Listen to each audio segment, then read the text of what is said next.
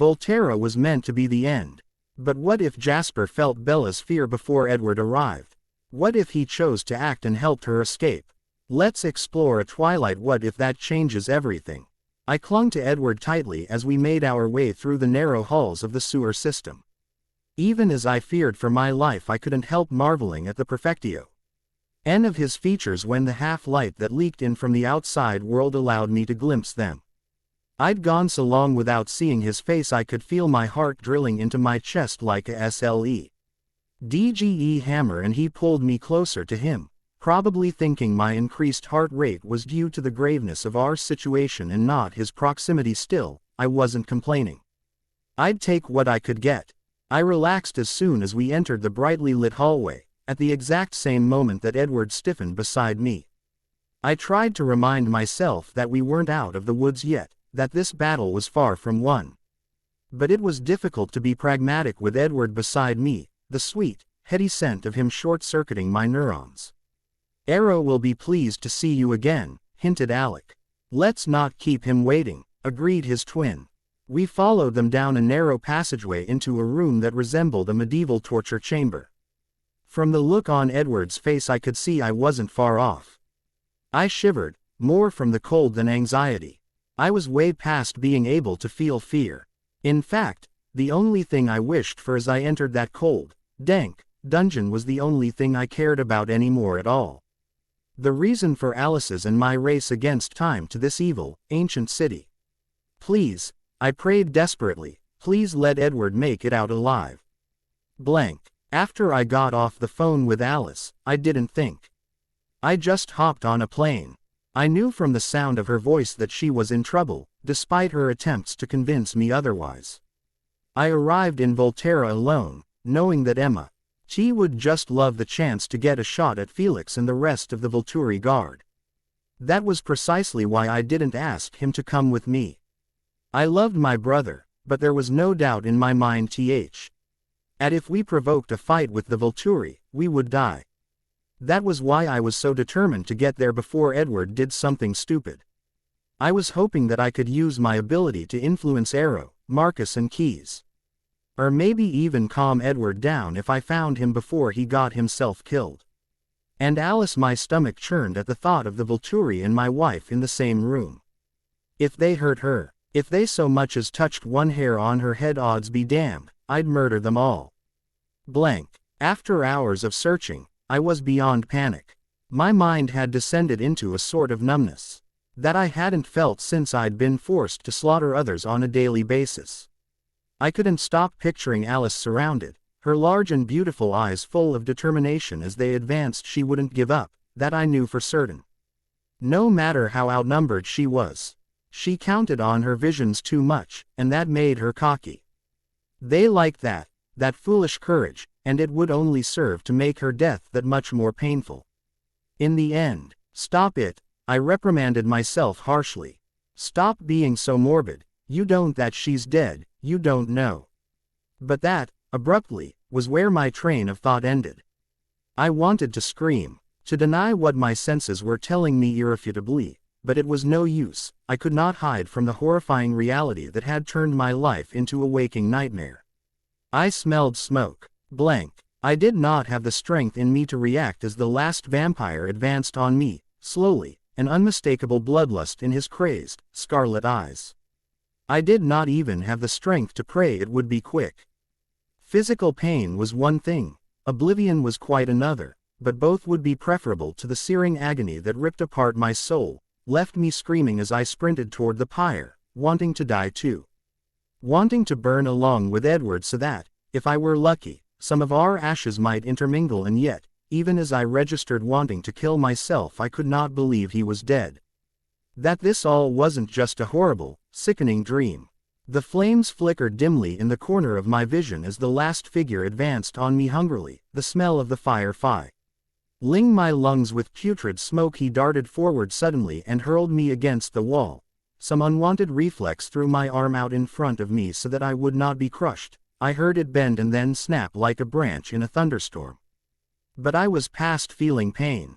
I only sobbed brokenly for my Edward, bitterly for myself, that he must be stolen away from me when we had only just found each other again, but even more so for the world. That it should be robbed forever of his light, his bravery, his essential good.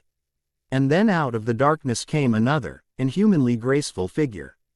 For a moment my heart leapt, thinking the last few terrible moments were an illusion, but I was wrong. It was not Edward that appeared out of the night, not Edward that brutally and totally destroyed the vampy. That was trying to kill me, not Edward that put a splint on my shattered arm, that set me gently in the passenger side of his dark, glossy black car, not Edward whose cool hands moved, just a little too quickly, over my matted, blood-stained hair. No, it was not Edward. It was Jasper, Bella's pav. I did not fall asleep. Doubtless, it would have been a blessing to succumb to unconsciousness, but I could not.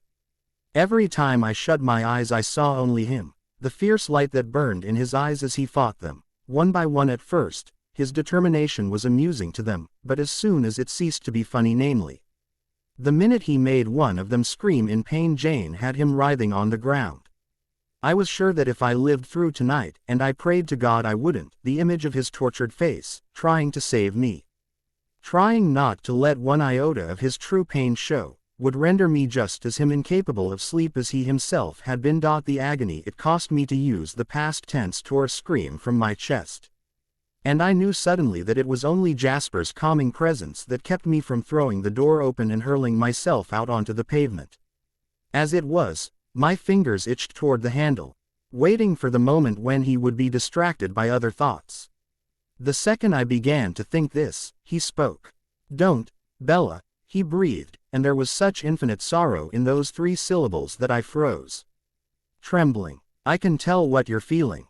I can't promise that I feel any different, but I've got to get you back. Please don't let me responsible for any more death tonight. Please." In the moonlight, he looked so beautiful, almost like my Edward, and his voice was velvet, just like his. Crazed with grief, I reached out with my left hand to stroke his jaw. "Jasper." He moved so fast I barely saw it. "Bella," he warned, shifting away from me, and suddenly he was foreign to me, just another nightmare in my empty, meaningless world. I screamed again at the horror, the cruelty of it all. And he reached out again, almost unconsciously, to stroke my hair. "Don't touch me," I snarled, wild with pain. "Leave me alone." His hand was gone, but empathy shone clearly on his face. His breath hitched, and I'm sure that if he could have, he would have been sobbing. "God damn it," he cried, his voice furious, and then again, so soft I didn't hear it, merely felt he release of air as he exhaled around the words. "God damn." Blank. When I awoke in the morning, I was much too comfortable. I could feel the light on my face and I smiled, thinking Edward and Alice must have pulled into a hotel for the night. For once, I didn't begrudge them the expense. Charlie would be worried, yes, but I'd been so tired and I'd had such a terrible dream. I opened my eyes, expecting to see Edward's face only inches from my own, and instead found, much to my surprise, that I was alone. Swallowing hard, I tried to quell the panic that rose in my chest. Was this just his new way of abandoning me? Now that he knew I was safe, had I awoken just to find a note on my nightstand with the money for my ticket home enclosed? I let out a broken sob at the thought, made to toss the duvet, and a searing pain shot through my arm. Confused, I pulled back the blankets, and my heart stopped, my eyes refusing to acknowledge what they saw. My arm was held together by a splint. In my dream, it had been broken. I screamed as I realized the truth that had evaded me, leapt wildly out of bed and knocked a water glass to the floor. I could hear footsteps in the hall outside as I stood there shaking, my eyes fixed on the broken shards of glass, and then the door opened, and Jasper rushed in. I had no time to think, but I was sure that if I had, my decision would have been the same. I knew Jasper. I remembered all too well the way he had reacted the night of my 18th birthday, the night that had sent my life spiraling out of control. I had no desire to live in a world without Edward. I knew what I had to do. "I'm sorry, Jasper," I whispered, and his confused golden eyes became two perfect circles of horror as I seized a shard of glass from the floor and dragged it swiftly across my unbroken wrist. Jasper's paw. I watched in transfixed horror as Bella reached for the shard of glass. I might have been fast enough to stop her had I not been frozen in shock, but by the time I could move again, it was too late to intervene. I felt my insides twist in disgust at the bloodlust that rose in my throat as she dragged the jagged glass across her skin. I could feel my muscles tense, ready to spring, and I fought my natural instincts harder than ever before. Still, I could sense my will weakening, my mind succumbing to that awful impulse. And then, Bella fainted. Her eyelids fluttered, her body crumpled. There was no time for last words, only a soft little sigh as she collapsed, broken, on the wood floor that was now slick with the blood pulsing from her arm. There was something about the way she looked lying there, helpless and ivory-skinned, that made the decision for me. With a superhuman effort I fought back the red haze that threatened to descend over my eyes. Stubbornly, I held my breath and crossed the room to her side. The urge to inhale was overwhelming, but I ignored it, remembering instead the trust in Alice's eyes as she assured me that I wouldn't hurt Bella.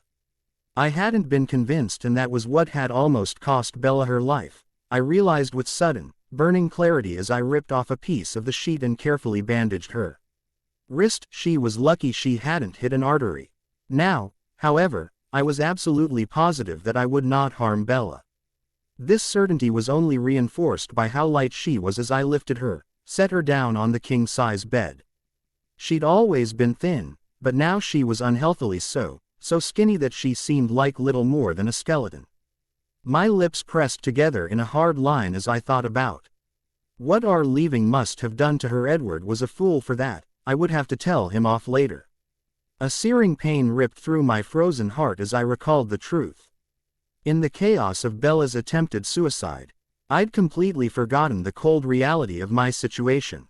I dug my fingers into my palms as I took in the fact that I would never see Alice again, my sweet, small Alice with eyes like honey or dark chocolate depending on the day, Alice, who walked like a dancer and talked like an interior decorator, Alice, who was so pretty when she was angry, so sexy when she bit her bottom lip. I swept out of the room, not knowing where I was headed, and finding it impossible to care about anything but the fact that my light, my love, my whole reason for living, had been stolen away from me forever.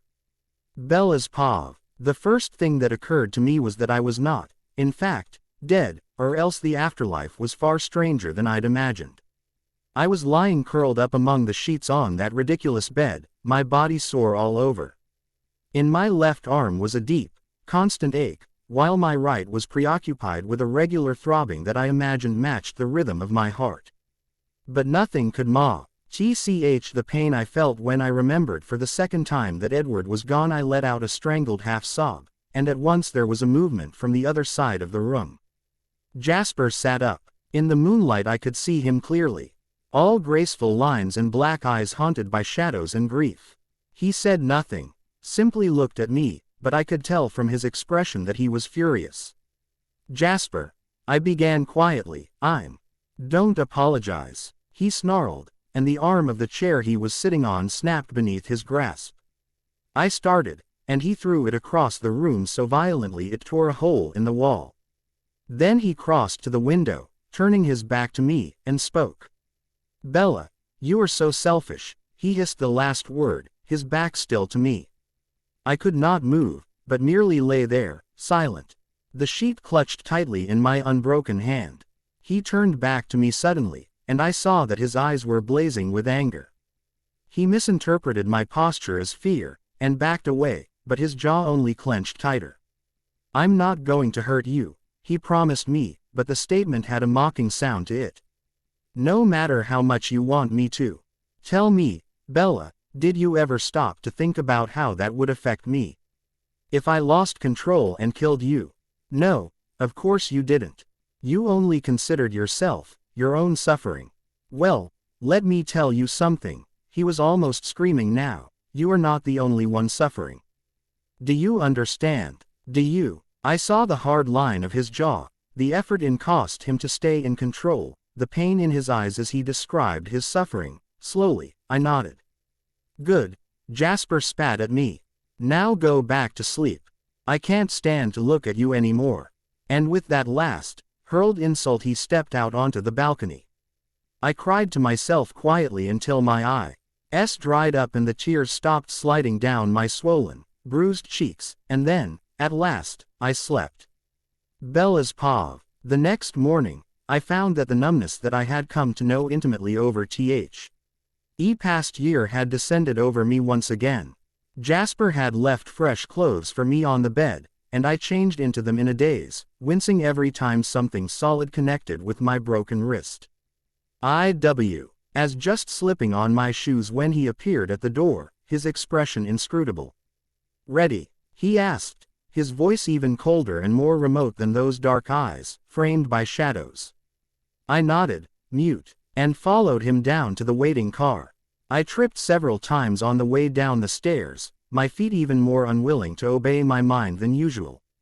The third time I slipped, Jasper caught hold of me before I hit the floor. With an exasperated sigh, he lifted me up into his arms. What are you doing? I was shocked at how weak my voice sounded. Taking you to the car, he said shortly. I'd prefer you get there on your own power. Believe me, but since that seems to be impossible for you, he sneered the last few words, his face dark with disdain, and I shut my eyes to block out the world. What followed was surely the most surreal day of my life. I spent half of it asleep, and half of it stumbling around after Jasper in my self-induced stupor. The clearest memory I have of that trip is of watching the sun rise over the Atlantic Ocean. I opened my eyes to find myself staring out an airplane window. Confused, I looked around for Jasper, and found him watching me, an expression of unmistakable tenderness carved on his perfect, ancient face. As soon as he noticed that I was awake he looked away, and I fell back into an uneasy sleep. When I awoke, I was sure that look was imagined. Jasper's paw. They were waiting for us when we arrived at the airport. I had imagined they would be, but it still hurt me to see the desperate, hopeful look on Esme's face as she searched the ground. The tight look of Carlisle's jaw as he gripped her shoulders. Emmett and Rosalie were absent, for which I was grateful. This was already going to be enough of a scene as it was. I was right. They were by our side practically the moment we stepped off the airplane, as fast as human speed would allow. The moment she saw our faces, Esme gave a heart-wrenching wail and sagged against Carlisle. His eyes searched mine frantically, and found what they needed to know. No. I stepped back a few steps in alarm at Carlisle's outburst. He staggered, leaning against a pillar for support. I was torn between wanting to go help him and staying where I was. I had never seen him lose control like this before. Meanwhile, Bella just stood there, silent tears pouring down her cheeks. I'm sorry, she burst out, and several onlookers turned to ogle her, this thin, exhausted, bandaged girl, hysterical in the middle of a terminal. I'm so sorry, it's all my fault. Esme opened her arms, and Bella ran into them. The two women stood there crying, Bella's tears soaking the front of Esme's blouse while Esme whimpered dryly. I set down the bags and went to help Carlisle to his feet, sending waves of calm emanating towards him. I couldn't tell if I was helping or hurting him, or even if I was having any effect on him at all. A shade had been drawn over his eyes, and as we moved towards the women I heard him whisper the same words. Again and again, my son Edward, my son. Bella's paw. I lay completely silent in my bed, immobilized by grief and painkillers. Scattered images made their way lazily through my mind, torturing me with their intensity. I remembered Carlisle's face when he found out, Jasper's haunted eyes, Esme's scream, and all this pain. It was my fault. Even if I hadn't wanted to die, I hardly deserved to live. The only thing that kept me from downing the entire bottle of painkillers in one go was the thought of Charlie. By the time I got back to Forks, he was absolutely frantic, and had notified every police officer within a 50-mile radius to keep a lookout for me. When I finally arrived home, his panic at my injuries was surpassed only by his relief at the fact that I was alive. Carlisle and Esme were in no condition to take me home, so Jasper drove me. I'd never forgot Charlie's face when we pulled up to the house. Bella, Bella, oh my God, what happened? Are you all right? Come here, come inside. What's wrong with her? He bellowed at Jasper. Nothing serious, I assure you, Jasper responded silkily. Now, if you'll excuse me. I heard the engine start, and my bag was tossed out onto the ground after me. I heard Charlie's roar of rage, but Jasper had already slammed the door shut and pulled away. Charlie turned, furious and frightened, back to me.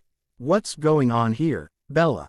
Where have you been? Why are you hurt? He struggled to keep his voice soft, but I could see the anger in his eyes as they flickered to my bandaged arms. At that point, I lost it completely. Sagging against him, I began to cry with a fierceness I didn't know I was capable of. I was dimly aware of Charlie carrying me into the house and setting me down on the couch, but that was all secondary. The only thing I could really focus on was the pain it felt like I was being torn apart. Not knowing what else to do, Charlie hugged me to him, and I gripped his shoulders tightly, still sobbing. When at last my tears had quieted enough for him to speak and be heard, he asked again what had happened. With a strength I didn't know I possessed, I lifted my head to look up at him. There was an accident. They're dead, Dad. I could feel his worried hands on my hair as he asked, Who? Who's dead? What happened, sweetheart? Allison and Edward. They're gone. Jasper's paw. It was several weeks after our return to Forks.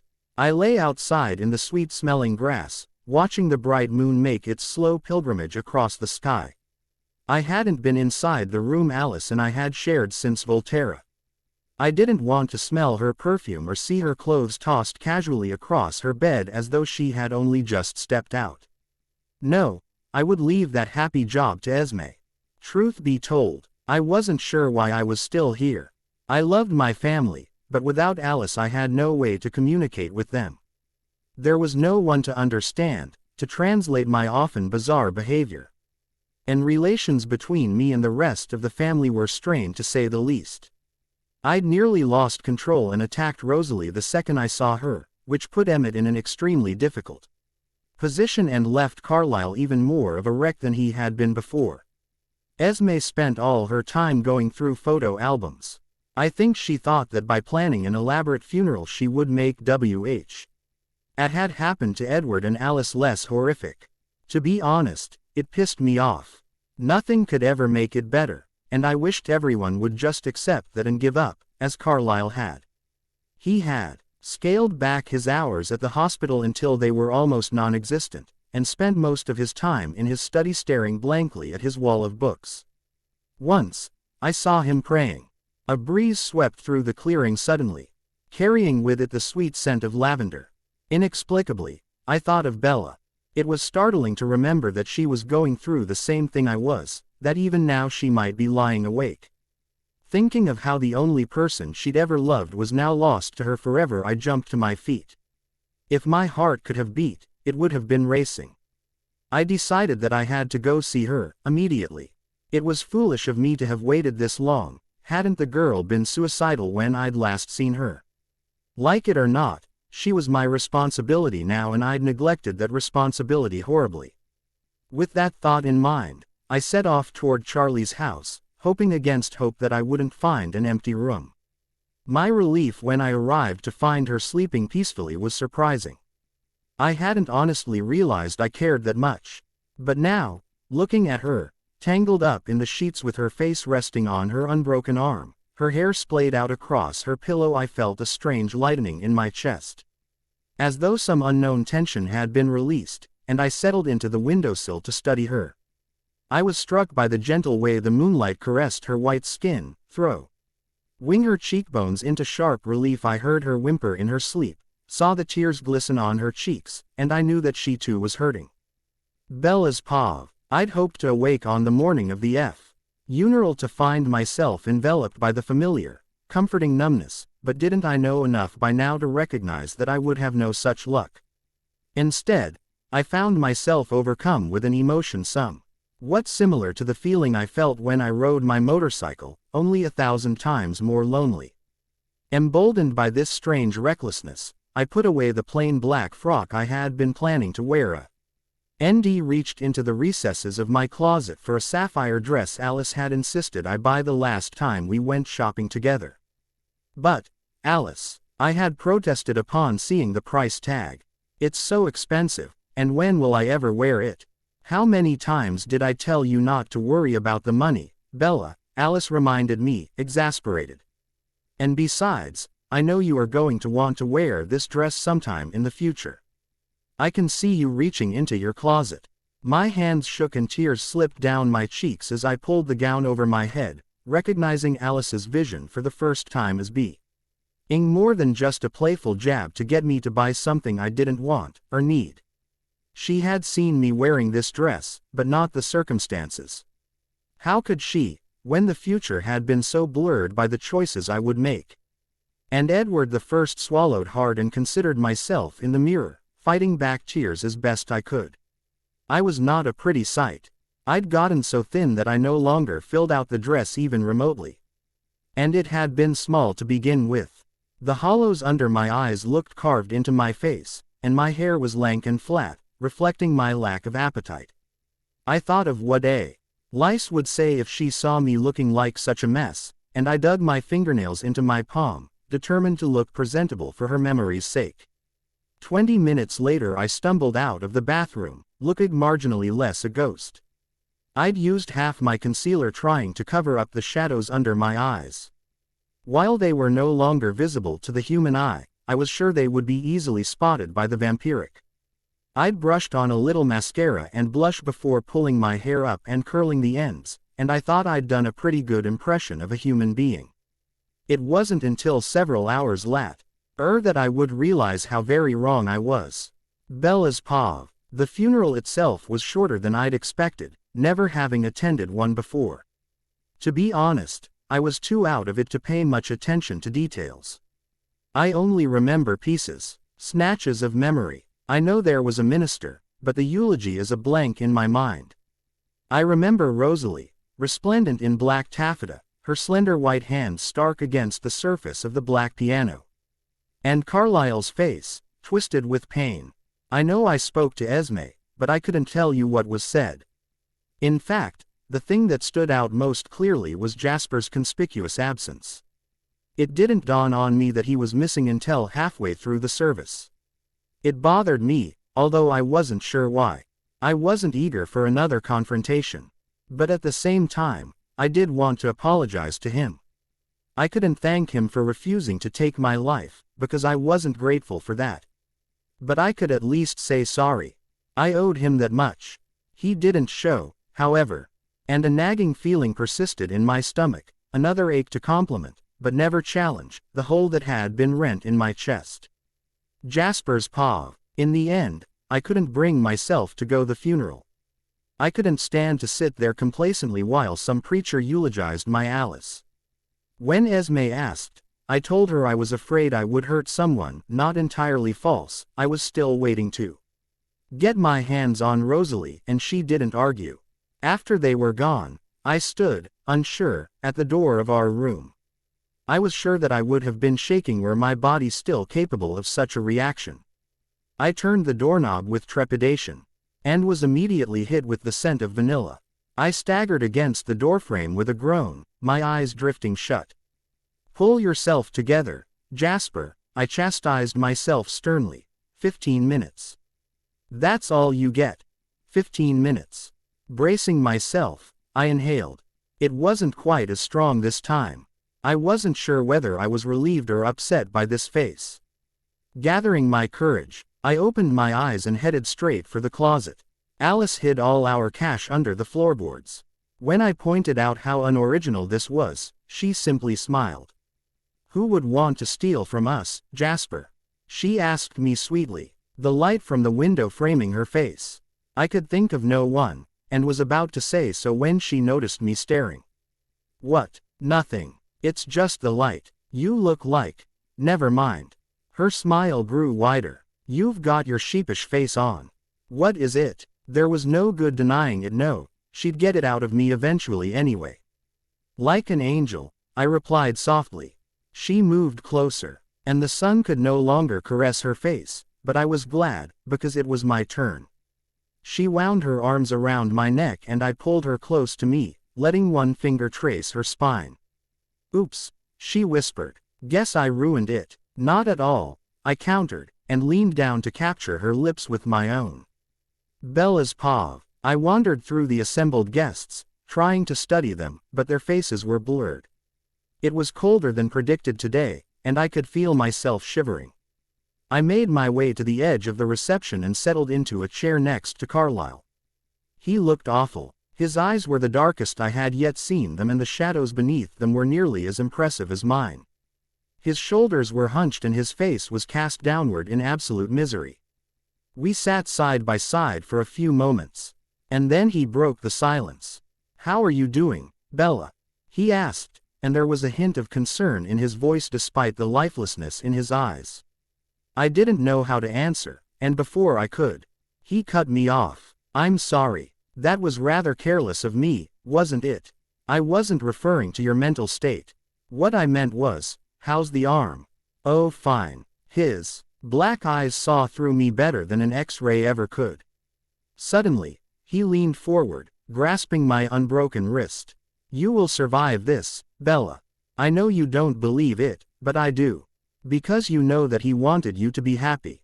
And in the end, you won't want to let him down." My mouth hung open. The faintest of smiles touched Carlyle's face before he stood and walked away, but his sad eyes still haunted me. And I felt I had seen the ghost of the old man he would have become. Jasper's paw. I left the house exactly 10 minutes later with nothing but the clothes on my back, a few hundreds tucked in my pocket. It wouldn't get me far, but then, I didn't need far. The ground was just as comfortable as any hotel room money could buy. All I needed was the occasional outfit change, and even that was relative. I had to admit it felt good to be free. I thought about that as I took off running. This way, I could grieve for Alice on my own terms, and I didn't think anyone would miss me unduly. They might be upset for a day or two, but after that they'd realize I'd always been nothing but a hindrance to them anyway, and move on with their lives. This was what I comforted myself with as I ran north, thinking of visiting the Denali clan. Any thoughts of this were soon driven out of my head, however, as I picked up the scent of another vampire, a female, foreign, yet somehow familiar. Victoria. Jasper's paw. I did not change course immediately, but rather stood there silently, weighing my options. I was certain that Victoria would not be stupid enough to attempt to attack my family, nor did she have any reason to. I had it on good authority that her grudge was with Bella and Bella alone.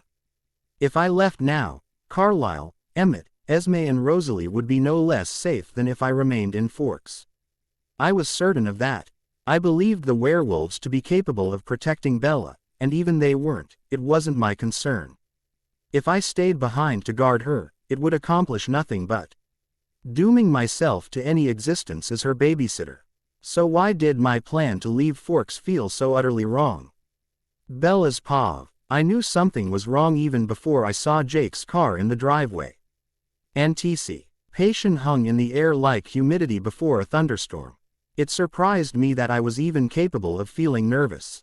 Ever since Volturi, most of my emotions broke over me slowly, like waves on the calmest of days. The ones that didn't were tsunamis, towering mountains of water that destroyed my inner landscape, leaving only devastation behind. I didn't know what to feel anymore, let alone what to do about the crazed vampire intent on murdering me in revenge. Jake was at my truck's door the moment I'd opened it, his face grim. "Are you all right?" he asked. There was no emotion in his voice as he questioned me, and the lack of intonation was mirrored in my own. "What's it to you?" Jake looked down at me suddenly, noticing the lifeless tone of my voice, my pathetic attempt to pass for a regular person. "Jesus, Bella," he sighed, "I thought you were getting better." I felt tears prick my eyes unexpectedly. "How am I supposed to get better, Jake? How are you supposed to recover when your only reason for living is gone?" His eyes were angry now, cold and hard and black. Though he towered over me, I could find no reason to be afraid. Edward used to say I had no sense of self-preservation. It was only now, when I was truly bereft of any desire to live, that I finally understood how wrong he'd been. Your only reason, he demanded. I could only nod. Jake stepped away from me at that, swore loudly. What the hell was I? Bella, a fucking distraction. Something to keep you occupied until your bloodsucker came home. Well, guess what, Bella, he's not coming home. He's dead. I flinched, and Jake leaned toward me so that his face was only inches from my own, his coal black eyes boring into my own. Yeah, that's right, I said it. And I'm not sorry. I'm sick of having to Tito around you all the time. To pretend like you're not completely 100% crazy for still being in love with him after he left you so easily. Don't you get it, Bella? He never wanted you. Tears were streaming down my face now.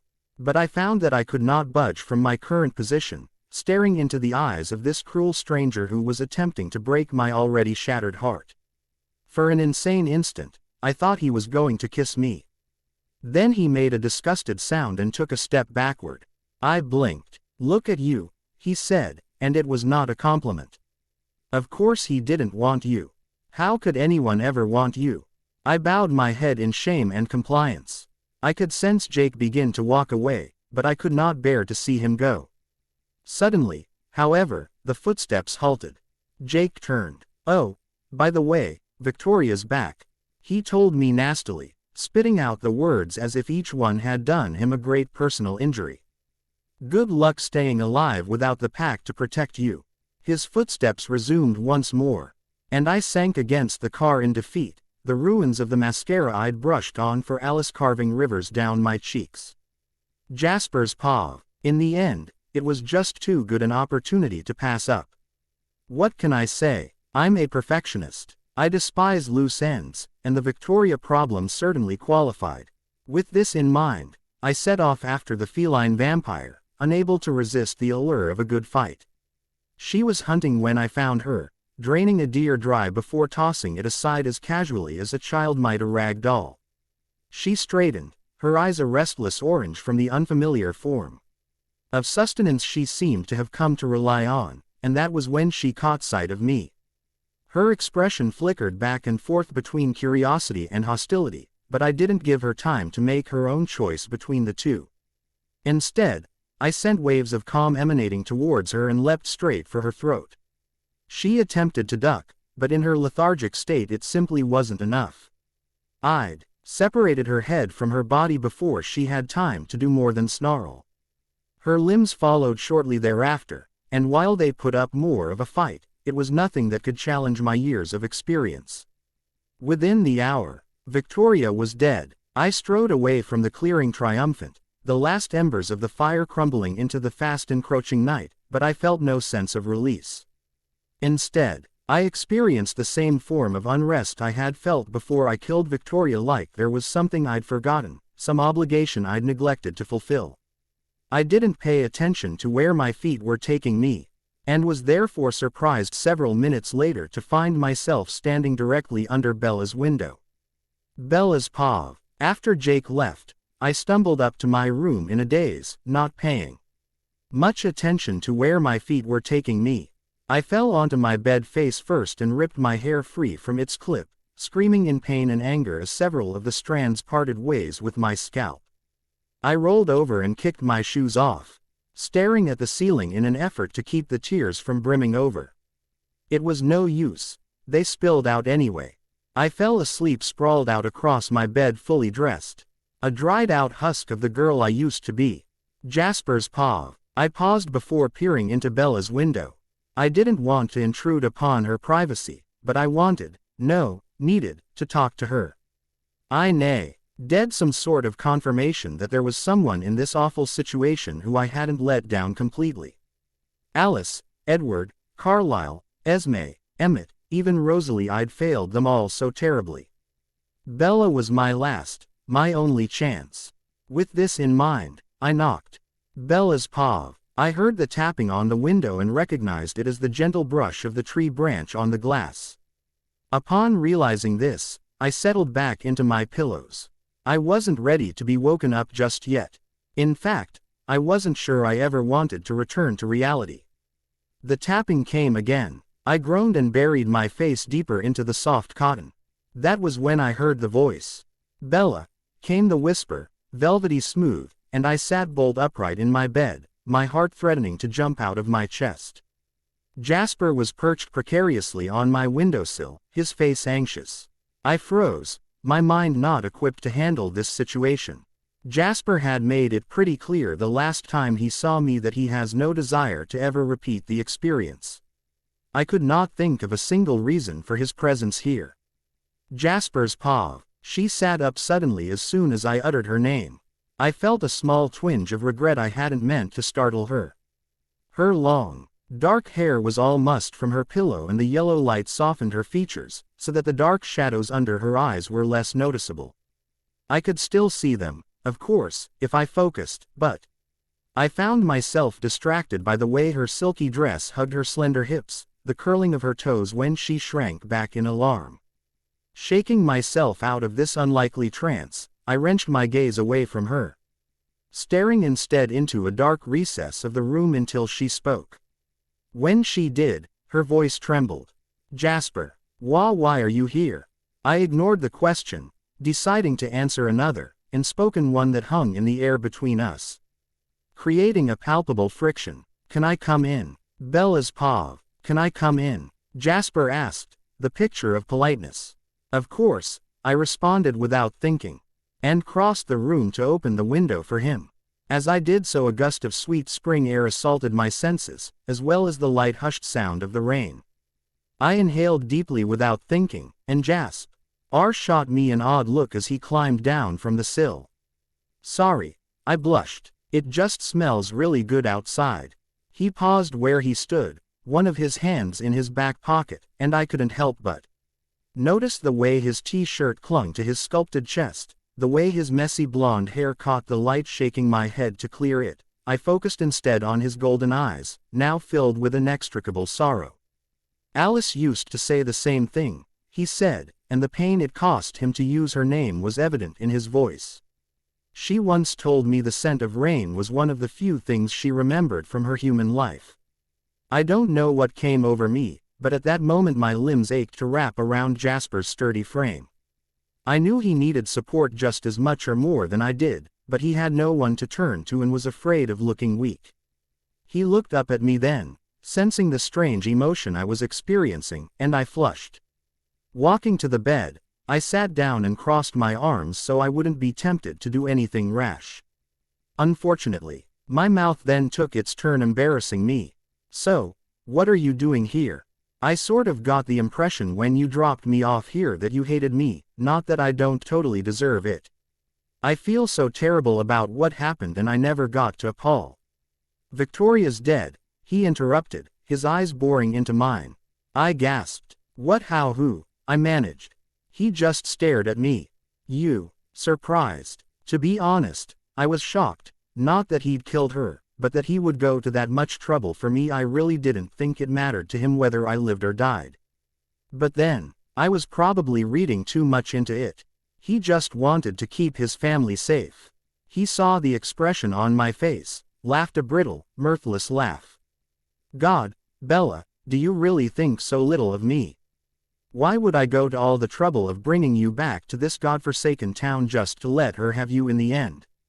I didn't answer. I couldn't. I was more than a little afraid of this new, hostile Jasper, who did things I didn't expect and saved me when I didn't ask to be saved. And then, a new feeling came over me, one that it took me a moment to recognize, since I didn't expect to ever feel it again. Relief washed over me. I may have wanted to die a few weeks ago, and I might consider suicide still if not for Charlie, but I had no desire to face what Victoria had planned for me. Jasper had saved me from a drawn-out, painful end, and for that, I was grateful. "Thank you." The words poured out of me before I could stop them, and Jasper seemed surprised at the sincerity in my voice. He laughed again, and I frowned at his dismissal of my gratitude. "I'm serious," I insisted. "This from the girl who wanted to die only a few weeks ago," he reminded me darkly, looking skeptical. I was proud of the way my voice did not tremble when I answered. I paused before doing so, trying to get the words to match the sentiment I now truly felt. That was then. This is now. What I tried to force you to do, it was despicable, Jasper. I'm so sorry. My eyes were locked on his now, and to my surprise he did not tear his gaze away as I continued, I never should have asked that of you. Even if it was what I wanted at the time, it still didn't make it right. You were dealing with the same thing I was and you didn't ask me to set you on fire, I pointed out. His expression was unreadable, and I rushed on, determined that he should hear me out. Anyway, I guess what I'm trying to say is, I'm glad I'm not dead. So thanks. Again. I bowed my head in shame at my awkward bumbling little speech. And the image of Edward trying to hold back his laughter at my embarrassment burst into my mind, unbidden. I choked back a sob and forced myself back to the present, where Jasper was, still studying me as intently as though I were a puzzle he was desperate to solve. After a moment of deep scrutiny, he flopped down into my desk chair with a groan, burying his face in his hands. I waited, and after a moment he raised his head to regard me once more. I don't get you, Bella, Swan, he stated, running his hand through his flaxen hair in frustration. First you want me to kill you. Now you're thanking me for saving your life. Can you just pick a personality and stick with it? For some reason, his question struck me as patently hilarious, and I doubled over laughing. This was Jasper's cue to stare at me like I really was crazy, but unfortunately the perplexed look on his face only spurred me to laugh harder. When I finally wiped the tears from the corners of my eyes, clutching my sore stomach, his expression went from confused to annoyed. Are you done? He asked shortly, the fury returning to his features. I took a deep breath and exhaled while counting backwards from 10. When I was calm once more, I nodded. Jasper still looked dubious, so I added a quiet, yes.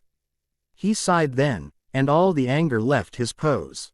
He seemed to have accepted that this night couldn't any stranger and was now determined to just go along with it. He even looked slightly expectant, but I had no idea for what, so I just sat there in silence until he spoke. Well, are you going to answer my question? I had trouble remembering what his question was at this point. Concentrating, I thought back to what he'd been saying before my hysteria attack and responded, yes. He ran his hand through his hair again, something I was coming to recognize as an indicator of his impatience with my slow comprehension. Is, yes, your answer, or are you saying, yes, I plan to answer the question? It was phrased differently, but the similarity to a question Edward had once asked me made my breath catch. My eyes filled with tears and I had to swallow before replying, yes was my answer. Excuse me. I got up, meaning to race for the bathroom, but I was suddenly intercepted by a wall of Jasper. His face was a strange mixture of curiosity and concern. I stumbled at this sudden roadblock and unwittingly crashed directly into Jasper's iron chest. Startled, his quick reflexes clicked into gear and he caught me before I hit the floor. What's wrong? Came his smooth tenor voice from somewhere in the vicinity of my ear. I couldn't answer, could only shake my head as the tears streamed down my face. I was unprepared for the gentleness of his next move. Lifting me gingerly by the elbows, he carried me to the bed as tenderly as if I were made of porcelain. He set me down in a sitting position and then perched himself on the edge of the bed. Then, with a patience I hardly believed possible, his fingers brushed the tears from my face. One arm still around my shoulders, he allowed me to drift to sleep beside him. The last thing I remembered before I lost consciousness was the whisper-soft brush of his lips on my hair. And a murmured, "Good night, Bella." Jasper's paw. I leapt down from the window lightly so as not to wake Bella, and leaned up against the eggshell blue siding, lost in thought. This afternoon, I had been positive that leaving was the right thing to do. Now, I wasn't so sure. Bella, while no longer suicidal, was barely holding it together. I'd always put a lot of faith in the idea that if you save a life, you should take responsibility for it. But where did that end? Was I supposed to follow Bella around like some kind of sick bodyguard for her entire life? I barely knew the girl. Shaking my head, I took off running for the house, determined to get some answers out of Carlyle. It was time the man emerged from his practically comatose state, anyway. When I got home, I was shocked to see moving trucks parked in the driveway. The horizon was barely beginning to lighten, but it wasn't the earliness of the hour that caught me by surprise. It was the fact that the trucks were present at all. Were they planning to out Alice and Edward's things in storage or something? I could feel my jaw tightening, my fists clenching at the idea of Alice's things being locked away in a dark, dusty room. But I forced myself to remain calm and remember my purpose. It didn't take much to locate Carlyle. He was in his study where he spent most of his time these days, but instead of staring blankly at the wall like I'd been expecting him to, he was surrounded by half-filled boxes of books. He looked up when he saw me, and, from his cross-legged position on the floor, smiled. "Hello, Jasper," he greeted me, his smile fading slightly when I did not return his warm hello. "I was just packing up my library. I forgot I even owned some of these." "Carlyle," I interrupted him, impatient, "what's going on? What's with all these moving trucks? Are we going somewhere? Where are Emmett and Rose?" He smiled again, faintly, but it didn't quite reach his eyes this time. "Gone," he replied simply, looking at me a little sadly now. "They left right after the funeral. They wanted to say goodbye but you weren't around and we all assumed you'd taken off." He raised his eyebrows a little with that, as though challenging me to deny it. I couldn't. I almost did. I told him truthfully. "So, I repeat, are we going somewhere?" His response shocked me. "Esme and I are," he answered, meeting my eyes without a trace of his former helplessness. "You're welcome to come, if you like, but I will also understand if you choose to part ways with us." I was shocked. I mean, I knew he was really torn up about the whole thing. How could he not be? Edward, the son he'd never had, his first companion, the first person he'd ever saved. But I never expected him to leave. Still, when I thought about it, it made a sort of sense. Forks reminded him of everything he'd lost, and he wanted to get as far away from the tormented memories as possible. I understood where he was coming from but was apparently also a masochist because as soon as he told me about his plans, I knew my decision. "I'm staying." "I thought you would," he replied, and held out his hand. I shook it, and, with a knowing nod, we went our separate ways. Bella's paw. I recognized the tapping on the window immediately, even though I was dozing off when I first heard it. I'd spent most of the day wondering about Jasper's visit last night, and went to bed feeling rather expectant. It looked like I wasn't about to be disappointed. Sitting up, I rubbed the sleep from my eyes and went to open the window. Sure enough, there he was, looking like some rain-soaked god of war with his hair all slick and plastered down and his black eyes burning with some emotion I didn't quite recognize. "Are you all right?" I asked him tentatively, not sure how he would react to my innocent question. His expression had me on edge until he blinked, and suddenly all I could see was a lost little boy without a mother, confused and utterly heartbroken. "I'll go get you a towel," I heard myself say. "And a shirt," I amended mentally. I knew he wasn't actually freezing in his rain-soaked clothes but I thought he might appreciate the gesture, all the same. When I returned, laden with clothes and our best guest towel, Jasper was standing in the exact same position as the moment I'd left him, staring blankly at the carpet. I cleared my throat and he looked up, startled, as if he'd forgotten I existed at all. "Here's a towel and some fresh clothes, if you want them," I offered awkwardly. "I didn't know how long you planned on staying." The ghost of a smile graced his face. "I'll be here as long as you need me, Bella," he assured me, and before I could even begin to process that odd remark he had gently removed the bundle from my arms and stepped into the bathroom, shutting the door gently behind him. I sank onto the bed, utterly bemused.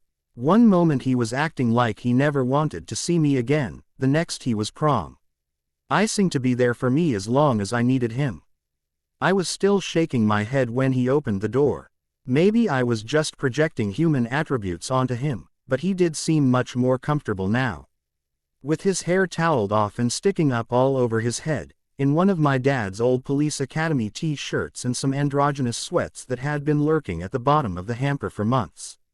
His feet were bare, and his eyes were calmer now, more relaxed, although he still looked slightly anxious. He leaned forward, and the feeling of apprehension intensified, as if he knew what he was about to say could make or break the situation. "Bella, I owe you an explanation," he began calmly. I started to object, to tell him that I was the indebted one, but he held up a hand for silence and I acquiesced. Sensing that this was not the time to interrupt. "I owe you an explanation," he repeated, and his black eyes boring holes into my skull. "In Volturi, when I found that," he struggled to keep his composure as he continued. "That murderer about to finish you off, well, it took everything I had to stop with just him." His onyx eyes were pleading now, his voice entreating me to understand. "I wanted to kill them all. And I would have died trying, if not for you." Time seemed to freeze as I tried and failed to comprehend this information. I had no idea what he meant, and my exhausted brain was in no condition to attempt to figure it out, so I simply waited. For the first time since he'd begun speaking, he wrenched his dark eyes away from mine and stared at the wall instead as he continued. His voice so soft I had to struggle to hear it as he continued. "I saw you lying there, all bleeding and broken, and I knew that I couldn't save you and fight them, too. I thought about Edward, and Alice, and I knew that they would want me to save you. So I did." He was silent for a moment, and I thought maybe he was finished, but then he turned his face back to me. The raw pain in his eyes made me gasp out loud even as I could feel the tears threatening to blur my vision at the mention of Edward. The first fought not to break down as he stared straight back at me, fearless. "If not for you, I'd nothing but ashes now." "Bella," Jasper admitted quietly, his expression still fierce. "You saved my life, I won't let you throw away yours." I knew that he'd come to the end of what he needed to say. And I wanted very much to speak, to tell him how grateful he was for his consideration, his compassion, but I couldn't. The tears poured silently down my face, and he watched me carefully, his face reflecting equal torment. I did the only thing I could to express my gratitude, the stupid thing that would most likely end in disaster. Sliding off the bed, I padded softly across the room and threw my arms around his neck. Jasper's paw. At first, I stiffened in response to Bella's impulsive display. After a moment, however, I relaxed slightly, and even raised one arm to pat her awkwardly on the back. She smelled delicious, like lavender with a hint of something spicier underneath, jasmine, maybe. For the first time since I entered the room, I became aware of the blood pulsing just underneath her creamy, translucent skin, in tune with the rhythm of her heart pounding against my silent chest that, coupled with the salty sweet aroma of her tears and the musky scent of her hair, it was all too much. Pushing her aside as gently as I was able, I crossed to the window and, without a backward glance, stepped out into the chill spring rain. Bella's paw. After Jasper left, I collapsed sobbing onto the bed, feeling broken and empty and ashamed. I couldn't believe I'd done something so phenomenally stupid. I knew how careful I had to be around Jasper. Hadn't I tried to exploit that very same fact, back in Italy? I felt anger surge through me as the tears fell faster, anger at myself, at the world for being so cruel, irrational anger at Jasper for leaving when I needed him so, and Jacob for hurting me simply because he could. I wanted to scream, to pull my hair out by the roots, but I was afraid of waking Charlie. And then, suddenly, I was sick of it all. Sick of myself and my pathetic reactions. My crying and my feeble body. Wiping the tears away fiercely with the back of my hand, I stumbled into the bathroom and splashed cold water on my face. Looking at myself in the mirror, I saw a little girl trapped in a grown-up world, small and fragile and weak. I didn't want to rely on others to be my support anymore. I wanted to be strong. Seething with self-hatred, I seized Charlie's clippers. It didn't take long to adjust to the buzzing sound they made as my hair fell like silky curtains to the floor. Blank. When I awoke a few hours later, the sky was gray with pre-dawn light. I lay curled up in my bed, one hand cradling my shorn head, with no clear recollection of how I'd gotten there. The image of my hair lying on the tile floor was seared into my memo. Like the image of the sun in my retinas when I regarded it too long, but as to whether I'd bothered to sweep it up, I had no idea. I cringed when I thought of Charlie's probable reaction to this discovery. He would no doubt think I'd lost my mind completely, and though I was not altogether sure I hadn't, I planned on feigning normalcy for as long as my subconscious would allow. With this in mind, I crept into the bathroom and, after ascertaining that I had in fact remembered to dispose of the evidence of my apparent breakdown, I turned the hot water on full blast and stood directly under it. Scalding spray until my skin turned pink and it ceased to feel comforting. Then I wrapped myself in a soft white towel and stood in front of the mirror to examine the damage. Put simply, I looked like a refugee. I'd become so thin that my limbs were 6 times too big for my body and I could count each one of my ribs and vertebrae. My collarbones jutted out above the wasteland that used to be my chest. And my face was nothing short of gaunt.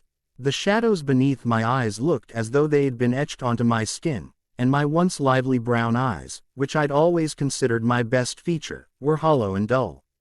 My hair, which was now no more than a centimeter long all over, completed the look. I ran my hand over the bristles again and sighed. Charlie was not going to be happy. Jasper's paw. I tore through the forest in a frenzy, furious at myself for my reaction to Bella's gratitude. So what if she hadn't been thinking? Who did I think I was, promising to be there for her unconditi?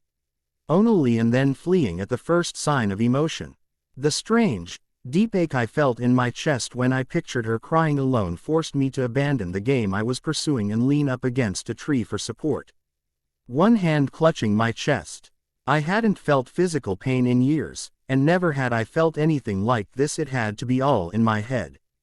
That was the only reasonable explanation.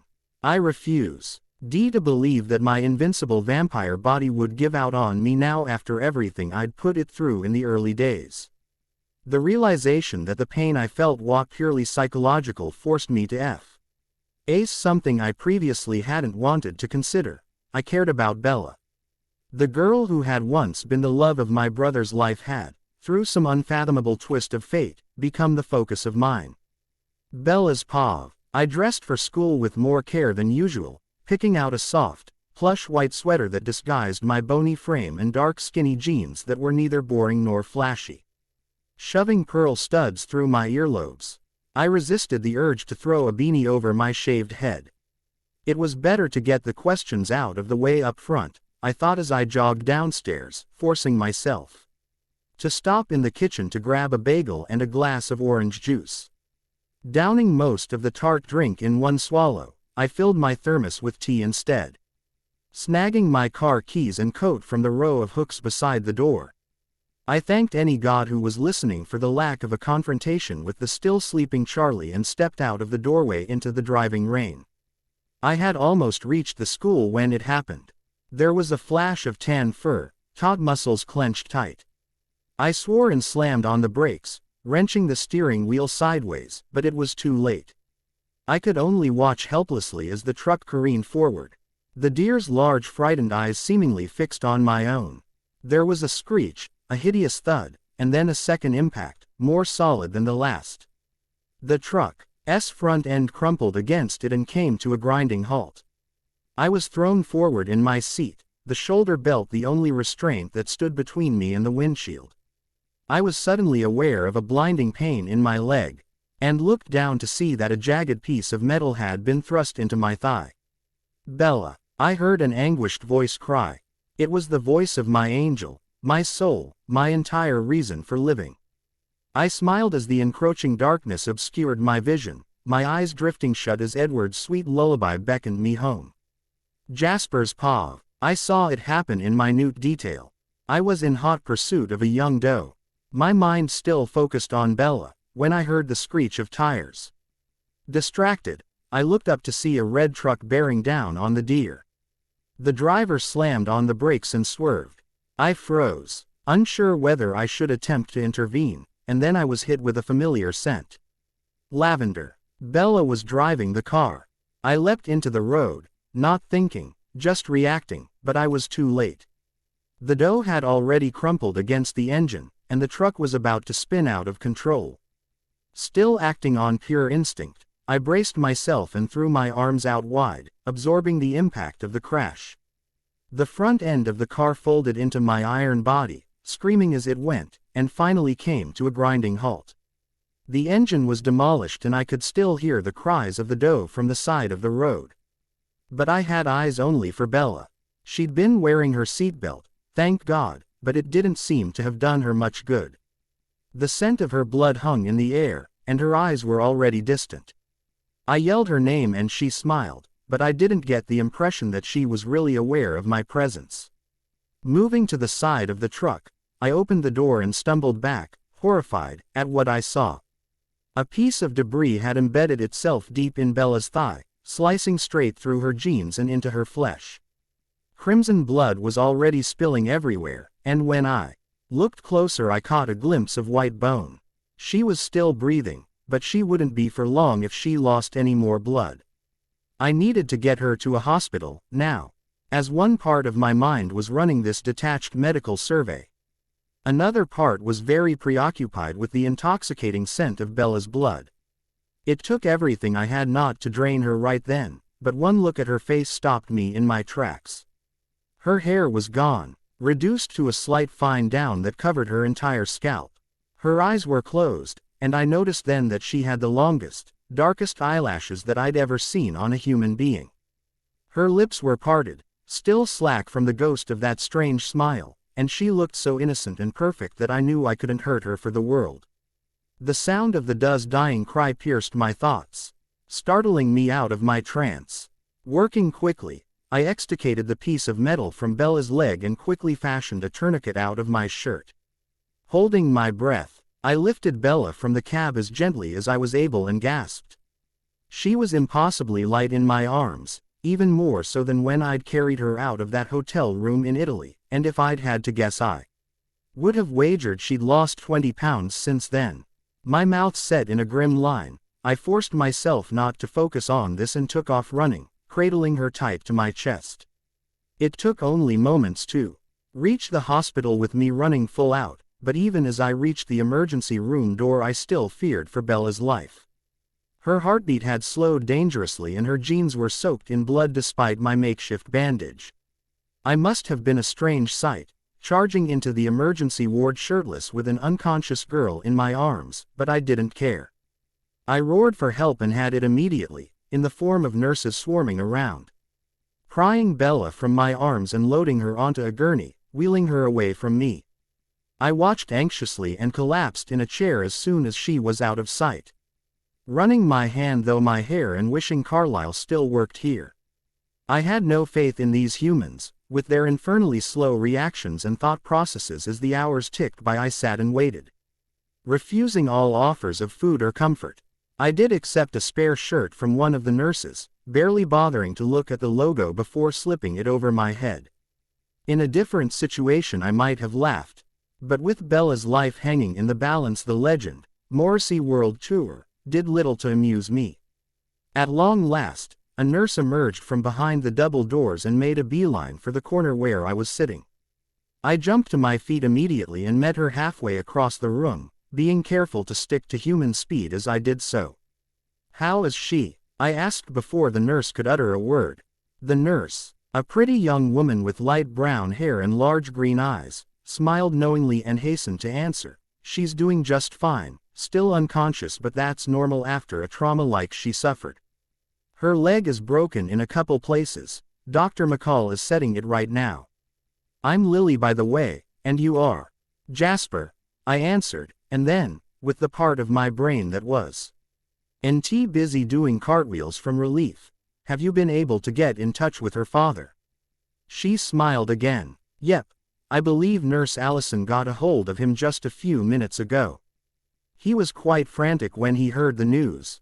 But Allie managed to calm him down and he assured us he was on his way, so that's all taken care of.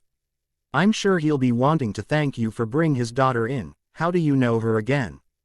Despite my doubts about whether I should still be around when Charlie got here, and wondering when I would be allowed to see Bella, the question caught me off guard. What was Bella to me, Really? My dead brother's ex-girlfriend. An inconsequential human girl whose life I felt responsible for. Or was she something more? I thought of how I'd felt when I realized how my abrupt departure must have hurt her.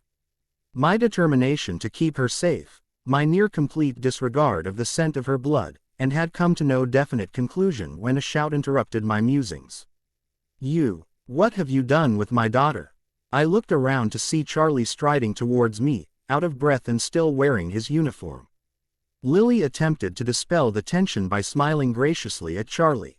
"You must be Chief Swan," she assumed pleasantly, and then, when she saw just how irate he was, quickly dropped the smile and got down to business. "Your daughter is doing very well. She should be out of the OR in about 20 minutes. The OR? What's Bella doing in the operating room?" Charlie bellowed, and then his gaze fell on me. I did my best to keep my face smooth and unaffected, but this only seemed to anger him further. "You put her there," he accused, and I was unable to keep a shadow of guilt from flickering across my face. It was my fault that Bella was in the hospital. If only I'd moved just a little bit faster. I was shaken out of my reverie by the scandalized expression on Lily's face. She opened her mouth, no doubt about to defend what she perceived as heroism, but I interceded before she could begin. "Thank you so much for all your help, Lily," I told her smoothly, turning on the charm. "We'll let you know if we have any questions, okay?" I flashed her a broad grin. But she still looked like she might protest, so I threw in a wink for good measure. Catching on, she smiled shyly back. "You're very welcome, Jasper," she told me sweetly, and I could tell she really meant it and wasn't trying to flirt. "My shift ends in 10 minutes, but I'll leave my number with the receptionist just in case." "All right." "Sounds great," I replied, trying to keep the strain out of my voice as Charlie shot me a death glare from under the brim of his hat. Lily smiled again and walked away, and Charlie started in on me as soon as she was out of earshot. "I wanna know what the hell is wrong with Bella and what you had to do with it," he growled at me in a way that might have been intimidating if I'd been the 18-year-old boy that I appeared to be. As it was, his grating voice accomplished nothing other than giving me a headache, which I tried not to show as I attempted to answer his question. "There was an accident. I happened to be in the right place at the right time and I drove her to the hospital. It had taken me about 16 tries to get that piece of scrap metal running when I returned to the scene. The only thing that kept me from chucking it into the wilder ness was the possibility of awkward questions like this one, and I was glad I'd taken the time to figure out my story while I was waiting for news about Bella. "An accident," Charlie yelled, his voice still grating on my ears. "What kind of accident? How bad is she hurt? When can I see her?" As far as I can tell, Bella swerved to avoid a deer, lost control of the car, and crashed.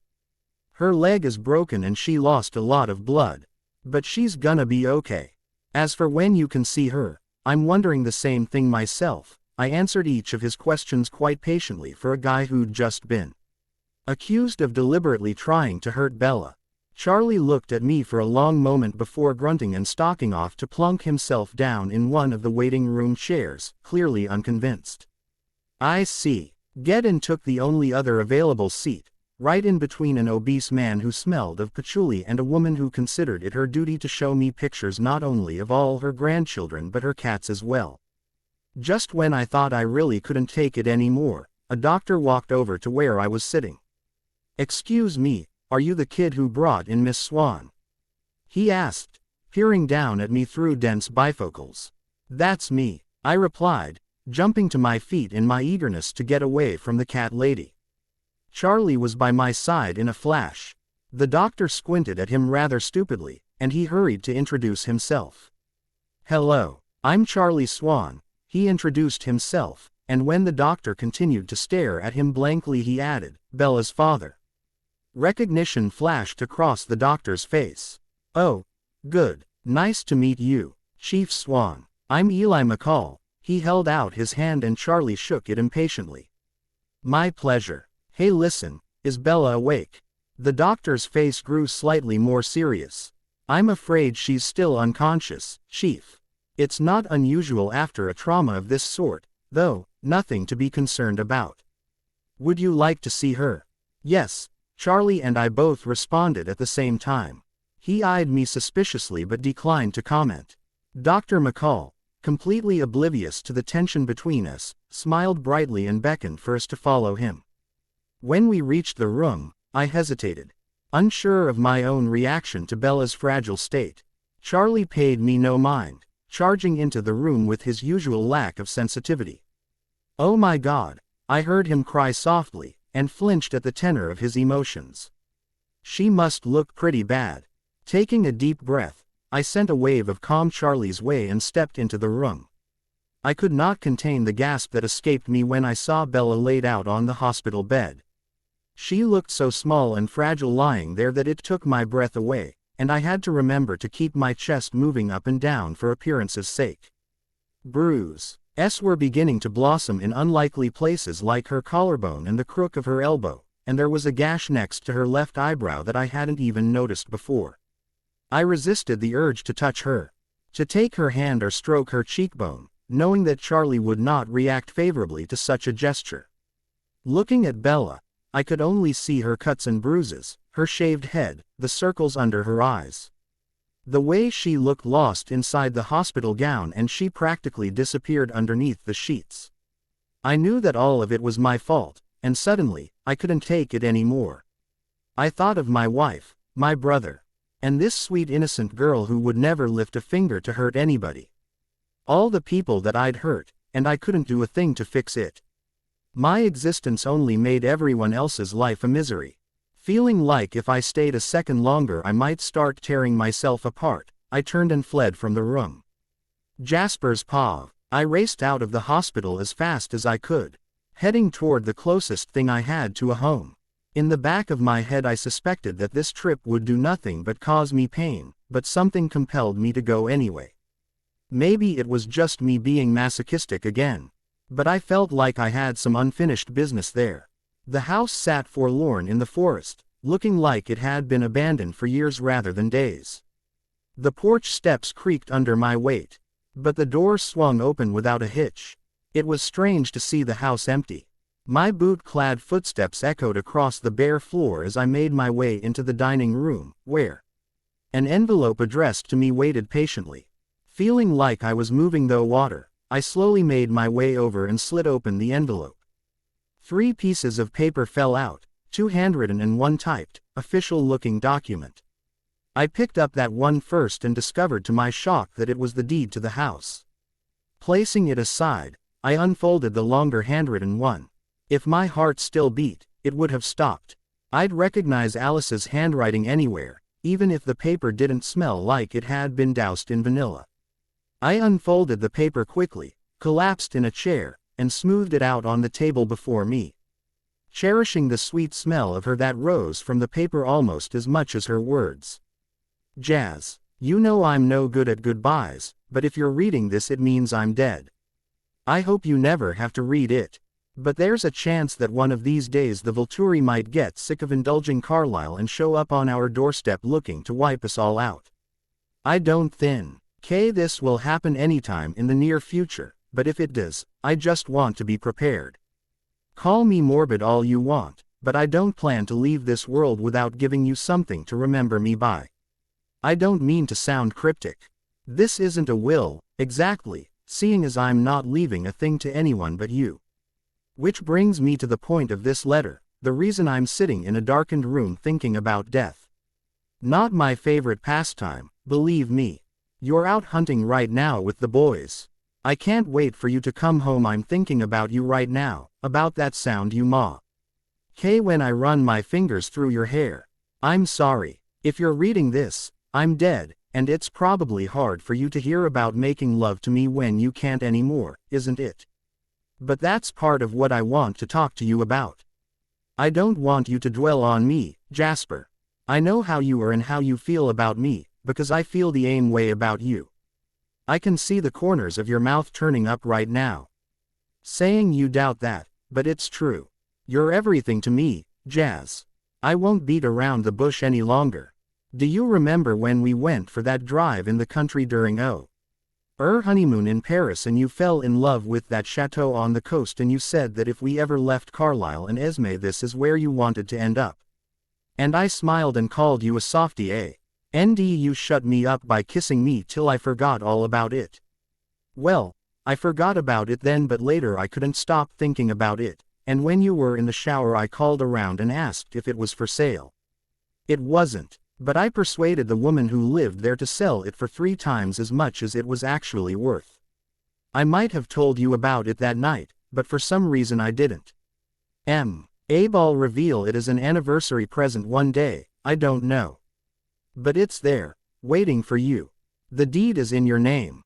And Jasper, while I know you will never forget me, if you're reading this letter it means I'm gone.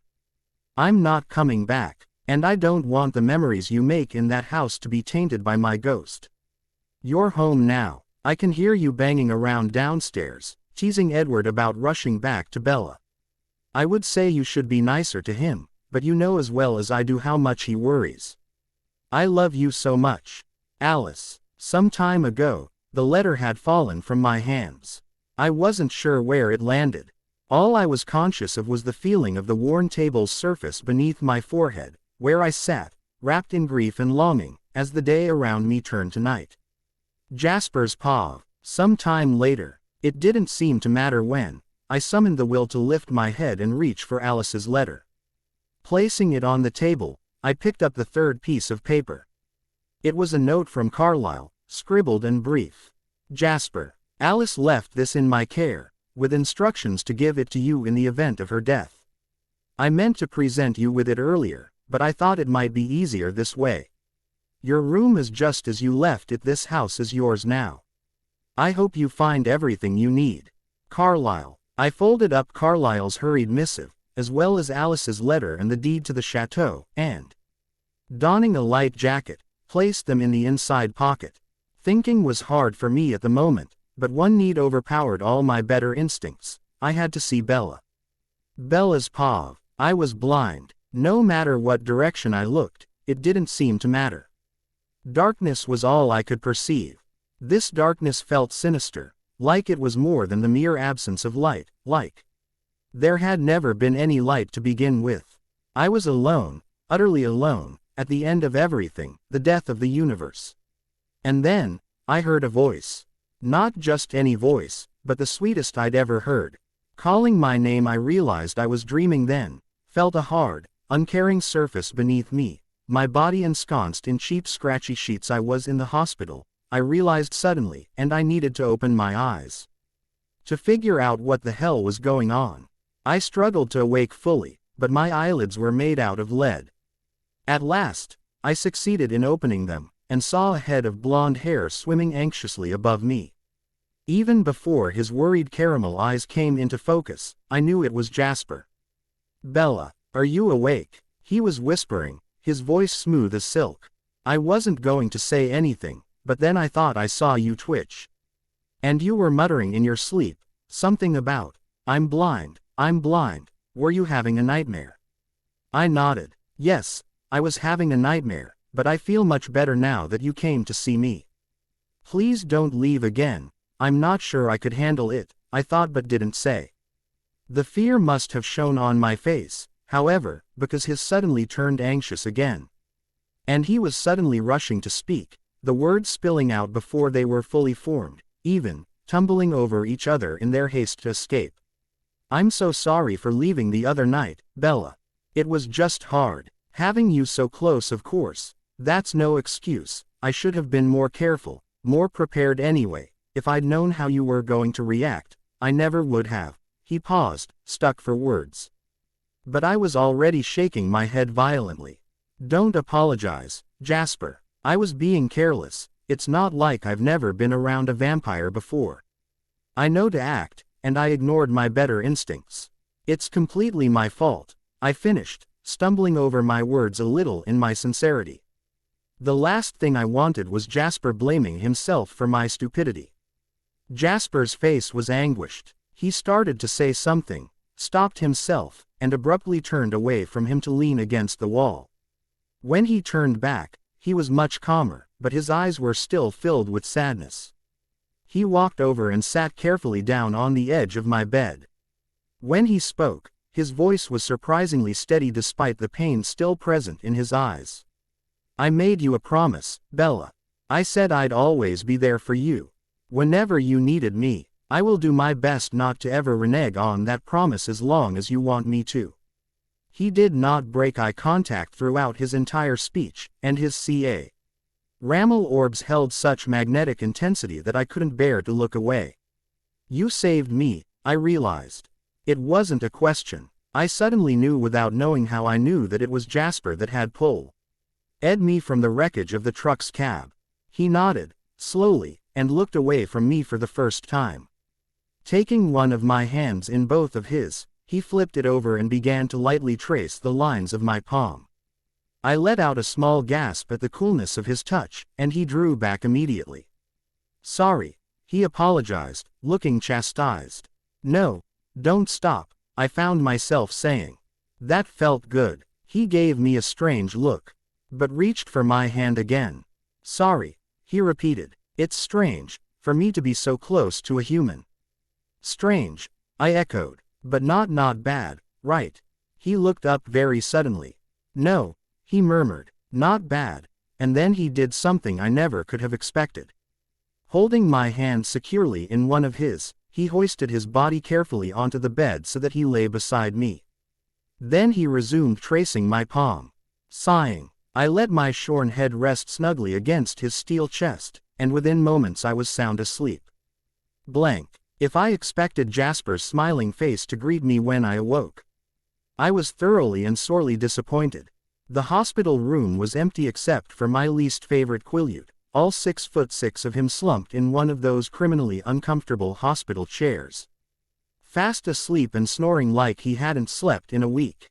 Bright morning light streamed in through the wide window, illuminating the circles under his eyes and explaining Jasper's disappearance.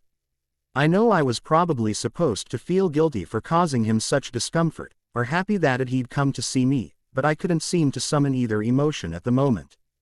He shifted in his seat and I was overcome with a fresh surge of annoyance. My limbs were on fire at the moment and I was in no mood to reconcile with anybody. With the thought that it might be better to get this over with quickly, I called out, "Jake," as loud as I could, attempting to startle him awake. While my hoarse voice would never have reached a normal human's ears, Jake was immediately jolted awake, shaking himself out of his stupor. His look of confusion turned to intense relief and he was at my bedside in a heartbeat. "Bella, I am so," he began in a pleading voice, but I cut him off before he could finish, clamping the hand that didn't have an IV taped to it directly over his mouth. "I don't want to hear it," I snapped, ignoring the pain building in my arm. "Before you became a wolf, you swore you'd never hurt me. You've already broken that promise more times than I can count. You don't get another chance. Now get out of my room before I call the nurse and have you forcibly removed." I took my hand away but didn't stop glaring at him, looking directly into those coal black eyes I knew so well, eyes that were now filled with shock and pain. He should have left then, should have Aidened up and stormed out of my life for good, but being stubborn, foolish Jacob, he couldn't. "But, Bella," he protested, his voice sounding the anguished whine of a dog in pain, "I love you." "Liar." His black eyes flashed, and I could tell he was about to speak, but I interrupted him, having already heard enough of his angry words for a lifetime. "You don't love me. You left me just when I needed you most. Abandoned me because you were so damn jealous of Edward that you couldn't even stand to see me sad over his death. Because he was a bloodsucker, a parasite, a leech. He wasn't even a person to you, Jacob. So don't pretend like you love me. You can't be disgusted by my past and still want to be a part of my future. That's not how love works, Jake." Fire was surging through my limbs again. But it wasn't from pain this time. Telling off Jacob felt good, like it was something I'd felt for a long time but only just now found the words to express. I felt no remorse at the sorrow and shame I saw burning in Jacob's eyes. But when I paused for breath, he tried to plead his case. "Bella, I am so sorry I can't even tell you. What I did was awful and I don't know what to say except I'll do anything to make it up to you. Name your price, Bella, and I'll pay it, I promise. Looking at him kneeling there by the side of my bed, his eyes hopeful and his words seemingly sincere, I almost felt sorry for what I was about to say next. Almost. Then I remembered all the nights I spent crying alone, wishing for someone to kill me just so the agony would end. My resolve returned, and I spoke. The words I knew would make him disappear. You want to know how you can make it up to me, Jake? Okay. Get out. Get out of my life and don't ever come back. I never want to see you again, I spat. A look of intense hurt flashed across Jacob's face. Slowly, painfully slowly, he rose, turned his back, and walked out of the room and my life, leaving me shaking in the narrow hospital bed, biting back furious tears. Bella's paw. I lay alone with the sky stretching endlessly above me, that flawless, essential blue healing my bruised and battered heart. I was not completely in touch with my limbs, but it didn't seem to matter.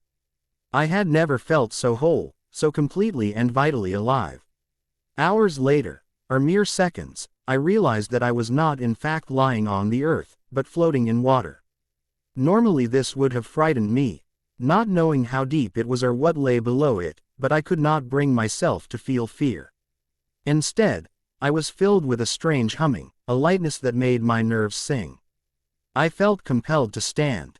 Part of my mind protested that this was impossible, but I shook off my doubts as a dog does water, and stood. The surface of the water rippled but did not give beneath me. It was clear as glass beneath my feet, and suffused with a bright blue light that seemed to come from everywhere and nowhere all at once. I looked up and discovered that I was wearing a beautiful soft white dress that fell just past my knees. My hair tumbled in sumptuous curves to the small of my back, and I could see halfway to the horizon. I took a small, cautious step forward. Everywhere my feet touched, the surface of the water stirred but did not break. Laughing, I started to run across the water, my hair flowing freely behind me. Having fun, I gasped and skidded to a halt. Miraculously, I did not fall, but simply wavered precariously before regaining my balance and pivoting slowly. It felt entirely too good to be true, but I could not mistake that voice. Edward smiled softly when he saw shock and joy mingle on my face. Hoping against hope that my legs would continue to work, I reversed my course and ran toward him, skipping the last step and just vaulting into his arms. He caught me, laughing, and hugged me close, burying his face in my hair as I lavished kisses on his neck. "Oh God, I've missed you," I heard him whisper, and I drew back slightly so that I could look into his eyes. "Me too," I admitted breathlessly, and leaned in to kiss him, my legs still wrapped around his frame. He leaned away, a sad light coming into his eyes. Gently, he disentangled myself and set me down gently on my own 2 feet. Then he turned and began to walk away. Terrified, I tried to run after him, but found I could no longer move. Edward vanished into the blue without a backward glance, and the water collapsed beneath me, swallowing me whole. I was drowning suddenly, gasping for air, but water filled my lungs instead. I struggled for the surface, but when I reached it, I found that it was as impenetrable from below as it was from above. In fact, as I watched with panicked eyes, the entire surface seemed to ice over, leaving me with no hope of escape, and I was sinking, spiraling down into the deep. I woke up gulping for air, my limbs thrashing around in a frenzy, having tossed half my sheets onto the floor. My injured leg was laced with a stabbing pain, and Arlie was standing over me with a concerned expression on his face, his arms stretched out as though he had just shaken me awake. I was grateful that the dream had been disturbed, but I couldn't help wishing it had been Jasper. Instead, I abandoned that train of thought before it could go any further, and forced myself to focus on the present. "You okay?" Charlie asked, and I could hear the exhaustion in his voice. A half-eaten plate of cafeteria food lay on the table beside the room's sole chair, alone with the 3 or 4 empty Mountain Dew cans. I frowned. Charlie obviously hadn't left last night, so how had Jasper come to see me unnoticed, let alone Jake? Bella, Charlie prodded, still looking anxious. Yeah, Dad, fine. Just a nightmare. He nodded a little sadly, familiar enough with my frequent nightmares for this news to come as no surprise to him. How's the leg? He asked, diverting the conversation from this unpleasant topic. Not too bad, I lied. The pain in my leg was in fact growing worse by the second. But it was nearly as annoying as the unanswered questions taking up most of my attention. Dad, were you here all night last night? Yeah, Charlie admitted, settling down in the chair by my bed. I talked with the doctor for about an hour, though. You didn't wake up then, did you? Jake got here the moment the visiting hours started. I went to get us some breakfast. And the next thing I know he's storming down the hall looking like he wants to kill something. Did you guys have a fight? I hesitated. He seemed to take the look on my face as confirmation, and to my surprise, gave me a gentle smile. I know you think I'm unfair about Jacob, Bells, and I've decided you're right. Jake's like a son to me, but that doesn't change the fact that you are my daughter. Why? You've got a good head on your shoulders, and if you're mad at someone, you've got a good reason to be. I promise I'll trust your judgment from now on. He bowed his head slightly at the end of his speech, and to my surprise I felt myself tear up a little. Wow, Dad, thanks. I really appreciate that. My voice was thick. The fact that Charlie still trusted me after all the stuff I'd put him through meant the world to me. And I knew that from that point on I would never do anything to betray that trust. Don't mention it, Bells, said Charlie gruffly, but I ignored his discomfort and reached out to take his hand in mine, giving it a reassuring squeeze. Minutes later I fell into a deep and dreamless sleep, comforted by the feel of my father's rough calloused palm under mine. Bella's paw. Jasper arrived right on schedule. It was past midnight, and I was dozing fitfully, my nerves deadened by painkillers and a long afternoon. A call from Renee disturbed my nap, and I spent an exhausting hour on the phone, trying to reassure my frantic mother that I was okay. Are you sure you don't want me to come to Forks, honey? I can be there in 12 hours if you need me, really. That's okay, Mom. I'm doing fine. And you only just left. My mother had flown up for a week in the wake of Edward's death, and after the IITIAL comfort of having her around, her constant fretting and anxious glance she thought I couldn't see began to wear on me. I much preferred Charlie's unwavering silent support. Immediately after I finally got off the phone with Renee, Angela came to see me. She carried an enormous bouquet of flowers. But even the bright blooms couldn't distract from the look of shock that flashed across her kind face as she took in my shaved head and broken body. She quickly disguised this with a smile, and we talked for a few minutes, but being Angela, she could tell how tired I was and did not overstay her welcome, leaving me with a careful hug and a promise to visit again soon. I'd finally convinced Charlie to go home and get some sleep, with many assurances that I would do the same, but every time I tried to rest, I was haunted by the same sad pair of eyes. Despite my exhaustion, I was happy to see the familiar blonde head appear in my doorway, his eyes glinting in the light of the muted TV. Maybe it was my imagination, but it seemed like the deep mahogany of his eyes grew a little warmer when they alighted on my face. I'm glad you're awake. His soft whisper seemed to cut through the white noise of the hospital, traveling across the room with ease. May I come in? Of course. My voice was hoarse, but naturally he had no difficulty hearing me, shutting the door gently behind him and coming to sit by my bed. Hi, I greeted him, smiling weakly. He ignored this. I could not blame him. Bella, there's something I need to say to you, he began, and my insides were suddenly filled with dread. He was leaving. I could feel it. I struggled to keep the despair off my face. But I should have known better than to try to hide something from his razor-sharp perception. What's wrong? He asked, looking concerned. You're scared. Why? I swallowed several times, mind that when I spoke my voice would not shake. You're leaving, aren't you? It's okay. I understand. Not that you need to ask my permission or anything, I paused, struggling to maintain my self-control. noticing for the first time the odd look that had come into Jasper's eyes. He looked almost angry. "Bella," he said, and his voice was heavy with exasperation, "do you ever listen to anything I say?" I was frozen, utterly confused, but a small part of my brain did register that leaving didn't seem to be his intention. Jasper's eyes were fixed on mine, and his voice was low and intense.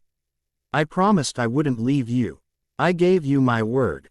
I know you don't know me very well, but surely you're not suggesting I have so little integrity as to go back on a sworn promise. Independent of my will." Tears hovered at the corners of my eyes. "Edward did," I whispered, my entire form shaking with the effort of holding myself together. Jasper's furious features softened. "I know," he said. "I'm sorry." I was suddenly fiercely embarrassed to be crying in front of him.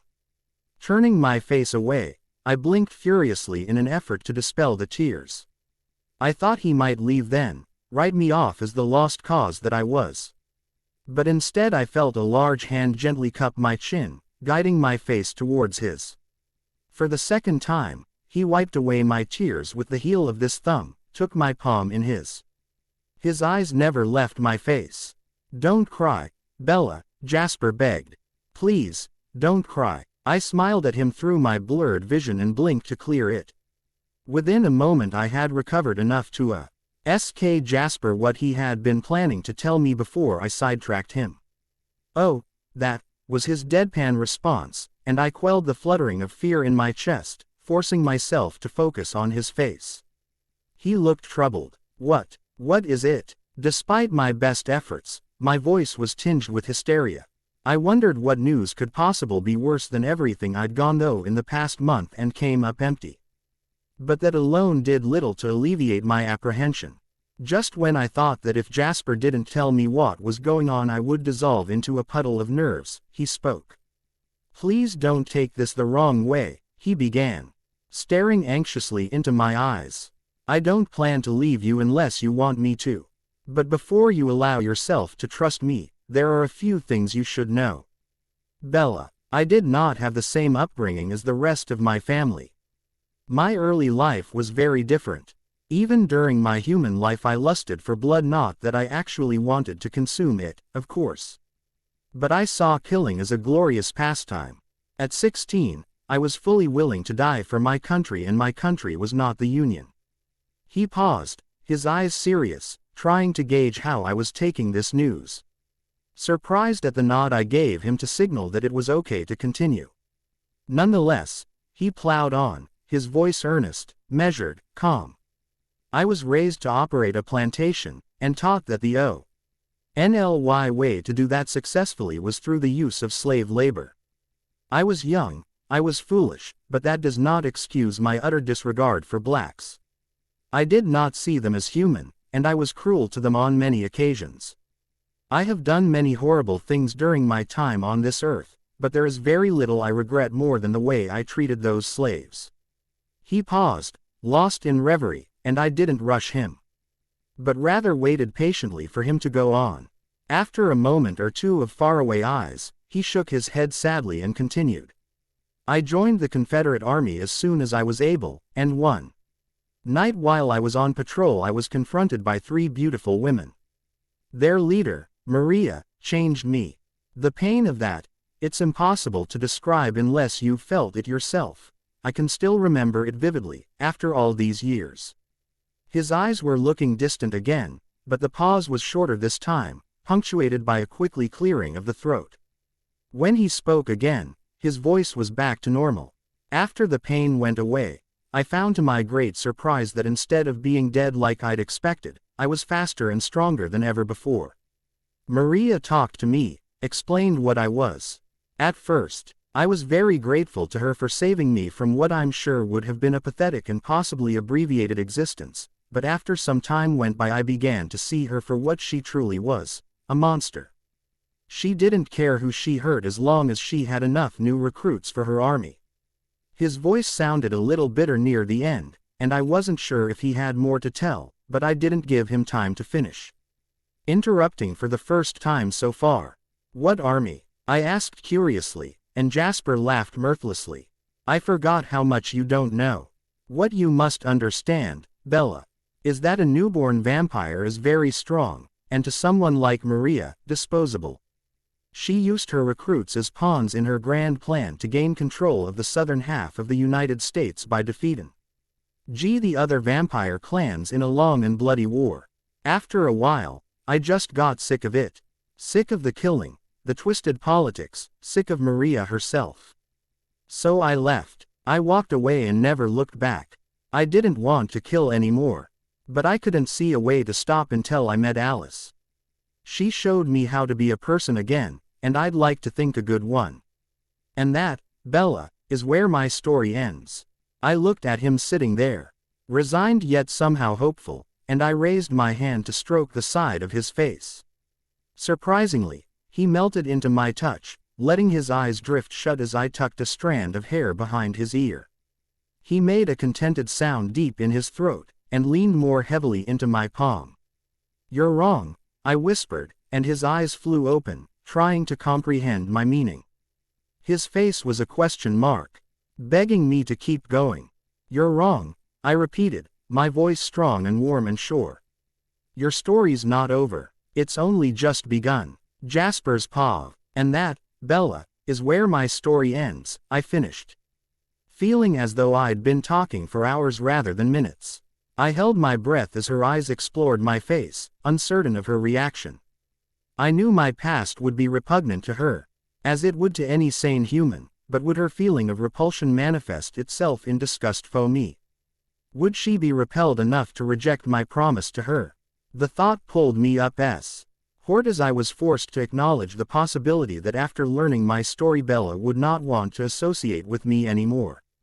I didn't know if that was a decision I could respect. I'd gotten too used to being her protector and even her friend to just walk away now. I waited, with my future plans and tenuous self-respect hanging in the balance, for Bella's decision. I hoped that she could accept me for who I was. But in all honesty, I was also prepared for hysterical screaming. What she did next astounded me. Without breaking eye contact, she reached out to me, her impossibly soft palm landing on the side of my face. She traced the curve of my jaw and I felt my eyes drift closed, knowing I'd underestimated her. "You're wrong," she whispered, and my eyes flew open. "You're wrong," she repeated firmly. "It's only just begun." She let her hand drop, but I wasn't letting her go that easily. Catching hold of her wrist, I struggled to keep my voice calm as I asked her, "What makes you say that?" She didn't answer for a moment, but I could see empathy shining in her eyes. "It feels like the world ended, doesn't it?" she murmured. Unable to speak, I nodded. I thought this was all she had to say, but once again, she proved me wrong. "At first, I thought it did," she admitted. "When Edward died, my world was over. I couldn't imagine a world without him in it. I felt like I didn't deserve to live. I still feel like that. Sometimes," she added quietly, her eyes downcast. I squeezed her hand gently, and she rewarded me with a small yet radiant smile. "I love Edward still, and I miss him horribly. But I know I have to be strong. I can't give up, because he wanted me to live, to have a full and happy life. And when he thought he was interfering with that, he left. And I know without a doubt that Alice would want the same for you." There were tears glistening on her cheeks now, but she smiled through the pain. I felt like my heart stitching itself back together, watching this sweet, broken girl trying to convince me that life was worth living. Keeping my eyes fixed on her face, I pressed my lips to her palm, heard her sharp intake of breath. I kissed my way up her slender forearm, along her pale, emaciated bicep, lingering for a moment at her shoulder. Her collarbone fascinated me, but I didn't want to make her uncomfortable, so I skipped that and settled for her temple. She looked up at me with anxious eyes, and I smiled to let her know that I hadn't completely lost my mind. "Thank you," I told her sincerely. "Thank you so much." And then, regretfully, I should go. I turned to leave, but was deterred by Bella's slender fingers alighting on my arm. Her eyes were full of questions. "Wait," she said, "will I see you tomorrow?" I smiled reassuringly. "Of course. Same time." "Sure," she agreed easily. And I turned to leave only to once more be distracted by her thin, sleepy voice. Jasper. Yes. You could come during the day if you wanted. I felt my face break into a smile once more, thinking about all the complications that would cause and how they suddenly didn't seem to matter. I just might have to take you up on that. Blank. I managed to make it all the way home before it hit me. I had just sat down in the living room and was starting to unlace my boots when I was suddenly overcome with intense and all-consuming remorse. What the hell was I doing? This was insane. How could I attempt to control other people's emotions when I couldn't even master my own? The only reason Bella didn't freak out when I told her is because she thought of me as some kind of perverse guardian angel. I needed to put a stop to this, immediately. But I promised I wouldn't leave her. So, it wasn't like I'd never broken a promise before. In fact, I NCTLY remembered promising Alice that I'd never let anyone hurt her. Alice had been acting strange all day, distant and remote, and when I finally confronted her and asked her what was wrong, she just shook her head and turned away. I caught hold of her wrist, pulling her back to me, and finally, she admitted that she'd seen her own death. It was horrible, she whispered, her lip trembling and her eyes lost. They killed someone I loved. I'm not sure who. I only know it wasn't you, and I was trying to protect someone else, a girl, with long dark hair, and I screamed and begged at them to let her go. But they just laughed in my face. I crushed her to my chest then, fiercely. She was so small, but she slipped perfectly in my arms, like we'd been made to fit together. I will never let that happen, I promised. Burying my hair in her hair. Ever. The resolve to undo my bootlace left me, and I sank to the floor with a groan, thinking only of my Alice. Bella. I dreamt of sleeping with Edward. It was the night after we'd returned from Italy. I'd stubbornly kept my eyes open throughout the entire flight, only succumbing during the drive back to Forks, and being rudely awakened by Charlie's yelling when we arrived.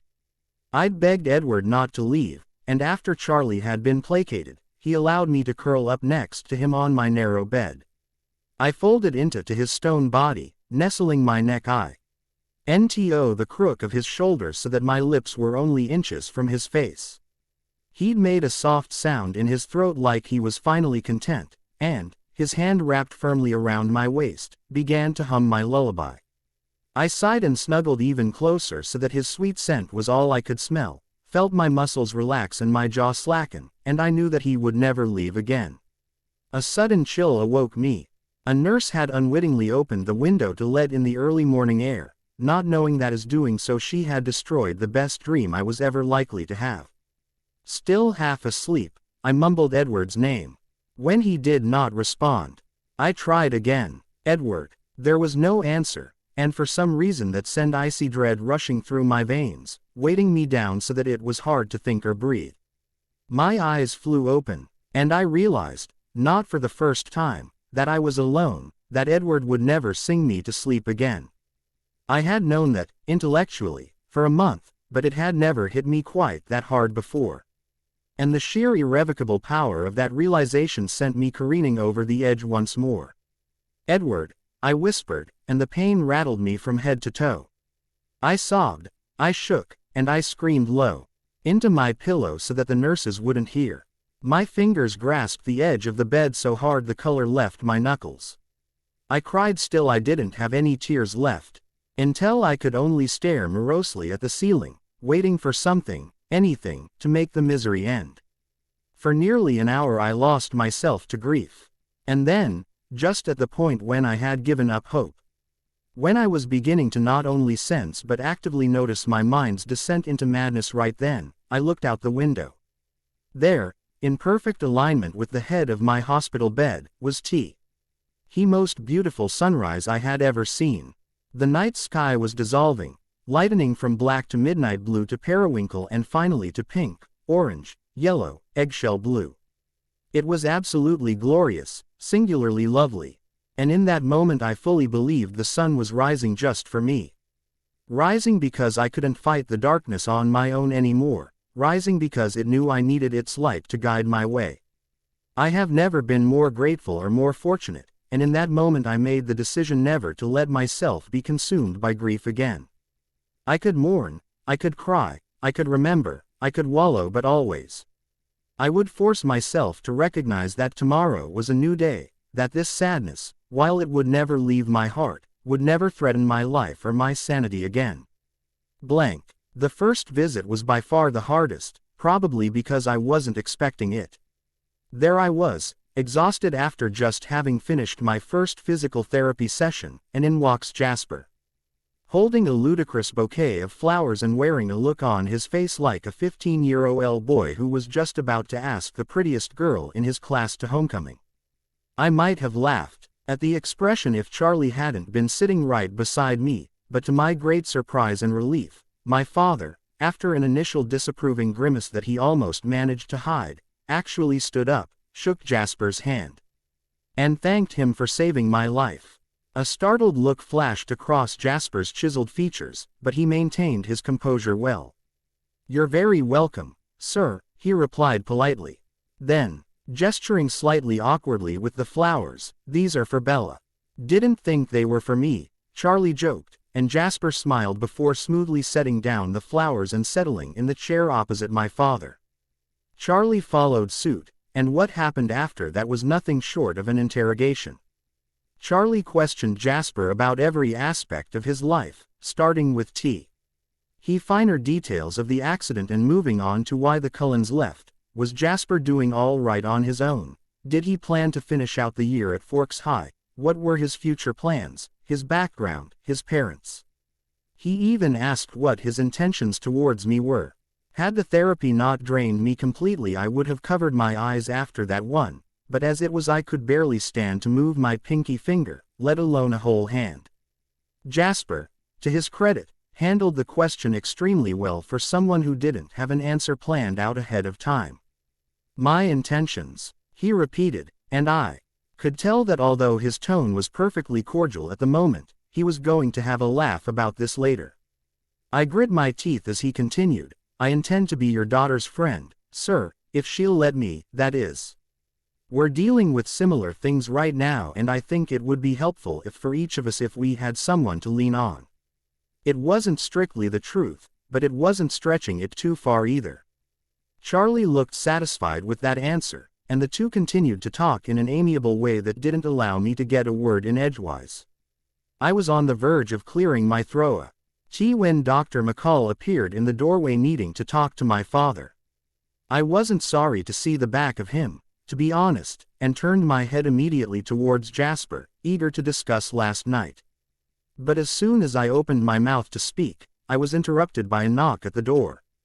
Angela was back, and this time she had an uncomfortable-looking Ben in tow. An unconscious smile spread across my face at the sight of her, which surprised me in and of itself, because I hadn't realized I'd be happy to see her. Then again, why shouldn't I be? She was the only person at Forks High beside the Yens that had ever treated me with genuine kindness. She was the only person outside the Cullens that I considered a friend.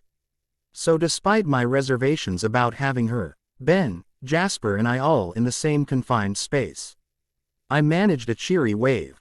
"Hey," I called out softly, my voice a little raspy from lack of use. Smiling shyly, Angela rushed to greet me and pull up 2 chairs to the other side of my bed. While she and Ben were initially a little intimidated by Jasper's presence, he won them over quickly with his natural charm and subtle waves of calm sent in their direction. He watched me intently while I told them what I remembered of the accident, my voice still slightly hoarse, and the next thing I knew a cool cup of water was being pressed into my hand. I looked up at Jasper in surprise, not really expecting him to be so in tune to the nuances of the human physique, but his face had a look I didn't understand. Angela and Ben didn't stay very long, as they were planning on catching a matinee of some chick flick. Angela was dragging Ben to his penance for all the martial arts movies, I assumed, but it was still nice to see them. It reminded me that although for a while it felt like my life had ended, the rest of the world marched resolutely on, with little consideration for any particular person. That thought, while it might seem alarming to some, was oddly comforting to me. It made me feel like there was no such thing as fate, that stuff just happened and it wasn't fair to blame anyone in particular. I wasn't about to admit that Edward's death wasn't my fault, because I knew I would always harbor some guilt for that one, but I'd made a promise to myself that I wouldn't be consumed by it anymore, and I refused to renege on that vow. What are you thinking about? Jasper inquired after Ben and Angela had left. Startled at the sudden reminder of his presence, I truly met his eyes for perhaps the first time since he had entered the room, and there was such empathy there that it kept the nothing I had been about to utter from leaving my mouth. I was struck by a sudden, fierce urge to tell Jasper everything, to share the details of the last night's dream and that morning's revelation. But before I could say a word, Charlie re-entered the room. "Hello," he said gruffly, and Jasper, seemingly sensing some undercurrent of emotion of which I wasn't aware, abruptly stood. "I should go," he remarked casually, and, his eyes not meeting mine, crossed the room to shake my father's surprised hand. "Chief Swan, it was nice to finally meet you properly. Bella, it's been a pleasure." With a swift nod, he was gone from the room, leaving my father's brow furrowed and me wondering about a few things, not least of all the look he'd given me before my father had interrupted us. There'd been pain in his eyes, and understanding, but there was a hint of something else too, something I didn't quite recognize. It made me think of the expression on his face when he'd gotten water for me earlier. And for the first time, I wondered, was it human nuances that Jasper was especially attuned to, or was it simply mine? Jasper. I knew something was bothering Bella the instant she got into the car. It was clear she was upset from she bit her bottom lip and stared out the window. It shone through in the way her hands would not stay still, instead fluttering around like two nervous hummingbirds, never alighting in one place for more than the briefest of seconds. I could hear it in the rhythm of her heart, fast and uneven. But as clear as all these signs were, they were merely guesses, clues. Try as I might, I could no longer discern the exact tenor of her emotions. As much as I felt certain that she was upset about something, I couldn't be sure. I had lost the ability to tell what she was feeling. This might have worried me more if it was the first time it had happened, but it wasn't. Dwelling on the circumstances of the last time, however, made me deeply uneasy. So I tried not to think about it too much. On the positive side, the fact that this had happened before meant I probably wasn't losing my powers.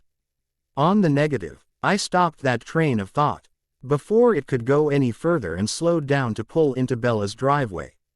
It was overcast, naturally, and misting lightly, beautiful weather in my opinion. I looked over at Bella, who was still fidgeting nervously and refusing to meet my eyes, and was suddenly struck by how much she'd changed in just a few days. Bella's hair had grown out a little during the week she'd been in the hospital. Oh, that it was no longer bristly but lay down flat all over her head. She'd started to gain back some of the weight she'd lost, and although it wasn't much, maybe 4 or 5 pounds, it made her look a lot healthier. Although she wasn't exactly glowing, her skin did have a little more color, and the shadows under her eyes were much less pronounced. "What are you worrying about?" I asked her softly, and she looked up, startled. She opened her mouth, then closed it again, giving her head a little shake. "Nothing," she lied, not looking at me. "Bella." There was no frustration in my tone, only certainty. I knew it wasn't nothing, and she knew I knew it. It was just a question of how soon she would tell me. She finally looked at me then, and I could tell she was afraid before she even admitted it. "I'm scared." I tilted my head to the side and said nothing, waiting for her to continue. When it became apparent that this wasn't going to happen, I asked, "What are you scared of?" Her lip quivered. "It's stupid." "I doubt that," I countered calmly. She gazed at me for a moment, her expression unreadable, and then she glanced out the window again. I kept my impatience under control, knowing that she would tell me when she was ready, and simply waited. When Bella turned back to me, I half expected to see tears shining in her eyes, and was therefore surprised to see the strength in her gaze. The hidden power of her flint-eyed stare. Her jaw was set and her lips were pressed together in a hard line. Unconsciously, I blinked. This was not a side of Bella I'd seen before. "It's nothing," she repeated, her voice hard. "I should go." Her hand was drifting towards the door handle, and I still had no idea what was going on. "Wait a minute, Bella," I tried to reason with her, but she was already opening the passenger's side door and clambering out. Frustrated, I captured one of her previously fluttering hands, trying to keep her long enough to figure out what was going on. She met my eyes then, and for a moment an expression of such sadness flashed across her face that it sent a piercing, white-hot dagger into my long frozen heart. Then, without warning, it was replaced by an expression utterly devoid of emotion. I had seen anger on Bella's face. I had seen pain. I had even witnessed happiness, though fleeting. I had come to recognize the signs of each, and I'd have wagered that at that point in time I could read Bella's features better than anyone in her world. But I had never seen such a blank look on Bella's face before, and I recoiled at the sight, letting go of her hand for just the barest hint of instant. That was all it took. I felt her warm fingers slip through mine, heard the door slam behind her, and I was left sitting alone in the darkening mist, the sharp scene of lavender like fading incense in the air. Bella. It took a long time for Jasper to leave. I couldn't bear to watch, but I still had my wits about me enough to realize that a fair amount of time had elapsed from when I left him sitting in the driveway to when at last heard the roar of his engine. Charlie had been glued to my side from the very moment I stepped into the house, but I finally managed to escape his worried glances by insisting, repeatedly, that all I really wanted was some rest. Naturally, he refused to let me attempt the stairs by myself, so it was only after I'd gotten settled in bed and assured him, again, that all I really wanted in the world was to sleep that he left me alone at last. I breathed a huge sigh of relief as I heard the door click gently shut behind him. Immediately, the tears I'd been holding back for what felt like hours started slipping down my cheeks.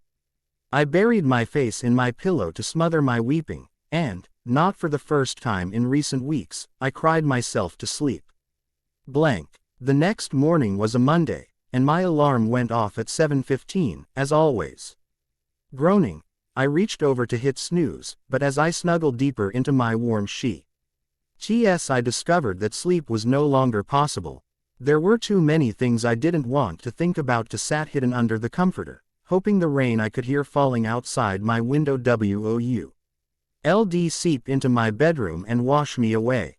Sighing, I rubbed my eyes and sat up, testing my muscles to see just how much pain I was in today. To my surprise, my body felt better than it had in ages, a little sore, but nothing serious. Just like the burn you get in your muscles the day after a hard workout. My leg, though healed, still ached a little, but I felt confident that it would hold me up should I choose to be on my feet today. My heart felt heavier than ever, but that was only to be expected, and I had to ignore it if I wanted my plan to have any chance of succeeding. Pushing my pain off, as though it belonged to someone else, I rolled out of bed and stumbled into the bathroom to take a shower. The hot water felt heavenly on my skin, soothing away all my remaining aches and pains until I felt nearly as good as new. I dressed simply in a sweater and a long flowing skirt that would hide my injury from view. Slipping on socks and boots, I ran a nervous hand over my shorn hair before heading downstairs to face Charlie. He looked up when I entered the room, and a look of shock crossed his face. "Bella," he blurted. "Dad," I responded in kind, offering what I hoped was a convincing smile. Unluckily for me, he didn't seem to buy it. Looking concerned, he set down his coffee mug and newspaper and asked, "What are you doing up so early?" I attempted the smiling thing again. "School starts at 8:30, Dad," I reminded him, trying for a teasing tone. "You're not going to school." My back was to him, and I was glad, because it made it possible to conceal the anger I could feel burning under my skin. Taking a deep breath and reminding myself that Charlie was only trying to look out for me, I turned out and walked over to take a seat at the table. This action surprised Charlie. I think he expected an outburst. If so, He was about to be disappointed, because I really had no desire to pick a fight with my father. Dad, I began calmly, keeping my expression pleasant. I feel fine today. My leg barely hurts at all. Actually. And I know you're worried about how I'm going to deal with school after everything that's happened, but I want to go. I need to go, actually. There's been so much chaos in my life lately. And I need a day of normalcy. You said you trusted me. Now prove it. My speech finished, I sat back in my chair and waited. After a moment, Charlie's face went in combination of anxious and uncertain to a grudging look of defeat. All right, you can go, but on one condition: you're only allowed to use that trust thing once a year, okay? I felt my face break into a true smile for the first time in ages as a wave of affection for Charlie overwhelmed me. Okay, Dad, blank. I remembered my first day at Forks High very clearly. Aside from being the first day I'd ever seen Edward, and therefore seared into my memory with permanent and heart-wrenching detail, I remembered all the stares, the whispering, the pointing. As if I were a cell. Ibrati and the student body were the bloodthirsty paparazzi determined to discover all my deep, dark secrets. No, there was little question in my mind would always stand out infamously in my memory. Oh, that was how I knew without a doubt that today was 100 times worse. Besides missing a month's worth of classes, which was bad enough for someone hoping to graduate with the rest of her class, the gawking, gossiping, and occasional painful questions from particularly brave peers followed me everywhere I went, so that by the end of the day I was on the verge of telling everyone that yes, I did spend the month at lesbian camp. That's why my hair's like this now, and while you're at it, do you think you could maybe leave me the hell alone? I hadn't realized I'd uttered those words aloud till I turned around to see Jasper standing in the middle of the hallway with a shell-shocked expression on his face. He looked just as perfect as ever with his clean-pressed khakis and blue button-down shirt with the sleeves rolled up. And considering how frazzled I probably looked at the moment, it was hard not to hate him for that, but I did my best. A lesser man might have laughed at the spectacle I'd made of myself. Screaming at no one in the middle of a school where half the people in my class believed I had been away to be treated for a psychiatric disorder, but Jasper merely looked concerned. Are you all right? He asked me softly, and I wanted so badly to say no, to just tell the truth and let him comfort me, but I couldn't do that anymore. It wasn't fair to him. Look, Jasper, I began tiredly, ignoring the part of my brain that was screaming at me not to do this, that it was the most idiotic of all the stupid mistakes I'd made. You said that night, before the accident, when you explained why you saved me, you said you'd be there for me as long as I need you. Well, I don't need you anymore, and honestly, it kind of hurts to have you around. I mean, nothing against you personally. But it just keeps it all fresh, you know. I tried hard not to look directly into Jasper's face, because I knew how cruel I was being, and I wasn't sure that if I knew how much pain he was in, I would be able to believe I was doing the right thing. Instead, I focused on a point over his shoulder, and heard his next words as if from far away. I know. I'm so sorry. I should never have stayed. No, no, no. My heart screamed, as the last unbroken pieces fragmented at the sound of his suffering. Yes, my head nodded. He leaned forward then, grasping my shoulders firmly in his two beautiful hands. And I could see the pain burning in those eyes like fierce golden suns. His cool lips brushed my cheek, and I felt my eyes drift shut, unable to bear the agony any longer. When I opened them next, he was gone. Blank. I won't say that night was the worst night of my life, because nothing could ever match the night I lost Edward, but it was definitely the worst since I'd returned to Forks. I stared at the ceiling with red eyes and for hours and hours, wondering if I'd made the decision, torturing myself with the alternatives until I thought I would go insane. And yet, buried somewhere beneath all the pain and the guilt and the regret, there was a small part of my mind able to recognize that I'd done the right thing. It hurt right now, and it might still hurt next week, next month, over even next year. But I had to put Jasper's happiness first. He couldn't possibly be content babysitting me for the rest of my pathetic existence, and I knew instinctively that if I didn't back out now, I would never let him go. For once in my life I was doing the right thing, the selfless thing. Still, as much as I knew logically that this made sense, a sliver of senseless, destructive hope remained. I left the window open. Jasper. I stood stock still beneath the tree that granted easy access to Bella's window, filled with such an intense and unfamiliar longing that I was afraid to move. More than anything, I just wanted the chance to speak with her, to decipher the nuances of her face. She was like a puzzle I was determined to solve, but every time I thought I had the answer the pieces changed. Rearranged themselves, multiplied. I could understand why she would theoretically want me out of her life. It was too painful, a grim reminder of the love she'd lost. What confused me was that I'd never picked up any of those signals from her. Excluding those few days in Italy, which we never talked about, she'd always seemed, if sad, at least at peace in my presence. And I'd wrongly assumed that she'd felt towards me as I did toward her. Being around her, while it didn't make the pain go away, seemed to soothe it a little, like a mother's cool breath upon a child's skinned knee. Still, if this was what she wanted, I would honor it. I would be selfless, and ignore the pain I felt at the prospect of never seeing her again. If Bella Swan no longer wanted me in her life, I would step aside without a word of protest. Even if it killed me. Bella. I survived the next day on autopilot. My body went through the motions, but my brain had checked out, gone AWOL. I reverted to the numb zombie-like state in self-defense, and it was a blessed relief not to have to feel the pain which I had come to believe was too much for any soul to bear. I zoned out for most of gym class, miraculously managing to escape to the locker room unhurt but for the throbbing pain in my thigh. Wincing, I wriggled out of my uniform and was just about to change back into my jeans and sweatshirt when I heard a locker slam shut on the other side of the room, and froze. I was the last one in the room, I was sure of it. Angela, the second to last, had lingered by the door out of kindness. But I distinctly remembered telling her to go ahead, that I was going to be a while. Slowly, my heart pounding, I turned around, and what I saw made my blood curdle with fear.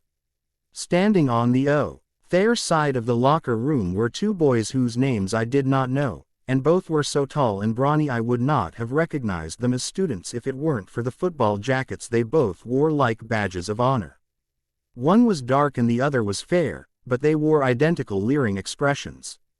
Clutching my sweatshirt to my chest, I tried my best to remain calm, and asked what I felt was a very reasonable question. "What are you doing in the girls' locker room?" "Jasper." I felt it before I knew it, Bella was in trouble. It was strange, because I had never been particularly sensitive to what was going on outside of my immediate surroundings. That had always been Alice's area of expertise. Still, at that moment I forgot that I was packing to leave. I forgot that I had said my last goodbye to Bella last night. I forgot everything except for the feeling of my hackles rising, the restlessness that had plagued me since last night finally solidifying into a form which I could understand. I set off for Forks High at top speed. "Bella." They laughed, and I saw something predatory in the glints of their teeth, the way they drifted nonchalantly toward the exits. Adrenaline should have taken over then. Should have forced me to try and flee, but I was frozen against the wall, unable to move or speak or think. They grinned broadly in the face of my fear, and I felt my bare back come in contact with equally bare metal. I was trapped. Well, if they thought I was going to go down easily, they were in for the shock of their lives. Flight no longer an option, I raised my chin high and chose the only path left to me. I chose to fight. "Touch me and I'll scream," I warned them, trying to stall for time as I searched for the cold outline of my keys in the pocket of my sweatshirt. They simply laughed again, and to my acute horror I heard the door to the locker room clang shut. "Scream all you want. No one will hear you now," the dark-haired one stated calmly. "Sounds like your last chance of escape just locked up for the night." I shrank against the locker frame, trying not to let my face reflect my terror. They had me right where they wanted me now, and there was nothing I could say to deny it. But I'd be damned if they thought they'd broken me already. Clutching my sweatshirt to my chest, my fingers finally closed around the jagged edges of my house keys, and I held them so tight they cut into my hands. Taking care to keep my face cold and unfeeling. "Here's what you're going to do," I told them boldly, my free hand forming a fist unconsciously. "You're going to apologize for scaring me. And then you're going to turn around and leave this place and never bother me or anyone else again. And if you don't do that, if you so much as even think about harming me or anyone else ever again, so help me, you will be sorry. You know who I am. You know who my father is. And I may look like an easy target now, but I swear to God if you lay a finger on me I'll tell him everything. And the easygoing chief of police you've known your entire life will disappear and be replaced by a man who shoots first and asks questions later. So unless you want to die, I suggest you back away slowly." The two of them looked at me disbelievingly. "Do you have any idea what she's talking about?" asked the fair one of his friend. "Not a clue," replied the dark-haired one shortly, before turning back to me. "Listen, girl," he addressed me, "we're from the next town over. We just dropped in to kick your team's pathetic ass and then we'll be going on our merry way. So I suggest you just relax and enjoy the ride. We'll try to make it as painless as possible. Unless you fight," the blonde one chimed in sycophantically. "If you fight, this will hurt." Anger such as I'd never known before raced through my veins like liquid ice. Unable to find words, I let loose a snarl that wasn't completely human. Baring my teeth like a cat, I assumed a boxer's stance. "Bad decision," the fair one warned, but he smiled. And I could tell that he would enjoy this, that he hadn't really expected me to go quietly. The realization only served to infuriate me further, and my nails bit into my palms hard enough to draw blood. "The pretty ones are always the hardest," joked the other one, shaking his head, a feverish glint already coming into his eyes. They began arguing about who would have me first, and I seized the only chance I would get. Screaming like a banshee, I threw my sweatshirt into the face of the dark-haired one, who seemed quicker, and leapt with surprising agility over the bench that ran down the center of the room. Evading the blonde one's grasp by a hair's breadth, I tore down the narrow hallway and in search of the exit I knew was hiding somewhere in the maze of benches and lockers. Before I could spot the sign, however, I felt something catch hold of my ankle and I went down, hard. Twisting around, I saw a blonde face, winded but smirking expectantly, and, still acting on pure instinct, lashed out with my foot. He roared in pain and let go. I struggled to my feet and came face to face with the dark-haired one, who seized me roughly by the arms and slammed me against the nearest wall. Ignoring my cries of pain, "You'll be sorry you made my friend bleed," he said viciously, and, pressing his body against mine so that there was no hope of escape, let his hand skim down my waist, slide smoothly over my lower belly. "No, I don't think she will," I heard a furious voice mutter. Distracted, my attacker looked around briefly and before I knew it the world had erupted. When it was over, I stood silent and shaking amid the wreckage, the cool air of the locker room raising goosebumps on my barely clad body, and found myself face to face with a vampire whose undeniable bloodlust was now directed at me. Jasper. My voice sounded small and insignificant compared to the howls of rage and torment that had ripped themselves from Jasper's chest. For the first time, since my ill-fated 18th birthday party, I felt afraid of remaining in his presence. And then he blinked and all the rage left him. He became just my Jasper again, difficult and lovely and sweetly, strangely human. "Bella," he replied, and his voice was full of such pain that I couldn't help but make the same mistake twice. Stumbling forward, I noted with disbelief that he was also moving in my direction, and, sobbing uncontrollably, I fell without preamble into his cool, safe arms. He hugged me hesitantly at first, unsure of my reaction, but when I buried my head against his icy chest and screamed as loud as I could, he seemed to take that as a signal that we could no longer remain here. Lifting me up as easily as if I were a feather, He carried me lightly into the other room and set me down gently on my own 2 feet. When I refused to relinquish my death grip on his neck, he sighed and helped me gingerly back into my gym shorts, seeming to recognize that jeans would be too much of a feat for even a vampire to accomplish at the moment. Sitting down on the bench that I had jumped over only moments before, he leaned down and snatched my sweatshirt off the floor without me ever having to stop clinging to his neck. Then came the hurdle of actually getting it onto my twitching torso. "Bella," he addressed me calmly, and without knowing why I let out a wail at the sound of my name. I had ceased to function as a rational being and become a creature of feeling. "Bella," he repeated slightly more firmly, and reached up with both hands to detach my arms from around his neck. I did want to let go of him, and I acquiesced without grace, my mind full of leftover fear and loathing as he quickly slipped my sweatshirt over my head, looking everywhere but at my exposed breasts, which were protected only by a thin sheath of white lace. Laundry day. My mind still hazy, I somehow managed to get my arms into the sleeves, and Jasper, my bag over one shoulder, lifted me up again with ease, carrying me past the broken bodies of the men who had tried to hurt me and had come up against much more than they bargained for. I don't remember much of the ride home, but I do know that I spent it curled up against Jasper's side and that my sobs began to slow somewhere between the post office and my driveway. I remember him scrawling a note in a perfect imitation of my handwriting for Charlie, but as to what it said, I didn't have the faintest clue. And I remember him tucking me into my bed, pulling the covers up to my chin and hesitating as he stood over my already drowsy form, a look of intense pain upon his face. At the moment, however, I was too far gone to care about his pain. I felt a raw need for him that surpassed any desire to be considerate of his feelings. "Stay," I begged, 2 tears leaking out of the corners of my eyes, and without a word or pause he climbed onto my bed and cradled me in his arms like a child until, at last, I slept. Jasper, I could have killed them for what they did to her. In fact, I almost did. The only thing that stopped me from snapping their necks outright was the fact of Bella's presence.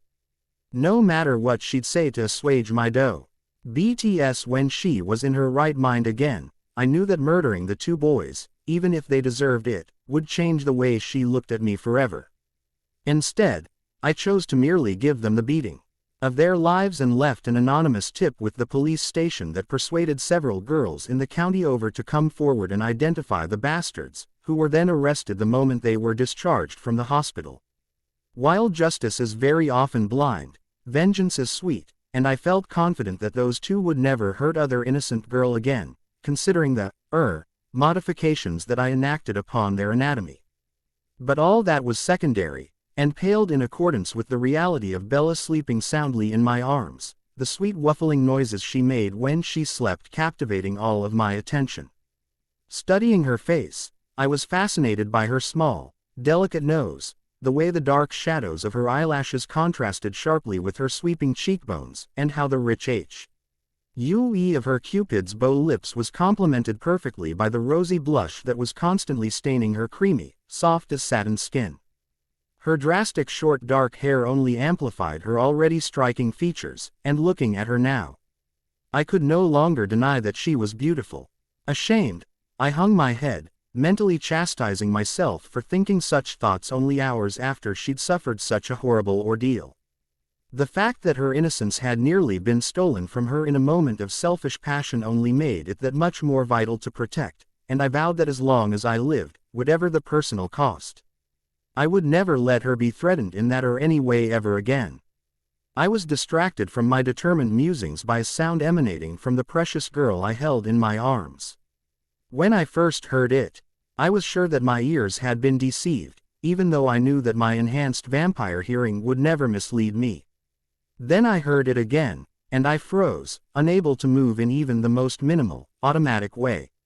I stopped breathing and waited against all odds to hear it again, paralyzed by fear and loss and longing. Jasper, my Jasper. Bella. That night was the best night of sleep I'd had in a long time. Undisturbed by nightmares or insomnia, I slept soundly and awoke very early the next morning, when the night was just beginning to fade. I could no longer feel stone arms around me, protecting me from harm. And I had a moment of panic before I rolled over and saw that Jasper was perched calmly on the windowsill, staring out into the coming day. He looked over and a smile graced his angel's face at the sight of me.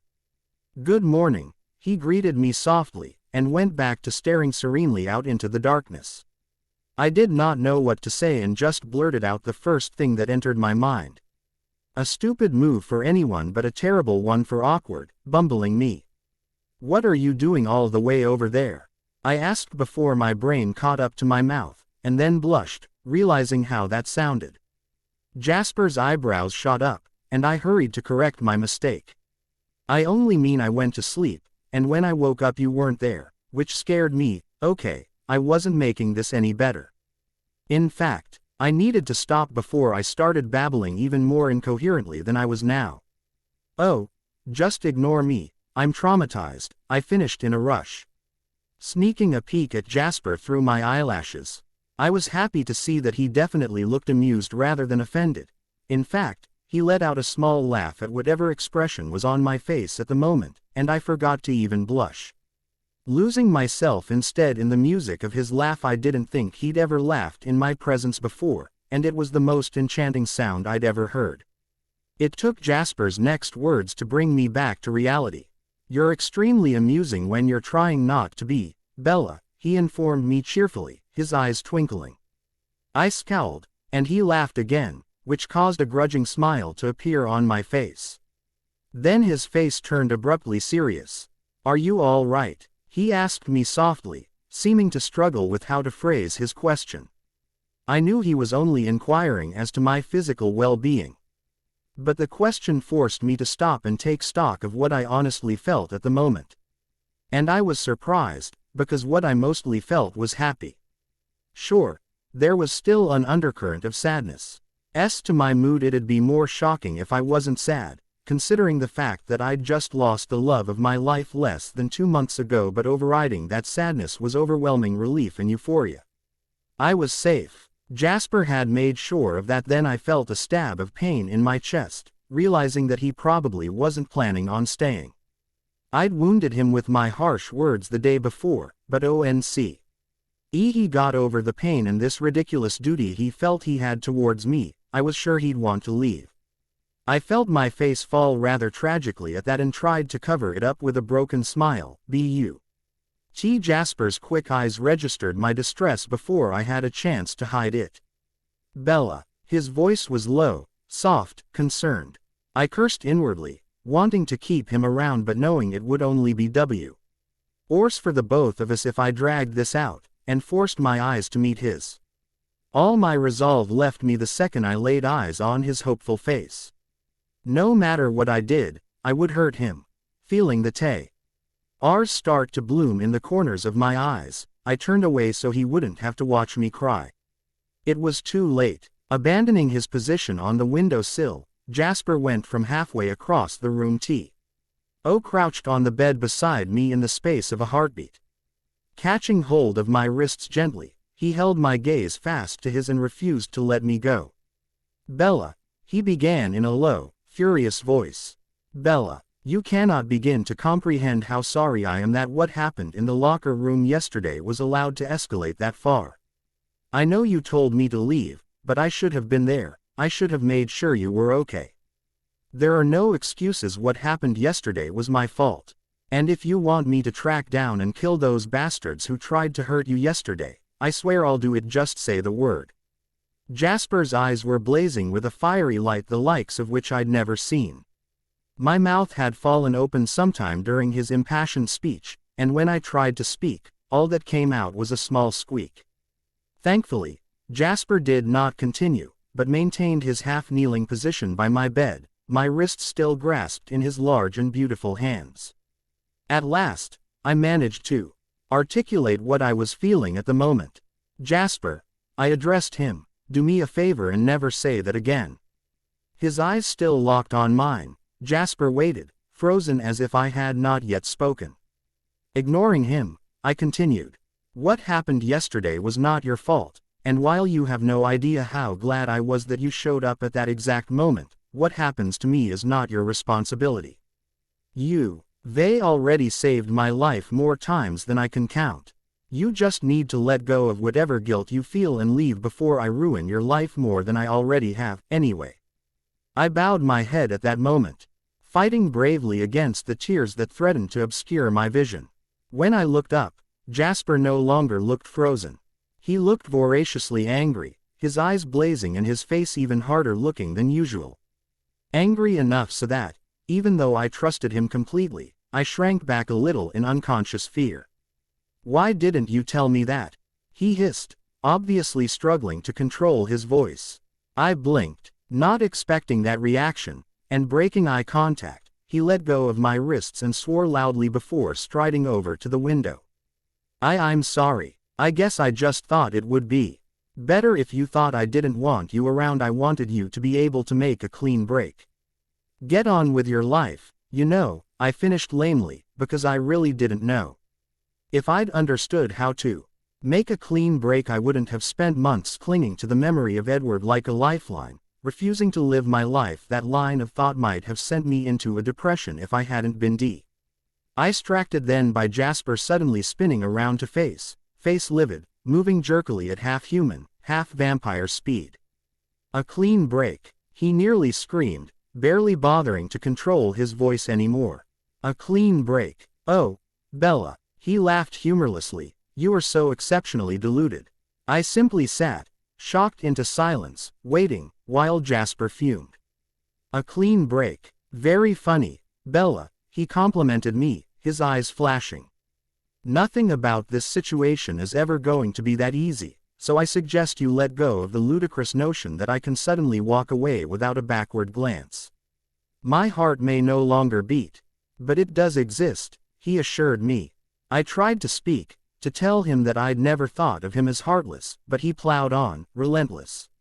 "You know what Alice means to me. You know that my life was nothing before she found me. And I thought that you understood that. I thought that you felt much the same way about Edward, excluding our different circumstances." He paused, his eyes searching mine. And I wanted so badly to tell him that I understood, that I knew what he was going through because I felt it, too, but I was suddenly mute. No matter how I tried, the words wouldn't come. And I watched helplessly as a look of resignation came into Jasper's eyes. "I guess I was wrong," he stated with an awful finality, and turned back toward the window, and I knew that he was leaving for good this time, and strangely, the only thought that echoed in my mind as he walked toward the sill was this: if I let him leave my room now, I will never hear him laugh again. The thought was unbearable to me, and, determined that he should not leave, I let out a soft cry and threw myself wantonly across the room. I'm quite sure that I would have broken something else, had Jasper's reflexes not saved the day once again. I found myself lying in a tangled heap in his arms, staring up into those golden eyes that were once again burning with pain and fury. I scrambled to stand up and selfishly threw my arms around Jasper. "Don't go," I pleaded, not caring or even conscious of how crazy I must have looked in that moment, still dressed in yesterday's clothes with little hair I had mussed and sticking up in every possible direction. "I need you. I'm sorry. Please don't go." Jasper didn't move for a moment. His face seemed to be at war with itself, 1,000 different emotions flickering across in the space of a breath, and then, unexpectedly, his face broke out into a fierce, triumphant smile. "Bella Swan." He seemed to relish the sound of my name. I liked it better too, coming from his lips. "Do you ever make up your mind?" And then, without warning, he wrapped his arms around and crushed me to his cold stone chest. I don't know how long we held each other. It felt like a long time that I stood there with my arms wrapped loosely around his neck, my face buried against his chest. His encircled my waist and came to rest lightly on my lower back.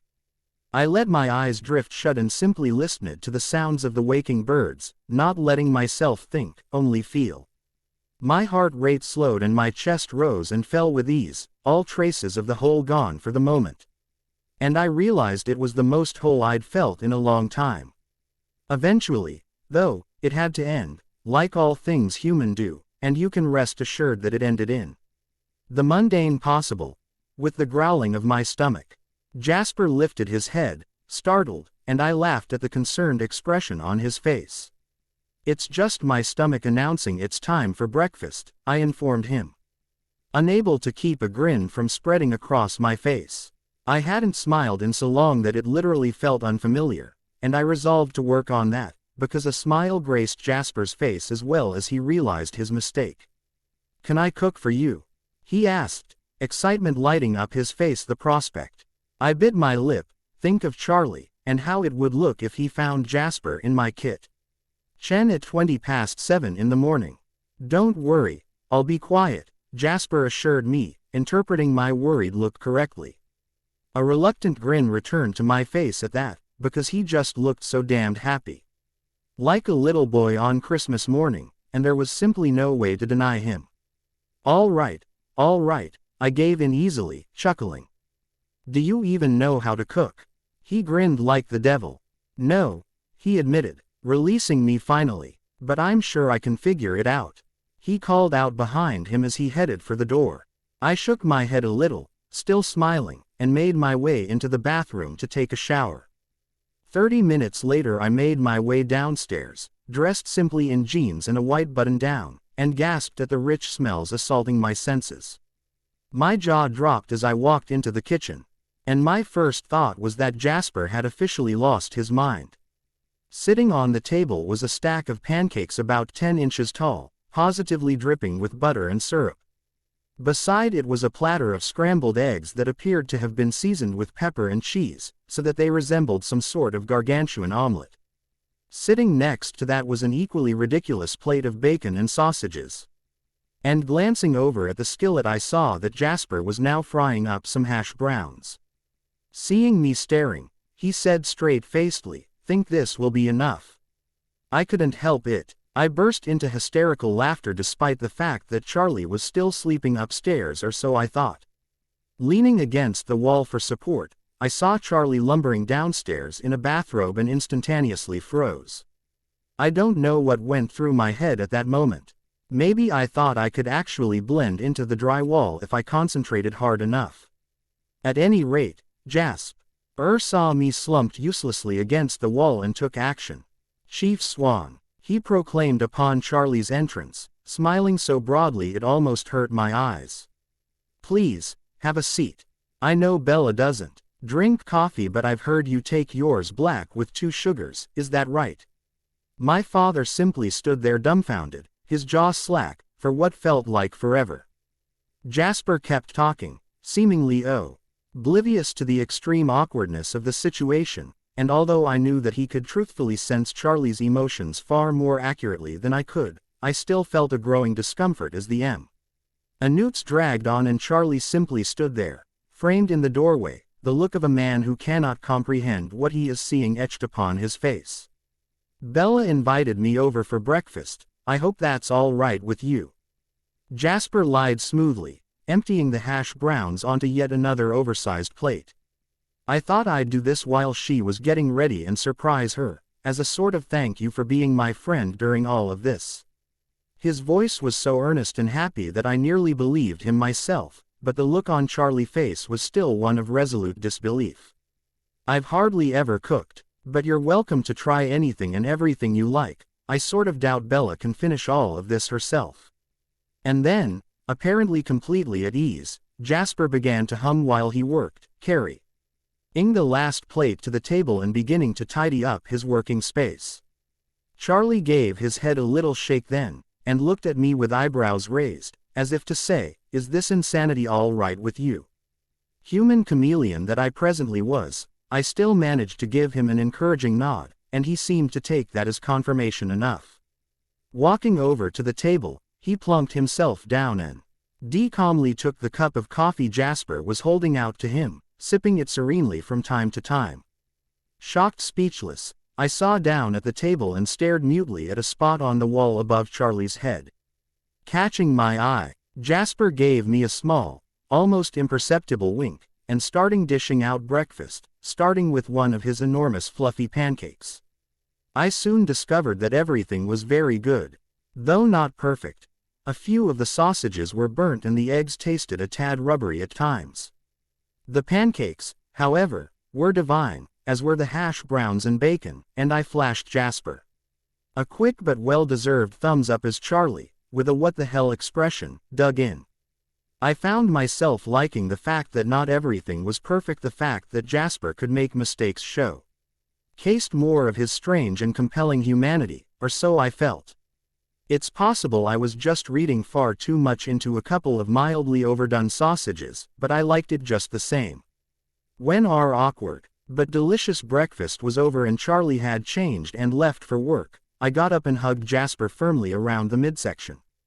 "Thank you," I said, looking up at him with shiny eyes, "for the best breakfast anyone's ever had."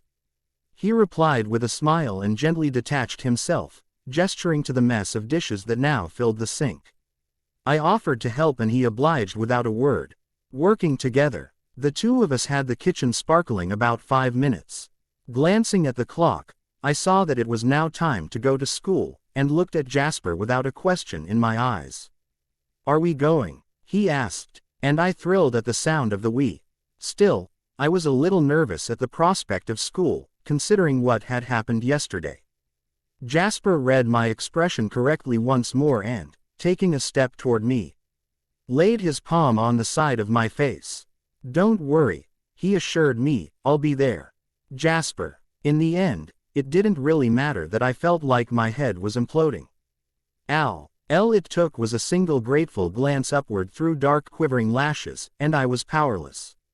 Bella needed me, and that was that. I felt no apprehension when we pulled up to Forks High. I neither knew nor cared what any of those children thought.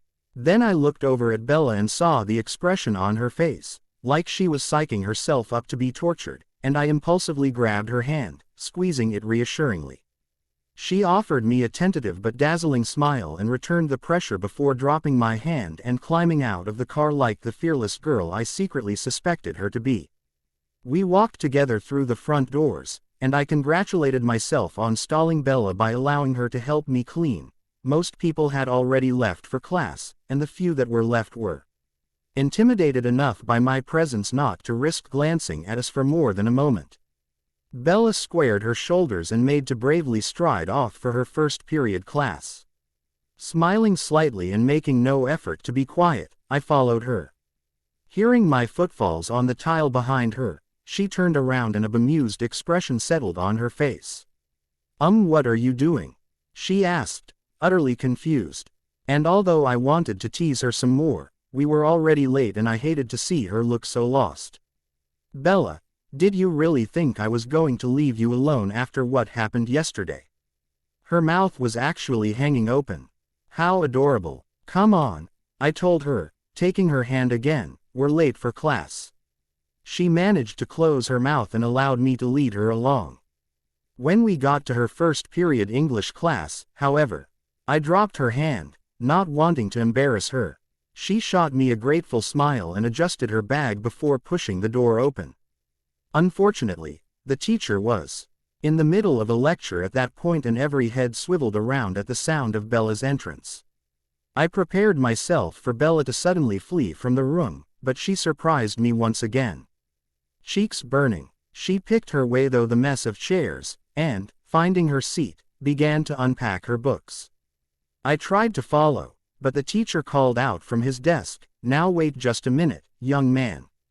I managed not to roll my eyes and turned around carefully. "Yes, sir," I replied, the picture of politeness. The teacher's eyes were narrowed. I recognized his face but did not recall his name. I'd never cared much for the Cullen charade and had therefore only ever put forth the minimum effort in school. "You're not in my class." I bit back a smile at this most obvious of statements. "No sir, I'm visiting with Bella. May I go sit down now?" He still looked suspicious, but I could already tell he didn't care enough to pursue the matter further. Shrugging, he turned back to the board and his lecture. I assumed myself to be dismissed and went to sit down next to Bella. She smiled and went back to her notes. Fascinated, I watched her write. Bella looked very intense when she concentrated. She bit her bottom lip and leaned over the desk. One hand reached up, presumably to tangle in her hair, but then she caught herself and just ran her hand over her head. Her eyes narrowed at something the teacher said, and I wanted very badly to reach over and smooth out the furrow in her brow. Glancing over, Bella caught me staring, and if I could have blushed, I probably would have at that point. She was disarmingly attractive when she focused, and I, the century-old vampire, had actually allowed myself to be distracted by that. "What?" she mouthed, and I had to refrain from staring at her lips. God, what was wrong with me that I couldn't stop staring at a girl who had been attacked less than 24 hours before? Maybe I shouldn't be around Bella after all, but then I remembered the last time I tried to leave her. And my silent heart rebelled. Looking up, I realized that Bella was still waiting for an answer. I smiled woodenly and shook my head, feeling troubled. Blank. Class was one thing, but lunch was another ordeal entirely, I decided as Bella and I walked into the cafeteria. Immediately, all eyes were on us, and I knew that if I intervened we would soon be devoured. A piece of meat dangled in front of a swarm of piranhas. Laying a quiet hand on the small of Bella's back, I guided her gently over to an empty table, purposefully choosing one that was out of the way but not secluded enough to appear suspicious. I held out a chair for her to take a seat, which caused her to raise her eyebrows. I did my best to act like a gentleman, but I did not have Edward's impeccable manners. And it seemed Bella had noticed. "Thanks," she said wryly, taking a seat. "I'll go get you some lunch," I muttered, embarrassed, and walked off before she could protest. Needless to say, the lunch line at Forks High parted for me like the Red Sea before Moses, and I was back at Bella's side in under 5 minutes, carrying a trendy-looking wrap I would never dream of consuming even if I was human, an apple, a salad, a plate piled high with some sort of indefinable muck advertised as lasagna, and a Coke. Bella's eyes widened when she saw all the food. "What's all this?" she asked me, frowning. "I don't know what you like," I admitted, sitting down beside her. One delicate eyebrow shot up. "So you decided to bring the entire cafeteria?" I had to laugh. "Sorry," she smiled. "That's okay. I appreciate the thought. Also, I'm not sure I could have survived the lunch line today." "Looks like you're my knight in shining armor once again," she added lightly, picking up the Coke. I felt uncomfortable. "Bella, if you want to talk about yesterday." She cut me off with a vigorous shake of her head. "No, thank you, but no. As far as I'm concerned, it's in the past now. Ancient history." She sounded flippant, but I noticed her hand trembling slightly and knew that she was not as at ease as she was trying to pretend. Feeling annoyed at myself for bringing it up, I cast a round for a new topic and came up with the lasagna. "What do you think is in that?" I asked, indicating the mess of red-brown slop. Bella laughed, and the tension was broken. Despite having already discerned the ingredients with my supernatural sense of smell, I had no idea why anyone would use them in conjunction with each other, and said so. Bella and I then spent an enjoyable 15 minutes her guessing at the ingredients and me either affirming or denying. When that lost its fun, we started discussing the cook's motivations. "You really think she's attempting to poison us?" Bella gasped, still clutching her sides after a fit of laughter. I laughed too, not because whatever I'd said was all that amusing but simply because it made me euphoric to see her so happy, a healthy blush in her cheeks and the ever-present dark circles under eyes faded almost into non-existence. Casting a glance over at the bulbous lunch lady, who was currently chastising some freshman for accidentally spilling his milk on the counter, I could not deny that she cut a rather intimidating figure. "I wouldn't put it past her," I replied, not bothering to hide my grin. "Yeah," Bella echoed, but a sad look came into her eyes as she considered the woman, prompting me to question her. "What?" Bella bit her lip. I was just wondering how she got to be a lunch lady. I had no idea how to handle this new direction in our conversation. So I settled for a shrug. "How does anyone?" I said, and was contemplating a subject change when I noticed tears shining in Bella's eyes. "Bella," I inquired anxiously, searching my mind for what could possibly have brought this on. I once again had the urge to reach out and touch her, to take hold of her chin and gently drag her eyes back to mine, and once again, I resisted.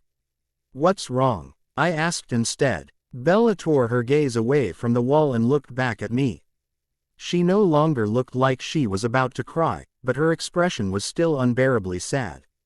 "I'm afraid I'm going to end up like her," she replied simply, bravely holding my gaze. I was so flabbergasted by this information that it took me a moment to come up with an appropriate or even any response. And in that time Bella continued. "There's nothing special about me. I have no plans. I haven't even applied to college. I can't think of anything I want to do, because I have no talents. I'm completely ordinary, and that's how I'm going to stay, forever." Bella stopped for breath at this point, glancing down at her hands, which were folded in her lap. "Edward was my plan," she whispered almost inaudibly. "Now I have nothing." Quote, "A million thoughts were flashing through my head at the moment, but I couldn't let it show on my face. I had to reassure her. Now, before these outrageous GHTS had a chance to cement themselves in her mind.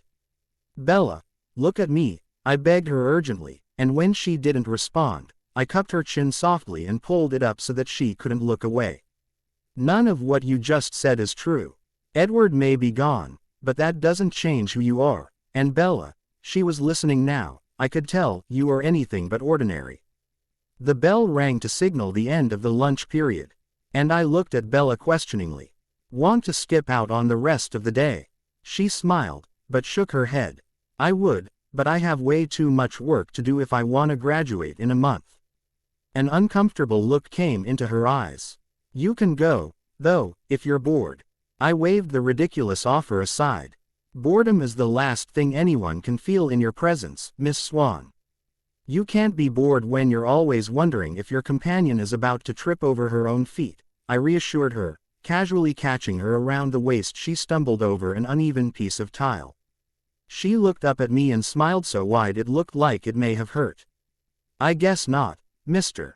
Hale, blank." The rest of the day passed uneventfully.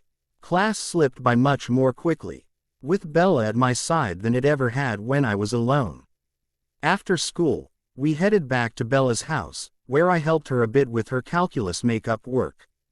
Upon dissecting her Animal Farm essay, we got into a heated argument about communism versus the free market. "Bella, I have been alive for nearly 2 centuries, I told her calmly. "I know more than you'd think about history and the oppression of the poor. And let me tell you, communism is impossible to execute impartially. But what if it were?" Bella burst out passionately. "I mean, think about it. It's not fair for some people to have an elevated status compared to other people just because of who their parents were. Sometimes brilliant people are given awful opportunities just because they're poor. Tell me how that's fair, Jasper. Tell me." I was taken aback by how beautiful she looked at that moment, trembling with the power of the emotion she felt, her cheeks flushed and her eyes sparkling. "It's not," I responded softly, then chuckled as an idea occurred to me. "Keep talking like that, though, and maybe you should consider law school." "I could never be a lawyer. My sense of justice is too finely honed," Bella bit back acidly. I blinked, and my expression must have been comical, because Bella's anger suddenly dissipated and she threw herself into the chair opposite me, giggling. I cracked a smile as well. It was a mark of how non-ordinary Bella was that she could turn an innocent homework session into a fiery debate on politics. "I'm sorry," she apologized when calm once more. "I got a little carried away." "Don't mention it," I said grandly. And Bella smiled. Blank. It wasn't until much later, when Charlie had come home, eaten dinner and gone to bed, after Bella and I decided to watch a movie, and she ended up falling asleep curled up next to me on the couch, that I finally had the opportunity to think about everything that had transpired in the last few days. I thought of how much better I felt around Bella, how much easier it was to go even a few minutes without thinking of Alice and everything I'd lost. Then I thought of Bella's health, mental and physical, and wondered just how good it was for her to be around me. Sure, I felt better when she was around, but maybe it wasn't mutual. Maybe I did remind her of Edward and, instead of keeping her pain at bay, my presence made it linger close by. Something that could never be fully escaped or ignored. And then there was the small matter of defining what she meant to me. I could no longer deny that I found her attractive, but that didn't mean anything. Any sane man would. And then there was the slightly thornier problem of how I couldn't feel her emotions anymore. The only other that had ever had that effect on me was Alice, but maybe that didn't mean anything either. Maybe my ability simply didn't work on some people, but the more logical of my mind denied that alternative, saying I had never had any trouble discerning Lee's feelings before I got to know her. Before I got to know her. That was the key. I had never had any problems understanding Alice's emotions, before I fell for her. I froze, not wanting to fully realize what I had just admitted to myself, and at that point I heard a sound that both made my icy heart glow with warmth and shattered it into 1,000 reflective shards. Bella had said my name. She was dreaming about me again. I shook my head at this news, feeling distraught. Once was bad enough, but twice. It was all my fault. I had to leave now, before I could do any more damage. Silently I stood up and carefully eased Bella's head onto the arm of the couch behind her. Unable to resist, I kissed her softly on the forehead. "Sleep well, Bella," I whispered before I straightened up and stole out the door into the bright night, lit by the luminous glow of a full and somber moon. Jasper. My feet matched the pace of my racing mind as I sprinted for the only home I knew, ignoring the voice in my head that was screaming at me to stop running away, that Bella needed me, that I'd made a promise. I took the steps in a single bound, and seconds later I was on my knees in the room Alice and I had shared. Flinging open the antique trunk that sat squarely at the foot of our bed. Rummaging through it, I quickly found what I was looking for and clutched it to my chest, which was racked with dry and silent sobs. It was a drawing of Alice, one of the last I'd made, and also the best. Done in charcoal as all my portraits were, it could not capture the sparkling sheen of her skin as she stood in the sun. But the smile on her face and the way her eyes lit up when she saw me were captured perfectly. "Oh Alice," I thought bitterly, "what am I supposed to do?" The answer came to me, not in words, but in an image, bright and clear. Preserved down to the minutest of details by my vampire memory, it was accompanied, as my inspirations often were, by a feeling I could not yet define. Setting aside the portrait of Alice, I picked up paper and charcoal and, with the picture in my mind obliterating all other thought, began to draw. I drew first in sweeping lines, not fussing with the smaller points. Trying to capture the general first and then moving on to the specific. The graceful curve of her jaw appeared first, followed by the delicate sweep of her long, thick hair, the shadow of her eyelashes against her smooth, pale cheek. The subtle angles of her small, delicate nose came next, and her sweet, unbalanced lips were last. I think I was afraid to draw them. The expression in her eyes was hard to get right. It was almost wistful. The window in the background was the last thing I drew, but in the end it felt right to have her gazing out at the rising sun, like the hope of a new beginning.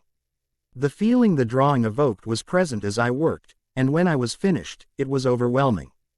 Sighing, I knew at last what I had been trying so hard not to realize, and setting the two drawings side by side on my desk, I set off for Bella's house, knowing that wherever she was, I too belonged. Bella. The pyre blazed high, and I watched in horror as the Volturi, intent on destruction, moved toward us with hungry eyes. Alice and Edward stood protectively in front of me, arms outstretched, identical snarls on their angels' faces. I may not have been Alice, but I knew what would happen if they tried to protect me. And I also knew that I would die either way.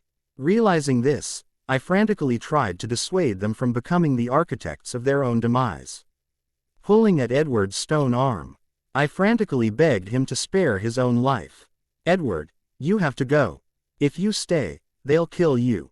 Edward, listen to me." He did not respond, instead keeping his eyes focused on his intended target.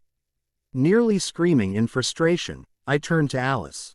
Alice, please, you know I love you like a sister. I won't let you die for me. Please, you have to go now. Think of Jasper, please. Neither of them paid any mind to me. I was sure they were communicating silently, formulating some kind of game plan, and, with the Volturi spreading out, preparing to attack, I made one last, desperate play. Ducking under Edward's arm, I seized him by the shirt collar and frantically pressed my lips to his, hoping that it would shock him into action.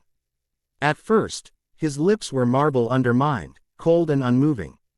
But then his trance broke and he was kissing me back, molding his lips to mine in ways he never had before. I could hear the Volturi laughing cruelly at our display, but I didn't care. If this was what it took to save Edward's life, I'd pay the price happily, and besides, it had been so long since he'd held me like this. All too soon, he broke the kiss. Looking bravely into his eyes, I saw a wild look that had never been present before, and I knew he realized as well as I did that we were lost. With this in mind, I tried to kiss him again, thinking that if I had to die I might as well do it while in heaven, but Edward had other ideas. Swinging me onto his back, he gave a curt nod to Alice, who leapt into action at once, curling her lithe body into a perfect torpedo as she launched herself at the nearest Volturi guard. A wordless scream left my lips as I watched her hurtle through the air. She was so small, so helpless, but I never saw where she landed, because Edward had leapt upwards, reaching for the sky. For a second that stretched into forever, I believed we had made it. I could see the dusky blue above me, and I believed my angel had sprouted wings, and then reality yanked us back to earth. Edward twisted in midair to catch me so that I would not be crushed beneath him, and I realized that one of the Volturi had caught him by the ankle just as he was about to clear the scene. I understood then that his plan had been to get me to safety on the rooftop, and then return to fight with Alice, and it might have worked, had it not been for that uncommonly fast guard. The next thing I knew I was cradled in Edward's arms, and his face, though furious, held no hint of despair. "I won't let them hurt you," he vowed as he swung me behind him and began to duel the guard. I backed against the wall and searched for something with which to spill my blood, anything to distract them for a few precious seconds, but before I could act, I heard a high-pitched female scream. My heart stopped, my eyes flew shut, and I huddled against the time-worn bricks, screaming with the little breath left in my lungs for the horror of living to end. "Bella, Bella, wake up, Bella." My scream ended. My lungs were empty. On instinct, I sucked in enough breath to scream again, but was deterred by the presence of a cool hand across my mouth. They had me. Forgetting it was no use, I struggled and attempted to scream again, but stopped as soon as I realized that it was soft mattress rather than cold cement under my back. My eyelids fluttered, then flew open, and I was greeted by Jasper's anxious face. Everything came rushing back. Unable to help myself, I burst into tears, and Jasper swept me up in his arms seemingly without a thought. Clinging to him like a lifeline, I sobbed brokenly into his chest.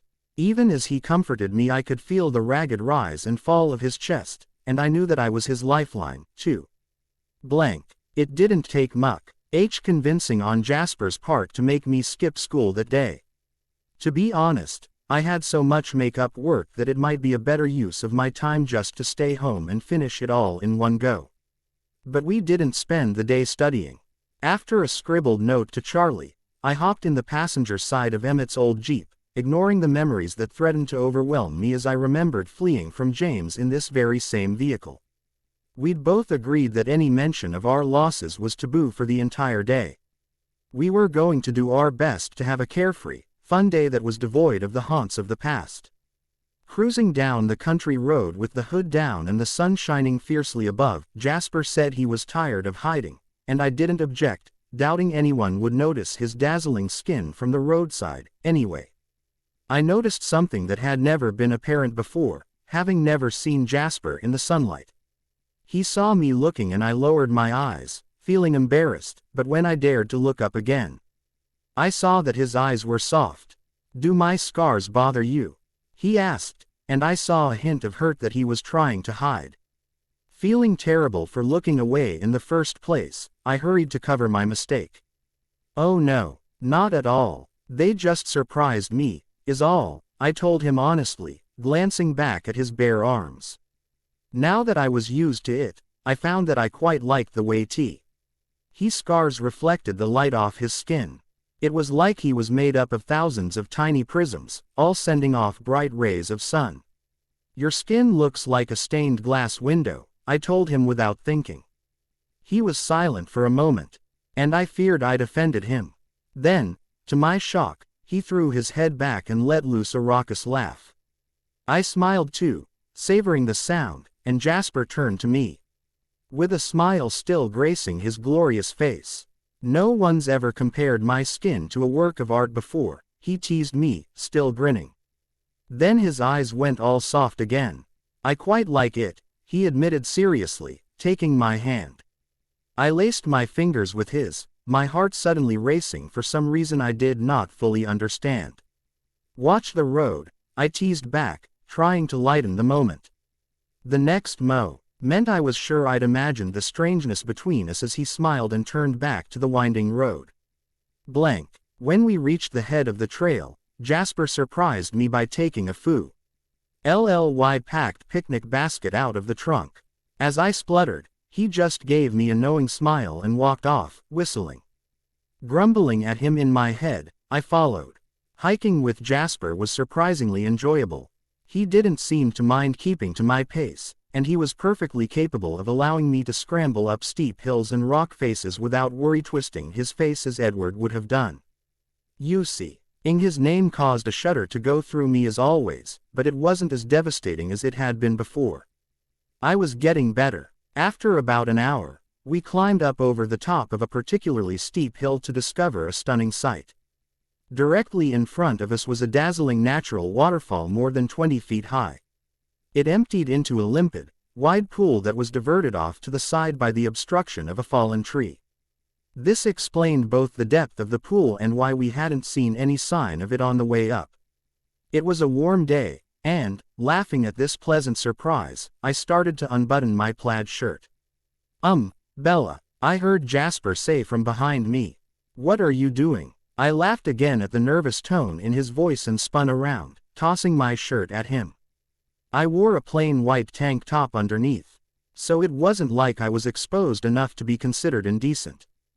Going for a swim, of course, I replied joyfully, leaning down to unlace my boots. Jasper just stood there looking dumbfounded. His supernatural reflexes had enabled him to catch the shirt, but it didn't look like the rest of him had caught up to my sudden exuberance yet. Probably he was just afraid I was going to lose it again. No worry there, I thought as I peeled off my socks and unbuttoned my cargos. I felt better than I had in ages, and I'd be crazy not to take advantage of that. Climbing up onto the fallen tree, I let loose a scream that must have echoed halfway down the mountain and dove swiftly into the clear pool. It was like ice, naturally, but I didn't really mind. The shock of it I felt good after being out of it for so long. I surfaced with ease and found myself loving the feeling of goosebumps on my skin. I couldn't remember the last time I had felt so alive. I heard her mutter something behind me that sounded almost like an oath, and I turned around to chastise him for ruining my fun.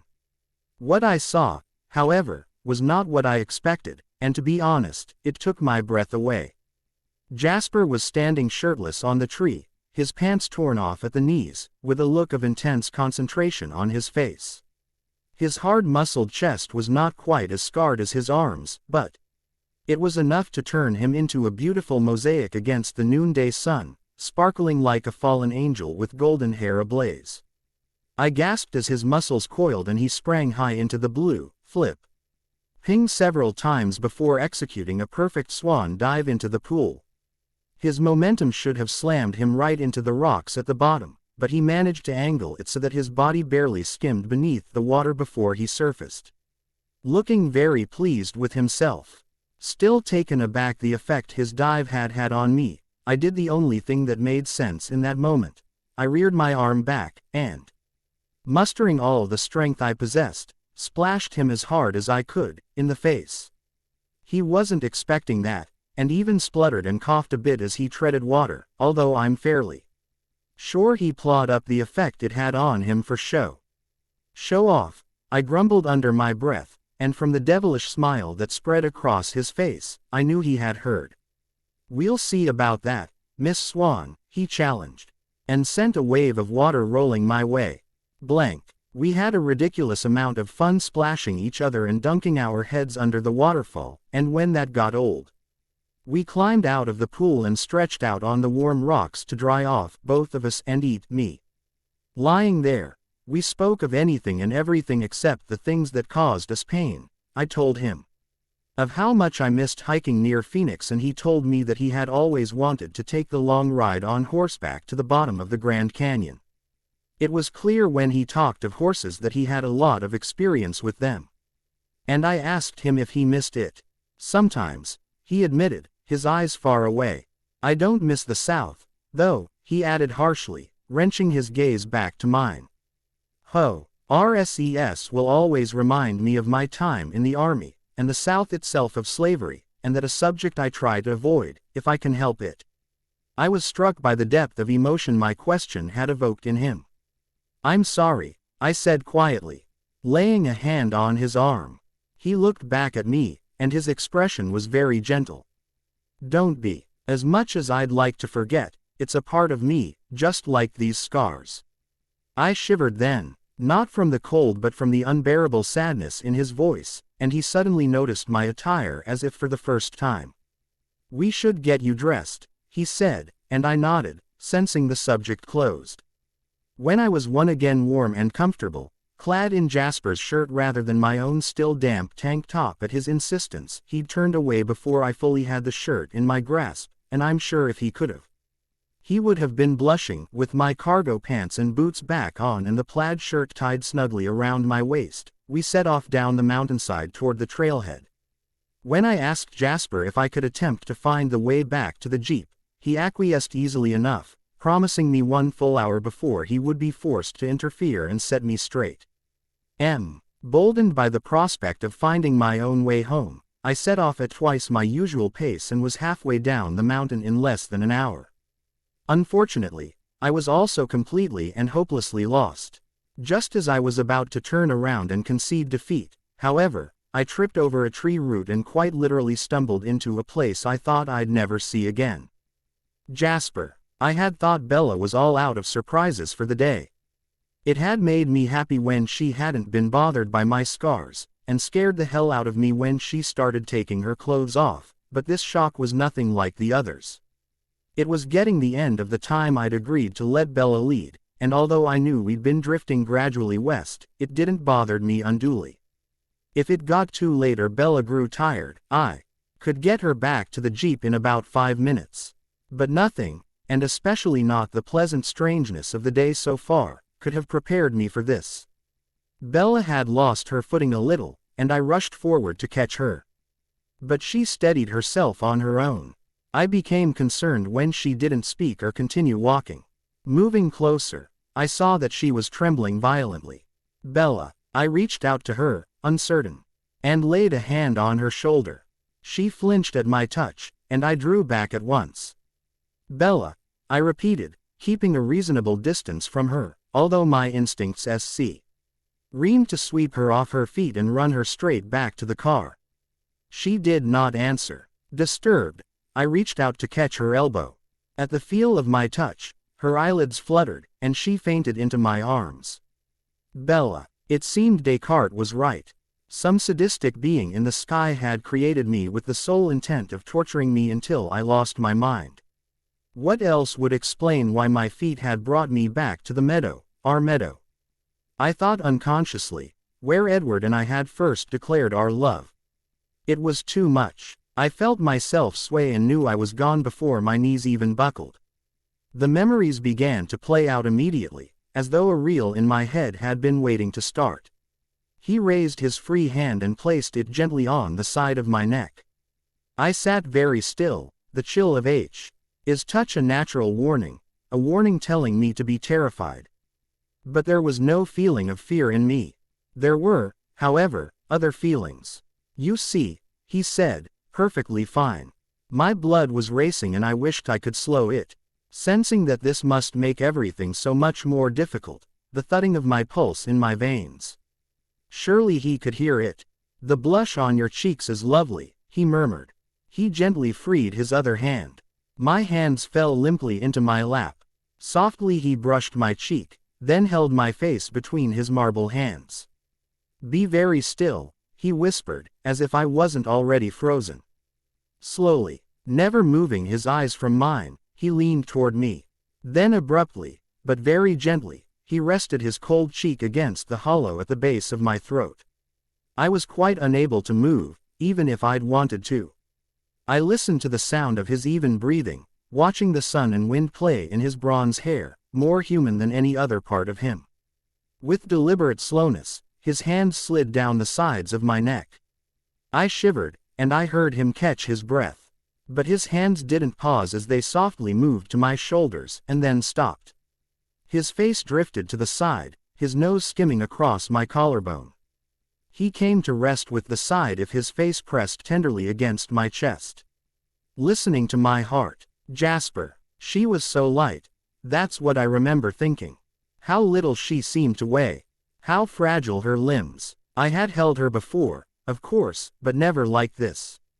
Never had I rocked her close to my chest, kneeling on the ground, while the daylight faded overhead, and known that if I could cry silent tears would be streaming down my cheeks, because I simply could not live without her. Bella. It was summer, the golden age of my life. Slightly ironic, considering she reigned that summer in Forks more than any other year on record. But that was perfect for me, considering Edward's unique predicament. I remember one day in July we went to the beach, not La Push, of course. We weren't about to break the treaty. Anyway, it was deserted, and I was sitting on the rocks, Edward making me laugh by tossing pebbles far out to sea. When I grew tired of that he came to sit by me. And as he wrapped his stone arms around me I remember thinking there was no place I'd rather be than here, shivering slightly from the rain and the mist, with this lovely being who deigned to call himself mine. I was fading and I knew it. Each thud of my chest felt measured, finite, and I recognized that my heartbeats were numbered. I wanted to wake up, to tell Jasper I was sorry. Would he tell Charlie I loved him? And Renee, oh Renee, she would blame herself for this. My poor mother, harebrained yet intuitive, erratic yet loving, would see my death as her fault for sending me to Forks. Truthfully, I didn't know why I was dying. If my heart was going to fail, it should have done it earlier, before life was worth living again. But try as I might, I couldn't keep my heart beating by sheer willpower. I felt death's hands reach for me, and I was too weak to fight. Strangely, my last thought was not of Edward, but of Jasper, of the particular way he looked in the sun, his skin a work of art. Just the image of his smiling face was enough to make my end peaceful, and I concentrated on that image as the rest of my consciousness began to slip away. Jasper. I cradled her as her heartbeat slowed, my mind frozen by sheer unfeeling shock. I must have checked her over for injuries at least a dozen times, but there was nothing. I kept hoping for her to awake, for this horrible nightmare to end. But she would not, and it continued with no regard for me. I felt sick and my head spun, and although I knew that these sensations were only mental, it did not make them any less real. I felt as if I were dying rather than Bella. And I knew that I would give my life for hers without a thought, because it had no meaning if it did not include her, and she had so much left to give. Why screamed at the pain of it as I felt her heartbeat falter, and then, without warning, a solution sprang into my mind. It would be without a doubt the most selfish thing I had ever done, if I could even do it, that was. Would I be able to without losing control? My frantic mind was unable to concentrate on more than one thing at a time, but I could still hear, and in the end it was the space between her heartbeats that convinced me. She was going to die. I knew that, and I was sure it was not by choice. Her body was betraying her, and although I did not know what was in her mind at that moment, I knew that life without her was a horror I did not want to face. I suppose it was the thought of the world without her that finally convinced me. Crazed with terror and grief, I lowered my lips to her slender, white neck. Jasper. Kneeling this close to Bella, her scent was positively intoxicating. Time seemed to slow down for me, and my resolve weakened with each disparate heartbeat. My throat felt so dry I thought I would cry out from the pain of it, but I could not, would not think of Bella's blood as nourishment. Fighting my instincts, I focused on the task before me and settled on the spot directly below her delicate ear. My breath was on her neck, my cool lips brushing her pale skin, and then, unexpectedly, her heart regained its regular rhythm. Stunned, I drew back, and watched in frozen fascination as the blood rushed back to Bella's cheeks, making her skin rosy once more. She smiled faintly in her sleep and murmured my name, and I would have wept for relief had I been capable. In that moment she was not prey, nor I predator. We were simply Jasper and Bella, and I knew suddenly and with shocking certainty that I loved her more than anything in the world. I lifted her gently off the ground, not wanting to disturb her peaceful sleep, and ran her swiftly back to the jeep, all thoughts of changing her forgotten. She appeared to be perfectly healthy now, and though my doubts were not completely assuaged, I knew it was possible I had overreacted, and she had never really been in mortal danger after all. As I drove back to Forks, I couldn't resist stealing a glance at Bella every now and then. I'd tucked her flannel shirt under her head for comfort, and she slept curled up on the seat next to me, her mouth slightly open. The last rays of the setting sun made her skin glow with warmth, and the wind rustled her shorn locks just as it played with the ends of my hair. I smiled, looking down at her, and carefully took her tiny palm in mine, so that when she awoke, she would not feel alone. Bella, I had never believed in miracles, and essentially I still do not. But something took place that day that was beyond my understanding, and ever since I have fought to understand. Why should I be spared? What did I have to offer the world that Edward and Alice did not? I have no answers to these questions, but the fact of the matter is that I should have died that day. I should have died 100 times in my life, and I have no doubt that someday I will. One person cannot go on being lucky forever, it is an empirical impossibility. But I have been wrong before. I have been nearly crushed by a car, broken by a sadist, murdered by an enemy, drowned. I have lived an eternity between heartbeats and stared death in the face more times than I care to remember. Still, I live. When I opened my eyes it was dark, and I wondered absently if I had died after all. It didn't seem to matter much until I saw Jasper sitting by my bed and groaned. He was hovering over me in a heartbeat, his eyes full of concern. "Bella, are you all right?" he asked anxiously. "That depends. Am I dead?" Jasper looked at me in shock for a moment before throwing his head back and letting loose a loud, raucous laugh. I smiled in spite of myself, unable to be cross with him now that I seemed to be alive afterward. "I'm alive," I said, and he smiled so wide I couldn't help but scream out loud at the sheer joy of it. "I'm alive." "Yes, you are," he affirmed, beaming. I was about to grin back when I clapped my hand over my mouth in horror. What if Charlie had heard me? My eyes anxiously flitted to the door, and Jasper, as if reading my thoughts, shook his head. "He got delayed at the station. Left a message about 10 minutes ago saying he wouldn't be back till late," he explained. I nodded, then broke out in a grin again. "I'm sorry, I'm just so happy," I gushed, feeling a little stupid when I saw the strangely pained expression on Jasper's face. His eyes flashed. "Never apologize for being happy, Bella," he told me fiercely. Then his expression softened. "You're very pretty when you smile," he added hesitantly, shocking the living daylights out of me. "Oh," I stuttered, feeling warm. "Thanks. Don't mention it," he said lightly, back to his normal self.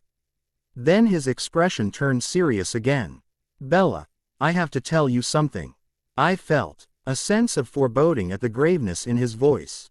I could feel myself begin to shake, but I kept my voice steady. "Yes." He paused, looked out the window. I did not push, though it felt like every nerve in my body was screaming at him to speak. At last, he turned back to me, and there was such tenderness in his eyes that it stole my breath. "Bella, today, at the clearing I thought I would lose you. And I couldn't let that happen. I care too much. I was prepared to almost. He was struggling for words, but he didn't need to say it. I understood. You were going to change me. I gasped, my mind reeling at this new development. His face was cloaked in misery. Yes, I could not speak. I was a slave to my emotions. First and foremost was shock. I couldn't believe that Jasper was willing to make me a vampire. Edward wouldn't do that, and he loved me. My mouth dropped open in shock as I realized the truth of the situation. Forgetting the need for restraint, I let instinct take over and closer to the angel perched on the side of my bed. Would you regret it? I asked, my voice the barest of whispers. His eyes were locked on mine. No, I have no idea what expression was on my face then. I couldn't have spoken even if I wanted to, but Jasper held up a hand for silence, and I listened. Let me explain, he said, never breaking our eye contact. I would have regretted changing you without your explicit permission. I would have felt sorry for the human things that you would miss. But you, a slow smile crept onto his face, a vampire. That, I would not regret. Reaching forward, Jasper let his right hand trail gently along the side of my face. I could feel the places where his skin had touched mine smoldered coolly long after he removed his hand. Looking down at my lap, I took a deep breath to calm my racing heart and asked the question whose answer I was most afraid of knowing. Jasper, do you love me? Never taking his eyes off mine, Jasper slowly nodded. Jasper, she was so beautiful, Christ, it was all I could think about.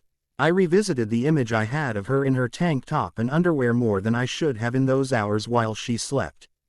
Every time it crept back into my mind I had the urge to break something. What was wrong with me, honestly? It wasn't pure sexual frustration, I knew that for certain. I never thought of Bella like that, if I could help it. And when I slipped up I was racked with guilt.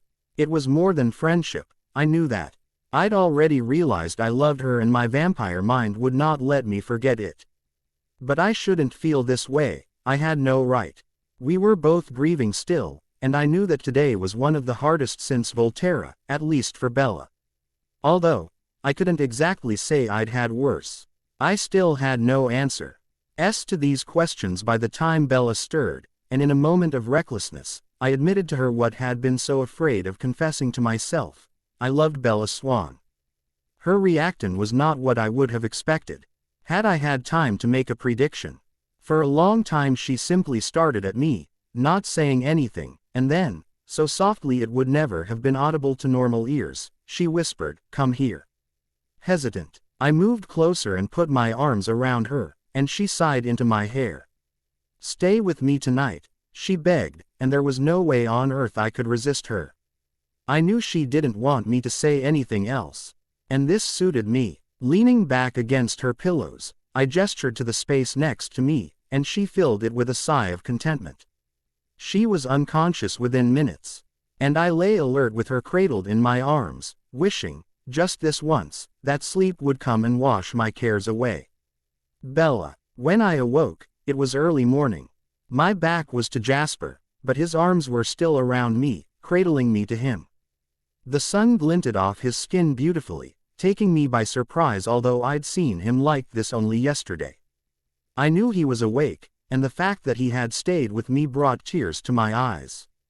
Yes, he had spent the night in my room before, but never had he laid with me and held me until the sun rose. My waist fit perfectly into the crook of his elbow, and the golden light shone down on his scarred forearm so that I could admire the perfect tendons visible just beneath the skin. Fascinated, I held very still, not wanting to disturb the pristine moment. And a thought flitted across the surface of my consciousness unbidden. I could get used to this. Realizing that, I was struck by an overwhelming urge to touch him, to trace his scars and entwine my fingers with his.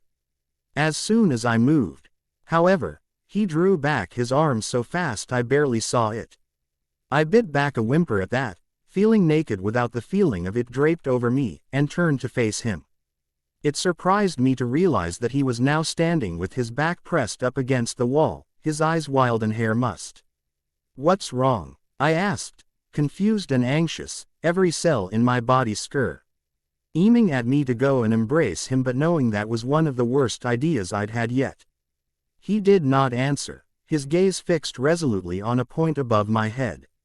When he did at last manage to speak, his voice sounded like he was being strangled. "Your shirt," he managed to bite out, looking like was in physical pain. I looked down and flushed. Several of the buttons on Jasper's shirt had come undone while I slept, revealing a great detail of bare stomach. Still blushing, I fumbled with the buttons until they were more or less straight and smoothed it down so that it covered more of my equally bare legs. My pants were on the floor. I vaguely remembered kicking them off before snuggling up to Jasper last night, so why was he acting so strangely now? Feeling perplexed and insecure, I called out, "Better."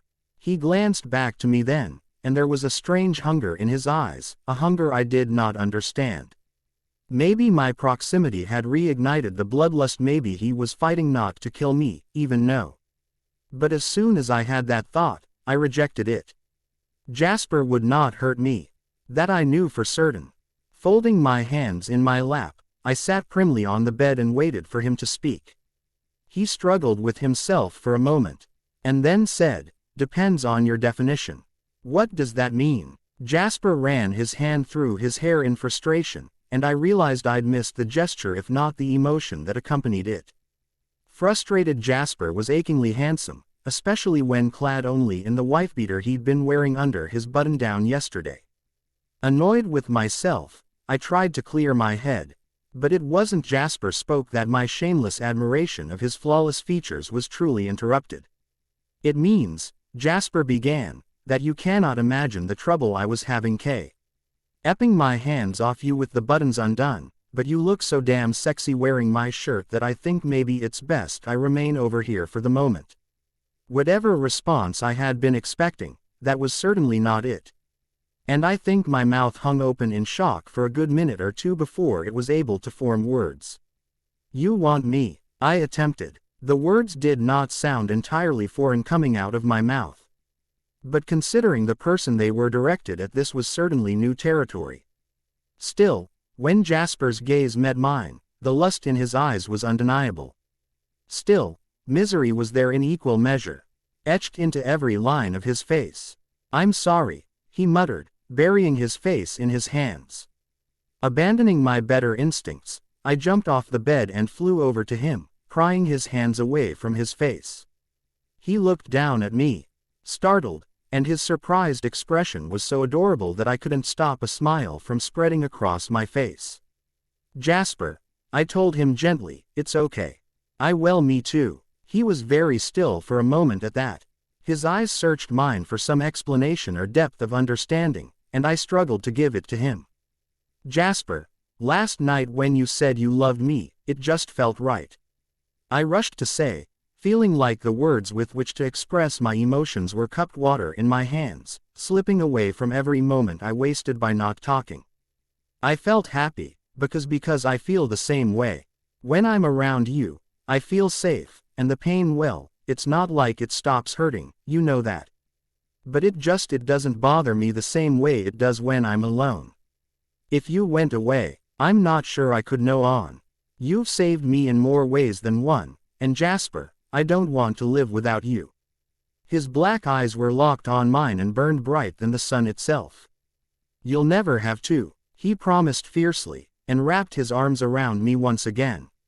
We stayed like that for a long moment, my head resting against his chest, just enjoying the sound of each other's breathing.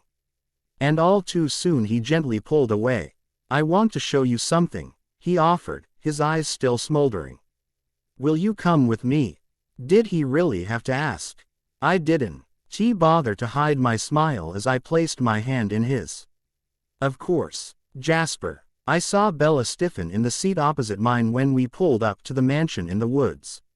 She looked at me with a question in her eyes, and I grasped her hand reassuringly before leading her up the steps. I felt her grip on my hand tighten imperceptibly when we passed through the door. Feeling that, I couldn't help but remember the last time she'd been here. The night of her disastrous 18th birthday party, pressing my lips into a hard line, I tried not to recall the bloodlust, for fear I would kill myself out of sheer uninhibited loathing. If I had managed to control myself then, Edward would never have abandoned Bella, and Alice would still be alive, but it was no use think that way. Alice was dead, and if I'd killed her, well, regret would not bring her back. With this in mind, I made my way slowly up the grand staircase, still holding Bella's hand. When we reached the threshold of the room Alice and I had shared, I turned, at last, to face her. "You okay?" I asked her softly, wishing for a moment that I could still discern her emotions. It felt so human to have to ask. Her brow furrowed. "Can't you tell?" I shook my head, not wanting to get into it at the moment. She looked curious, but did not press. "I'm fine," she reassured me with a slightly forced smile, but her voice was steady and her hand warm in mine. Nodding, I made to turn around and open the door, but Bella stopped me with a hand on my chest. "This is Alice's room," she stated. It wasn't a question, but I nodded anyway, and her eyes flitted to the doorknob and then back to my face. "May I?" Surprised, I moved out of the way, and Bella, with a look of fierce determination on her face, laid her hand on the knob. She stayed like that for a moment, her fingers light on its golden surface, and then, with an air of getting the worst over quickly, opened the door and stepped inside. The scent of vanilla was not quite as strong as it had been when I had first returned, but it was still present. Following Bella into the room, I noticed that she was standing at the foot of the bed with her back to me. "It smells like her," she noted, awed. And then her shoulders began to shake. My hand was on her waist at once, gently rotating her around to face me, and I saw that her beautiful face was slick with tears. Crying out in misery, Bella threw her arms around my neck, and my arms wrapped around her almost unconsciously. After a few minutes Bella's sobs slowed, and she drew back slightly. I loosened my hold to give her space, although I truthfully never wanted to let go of her, and she bravely wiped away the tears with the heel of her trembling hand.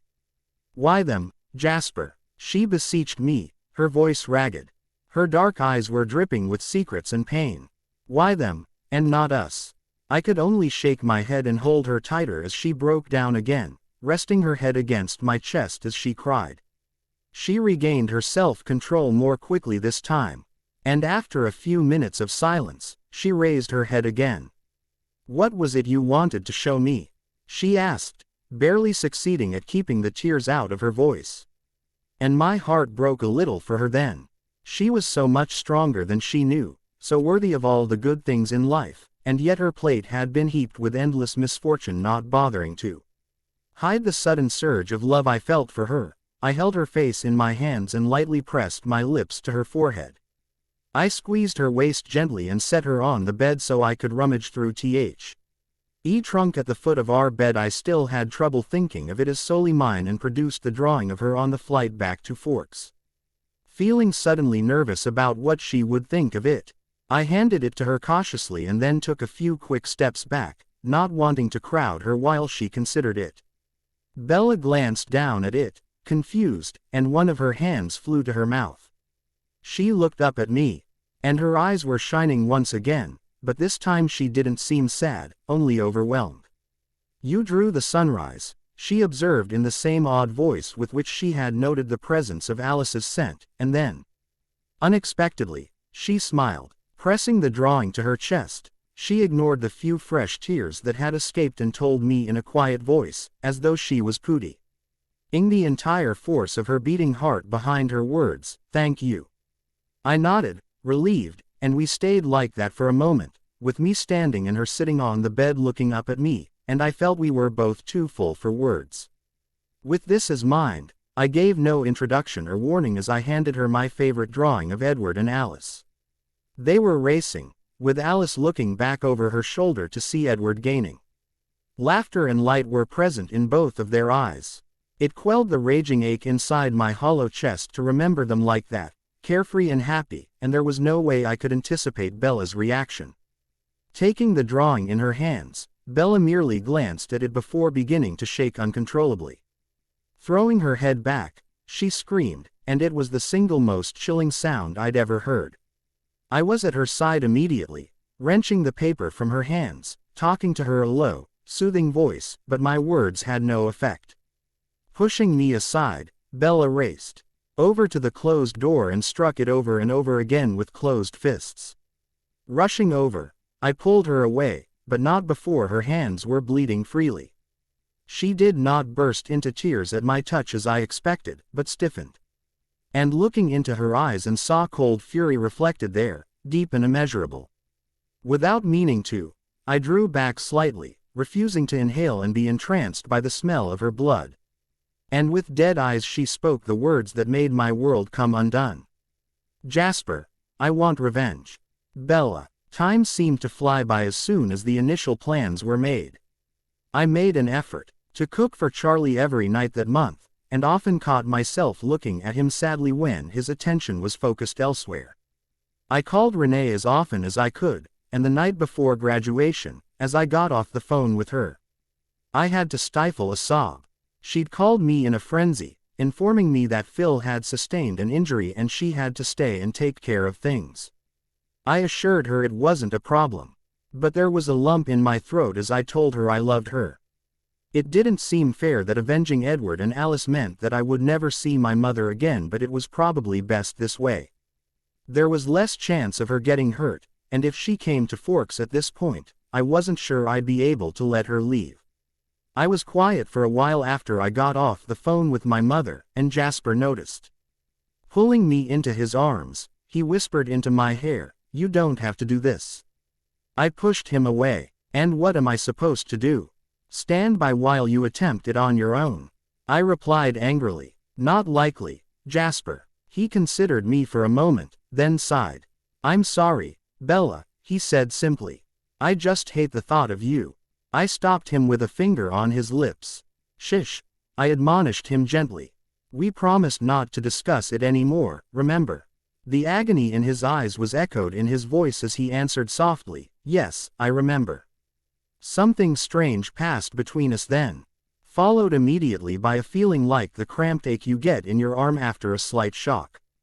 Jasper leaned forward, that familiar hungry look in his eye, and for a wild moment I wanted to brush my lips against his, to find an outlet for the pent-up longing and frustration in my heart, but I refrained. "I need to get ready for tomorrow," I told him, turning away. "Of course," Jasper agreed, inclining his head like the gentleman he was, and then surprised me by swooping forward and pressing his lips to my temple. "Such sweet sorrow," he murmured teasingly into my ear, and I couldn't help the smile that spread across my face.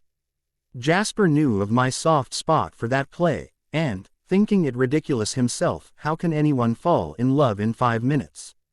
Romeo could be a murderer for all Juliet knows. Had taken it upon himself to embarrass me by quoting lines from it at every opportunity.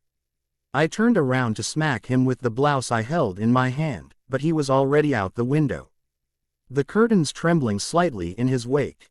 Smiling slightly to myself, I finished laying out my graduation outfit and, flicking off the light, lay down for a night of thankfully dreamless sleep.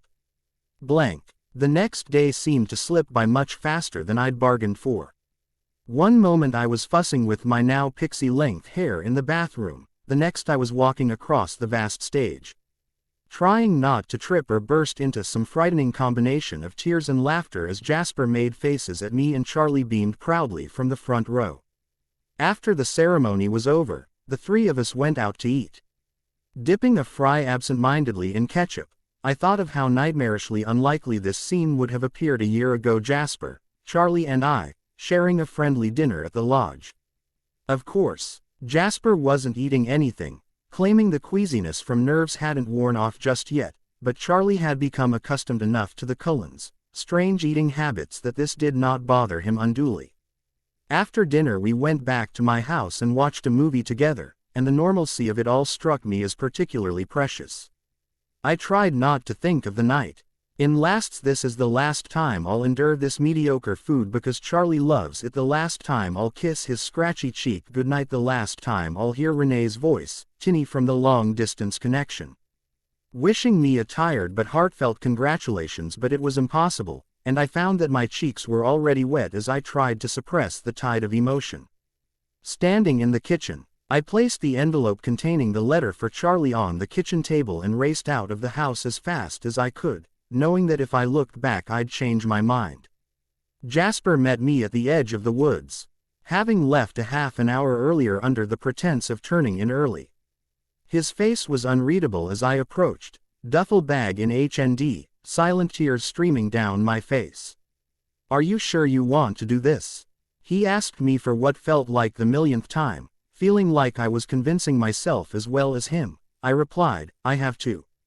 His eyes were blacker than I'd ever seen them before, so dark they might have blended into the night if not for the white surrounding the irises. "There's no going back, I know." My voice sounded stronger than I felt. Maybe I could do this after all. He studied me for a long moment, and then, moving forward, he slung my duffel bag over his shoulder and lifted me so that I was cradled close to his chest. Wrapping my arms around his neck, I tucked my head against him and closed my eyes, not wanting to see the trees whipping by. In just a few minutes we had reached the border. Sliding down onto my own 2 feet, I grasped Jasper's hand and waited. We couldn't have been there for more than 10 minutes before headlights bathed the road in light. Squinting, I spotted the familiar outline of a Volkswagen Rabbit pulled over on the side of the road. Giving Jasper's hand a squeeze, I then let go and made my way across the imagined border, coming to a halt on the passenger's side. Leaning down, I made to tap on the window, but Jake was already halfway out of the car. "Save it, Bella," he growled as he opened the car's minuscule trunk. "I'm only doing this because it's right, not out of some misplaced affection, believe me." "That's good to hear," I said lightly, having anticipated some animosity, but Jake merely grunted in response. Pulling my motorcycle out of his car, he set it on the road between the two of us, and I made the mistake of looking into his eyes. There was a world of unresolved pain in Jake's face, and I could see that a month apart hadn't had any effect on Jake's feelings for me. Sighing, I went over to him and threw my arms around him in a tight hug. His arms hung limply by his sides at first, but after a few long seconds they lifted and wrapped themselves around me. "I'm sorry, Jake," I told him honestly. "What I said to you in the hospital was wrong. You put me back together when no one else cared, and I never got a chance to thank you for that. So thank you, for getting me out of the coma. For making me realize it was okay to feel things again. Don't mention it, Bells," he said gruffly against my hair, and then a little softer, in a voice full of regret, "I'm sorry, too." I responded by hugging him as tight as I could, one last time. He replied in kind, and when we pulled away, tears were standing in both of our eyes. "Take care of Charlie for me, Jake," I asked, my voice thick with emotion. He nodded, looking heartbroken. "Love you, Bells," he whispered softly, as though the words were being wrenched from some deep well of pain within him. "Love you too, Jake," I answered sadly, and, taking my motorcycle by the handlebars, wheeled it off to where Jasper waited with open arms and understanding etched on his face. Blank. The next few days are quite literally a blur in my memory. I remember the trees sliding by one after another at such speed and with such dreadful monotony that eventually I just laid my head against Jasper's shoulder and was lulled into a sort of half-sleep that didn't come close to the real thing. The first night we stayed in a crappy motel just off the interstate, where the owner leered at me though his missing teeth until Jasper threatened to knock the rest out for him. The next night, fearing that my picture would be all over the news by now, we camped off a desolate little hiking trail on the border of Washington and Canada. We laid down beneath the stars, Jasper dressed in normal garb and me shivering, even curled up next to a space heater and nestled in a thermal sleeping bag, and simply talked for a while, comparing memories of the ones we'd lost. Jasper had just lapsed into silence after recounting the story of how he'd met Alice when I gasped and pointed frantically behind his head, snarling and crouching into a defensive stance. Jasper was surprised to discover, not a predator, but the glorious lights of the aurora borealis, visible above the treetops from where we were settled on a modest peak. We watched them dance across the sky in silence for a while, awed at the beauty of the shimmering green and blue colors, and then, at my insistence, Jasper curled up beside me despite the cold and stayed that way until I fell asleep.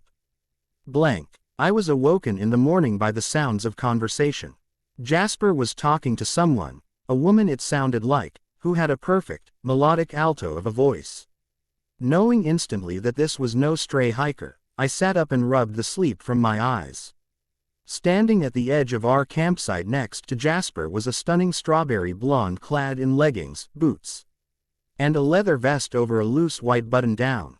Her corkscrew curls tumbled past her waist and her eyes were a sparkling gold. "You must be Bella," she said in that voice like honey.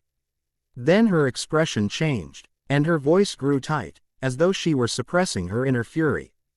"We were so sorry to hear about Edward," she managed haltingly, and I nodded, not knowing what to say. "So you'll help us, then?" Jasper interjected, glossing over the awkward moment, and the vampire who I would come to know as Tanya turned back to him and laughed mirthlessly. "You have no idea how long we've been waiting for this, Bella." I stared at Tanya in confusion. What was she talking about? I knew her family and the Cullens had been friends, but I didn't think she was that close with Edward or Alice. And the strange triumph in her voice was disconcerting. "I'm not quite sure what you mean," I said slowly. Tanya looked at Jasper in surprise. "You didn't tell her?" Jasper shrugged. "It wasn't my place," he explained. Tanya's eyebrows shot up, but she did not comment, turning to me instead, and her voice was hard as she explained, "You are not the only ones from whom the Volturi have stolen." She paused, her head bent, and then, softly, "They killed my mother." "Oh, I'm so sorry," I told her, not knowing what else to say. Then, after a moment of reverence for the dead, we began to plan. My hand was trembling as I tried to apply the eyeliner, and I ended up with a black stroke of paint across my cheek. Sighing, I wiped it away and stopped for a moment to survey my appearance in the old-fashioned vanity. My hair, which was now long enough to tuck behind my ears, had been styled elaborately into a mess of curls on top of my head and secured with several crystal-encrusted pins, so it glinted when it caught the light. My lips were painted ruby red and I was wearing a black dress with a tight, low-cut bodice and a skirt that flared out to just below my knees, a hint of black tulle visible underneath. While I would never normally wear something so dramatic and eye-catching, I had decided to go all out tonight because it was fitting for the character I had to play. And I needed to feel as little like myself as possible if I wanted to have a prayer of pulling this off. Sighing, I gave up on the eyeliner and slipped on the dreaded black suede boots with the 6-inch heels that were waiting by my bed. Taking one last, fleeting glance at the mirror, and struggling not to realize that it was the last time I would ever see that reflection, I grabbed my sequined bag and raced out of the room. Jasper. I couldn't lose my focus. It was imperative that I remain cool and collected or the plan would fail utterly. Unknowingly, however, Bella was doing her best to distract me from the moment she appeared at the top of the stairs. The dress she was wearing complemented her figure just so, drawing my eye first to her delicate collarbones, then to her tiny waist, and at last maddeningly to the 3 inches of skin visible between where the dress ended and the boots began. Her cheeks were flushed, her hair sparkled, and although full of worry, her eyes were the most alive I'd seen them in ages. Noticing this, I couldn't help but savor that warm, familiar brown, knowing that after tonight it would be anything but a memory. "What?" asked Bella nervously, arriving at my side. I simply shook my head and smiled reassuringly, taking her arm. Together Bella and I walked to the dark car parked outside of the hotel. After a short conversation with the driver, we settled into the back seat, neither of us quite meeting the other's eyes. Bella studied her lap while I watched as the bright lights of Volterra appeared below us on the winding mountain road. As I'm sure you know, time has a funny habit of speeding up when you're anticipating something unpleasant, and we reached the city limits in what felt like only a few minutes. In desperation, I turned to Bella, and saw that she had torn her gaze away from her lap and was now staring at me with a stricken expression. She looked so small and vulnerable sitting there, and I wanted to say something that would make everything all right. But for the first time, words failed. Bella seemed to be thinking along the same lines. Moving closer to me, she reached up and tenderly laid one hand on the side of my jaw. Seeing her trying to comfort me, though, was more than I could bear, and with a groan I finally succumbed to the feelings that had been plaguing me for months. Pulling Bella onto my lap, I put one hand steady on the small of her back and cradled her head with the other. Leaning forward, I let my lips brush hers with just the slightest pressure, so that she was equally free to either refuse or respond.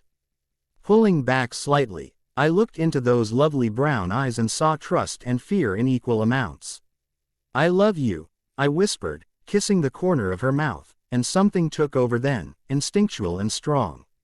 Bringing her hands back to the sides of my face, Bella seized me by the hair, dragging my face back to hers. And then we were kissing with wild abandon, a rush of thoughts and senses and brand new feelings. And I was pressed up against the corner of the car, Bella straddling my lap. The cab driver suddenly cleared his throat, and Bella leapt away from me, blushing furiously. I felt irrationally angry for embarrassing her, but this thought was driven out of my head by a much more important fact: we had reached our destination.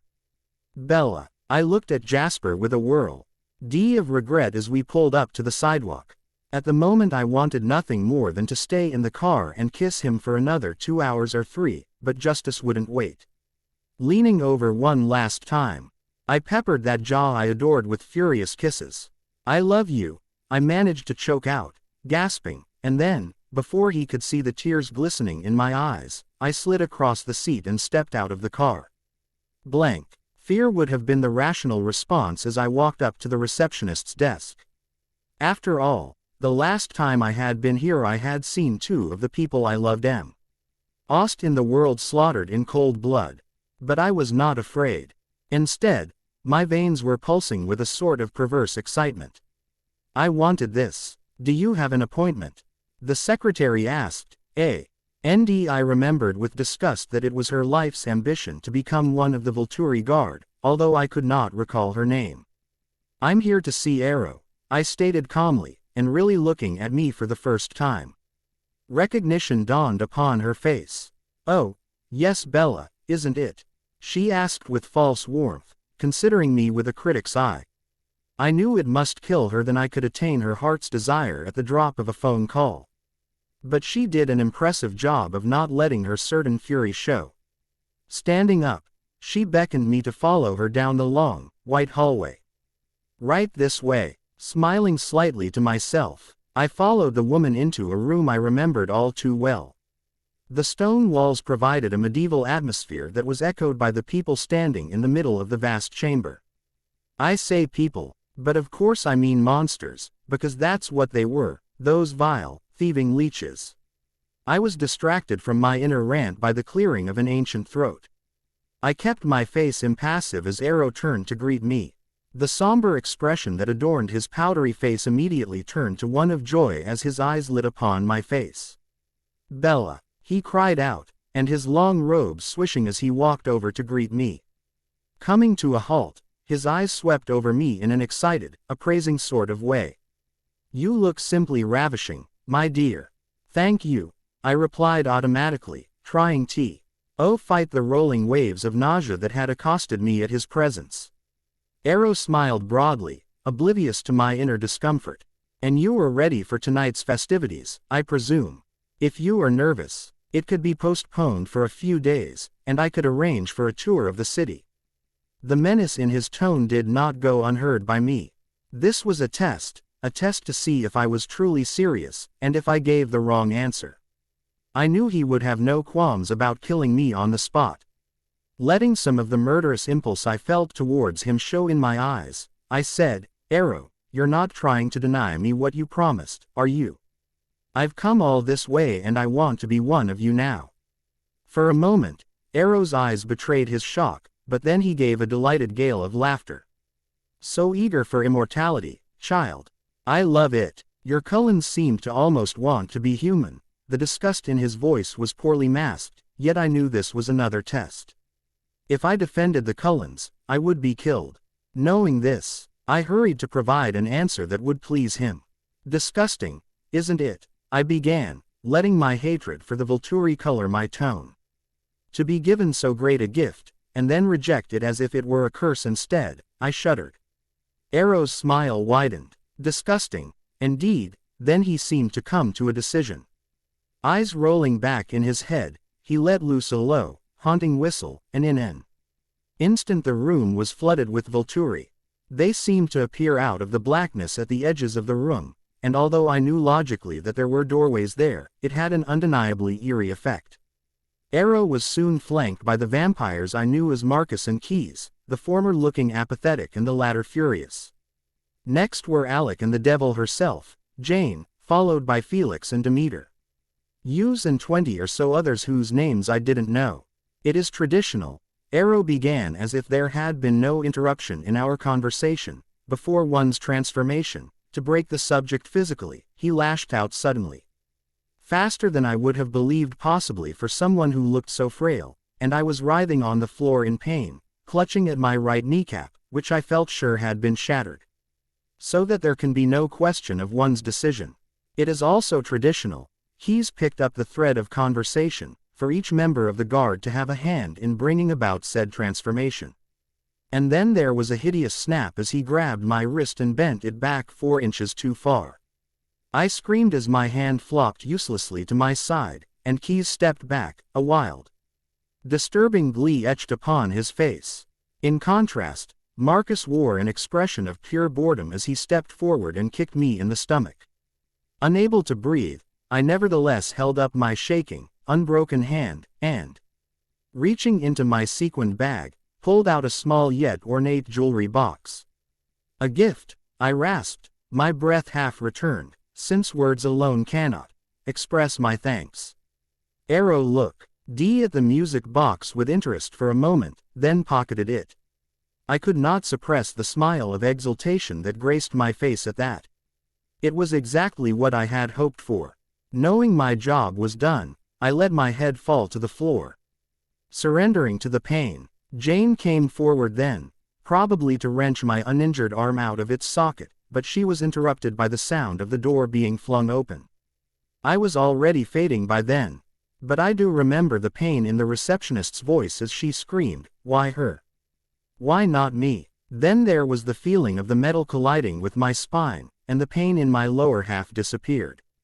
I heard a familiar voice, ripe with anguish and fear, cry out, "Bella."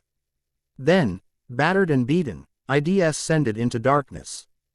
Jasper. My ears were closed to every sound save the staccato beat of her heart as I raced across the room to kneel by her side. Gathering her broken body in my arms, I forced myself not to focus on the unnatural twist of her spine, and ended off an advancing Volturi with a well-aimed kick to the head. Cradling Bella close to me, I leapt for the door, screaming the word, "Now." As I hurtled through the opening, the ensuing blast knocked me off my feet. But I had no time to recover, since a long arm of fire was already reaching hungrily into the corridor after me. Sprinting down the hallway, I managed to stay ahead of the ravenous tendril of flame only by the barest millimeter, and jumped for the window at the end of the hall, giving new meaning to the phrase, "leap of faith." Fortunately, the force of the impending explosion shattered the glass just before what would have been impact, and Bella and I passed through the opening unscathed. My vampire reflexes enabled me to land on my feet with Bella in my arms, and, with all of my attention focused on her rapidly slowing heartbeat, I could not spare a moment to take in my surroundings. My chest racked with silent sobs for the pain she had been forced to suffer. I brushed a lock of hair out of her face before sinking my teeth into her bruised but still lovely skin. Bella. When I awoke, I thought I was being burned alive. The agony was indescribable. At first, stricken with pain and confused, I believed that Jasper had failed to rescue me, but the bomb had been set off anyway, and I was now dying along with the wicked murderers I had deceived. Thinking this, I wept bitter tears for myself.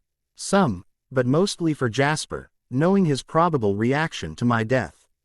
Then, My mind still preoccupied with the terrible fire that consumed my veins, I heard something that, if my heart were still beating, would have sent it screeching to a halt. Bella, Bella, can you hear me? Oh God, what have I done? I was suddenly gripped with terror. Was Jasper still trying to save me? No, I wanted to cry. It's too late. I was burning, and now he would die too. This thought ripped a scream from my chest, guttural and horror-filled. I heard Jasper cry out as well, and I thrashed around wildly in panic, thinking that the flames had caught him, too. But before I could even fully process this thought, I felt the presence of a cool hand on my forehead, and Jasper's voice whispering in my ear, "Shh, Bella. Everything is going to be all right. I'm so sorry they hurt you. You have no idea." His voice, frantic with anxiety, broke, and he was reduced to a quiet, helpless weeping as he cradled me in his arms. My veins still burned with fire, but I trusted Jasper absolutely and, aside from letting the occasional moan escape, tried to stay in control for his benefit. It seemed like an eternity passed before the fire began to slowly fade from my extremities. I felt very hot, then a freezing, burning cold, and then, abruptly, the pain was gone. I was conscious of Jasper holding me still, and of a slight discomfort in the back of my throat, but other than that I felt amazing, better than I had in months. I could hear the sounds of laughter and city traffic, and why? The sounds should have blended together into a collective incomprehensible din. I found that I was able to pick out each one as individually separate and distinct. None of that really mattered to me right then, though. All I wanted in that moment was finding Jasper. Opening my eyes, I saw that I was lying in a luxurious white-sheeted bed in a room overlooking a city. Shaking my head confusedly, as though there were water in my ears. I tried to remember where I was, but every time I got close to an answer, it slipped away, elusive as a deer in a forest. I was distracted from my musings by the sight of the curtain blowing back, revealing an angel standing on the balcony. A grin stealing across my face, I slipped out of bed without a sound and padded silently over to the glass door. Walking out onto the balcony, I walked up behind Jasper and wrapped my arms around his form. He spun around quickly, and I could not suppress a gasp at the sight of his face, backlit by the morning sun and outlined in glorious new detail. He tried to speak, but I shushed him with the pressure of my lips on his, and he gave in with a soft groan, wrapping his arms around my waist and pressing me to him. Sadly, the close contact lasted only a moment before he broke away, a miserable expression on his face. "Bella, I'm so sorry," he exploded, tripping over words in his haste. "I had no idea they would torture you like that. I'll never forgive myself, I didn't know." I blinked. Why was Jasper so upset? Who was they? I said confusedly, and Jasper's eyes widened in shock, his next words lost. After a moment of looking at me in sheer disbelief, he managed to take me gently by the wrist and steer me over to the vanity, where all of my illusions were promptly shattered with one glimpse at my blood-red eyes. Jasper. Although I felt apprehensive about attempting too much on Bella's first day in her new body, she insisted that we meet with Tanya immediately, and after all that she had been through to achieve our common goal. I felt it would be overstepping my bounds to deny her anything. She refused to let go of my hand throughout our entire discussion with Tanya, and while I didn't her display of affection, I was beginning to feel that her ordeal had had more of an effect on her than even she realized. She hid it well, however, her expression blank as Tanya described the perfect execution of the plan. Extolling the genius of Bella's idea to hide the bomb in a jewelry box, and by the time the conversation was finished, I felt certain that no Volturi had been left alive. Before leaving Volterra, Bella and I had one last pilgrimage to make together.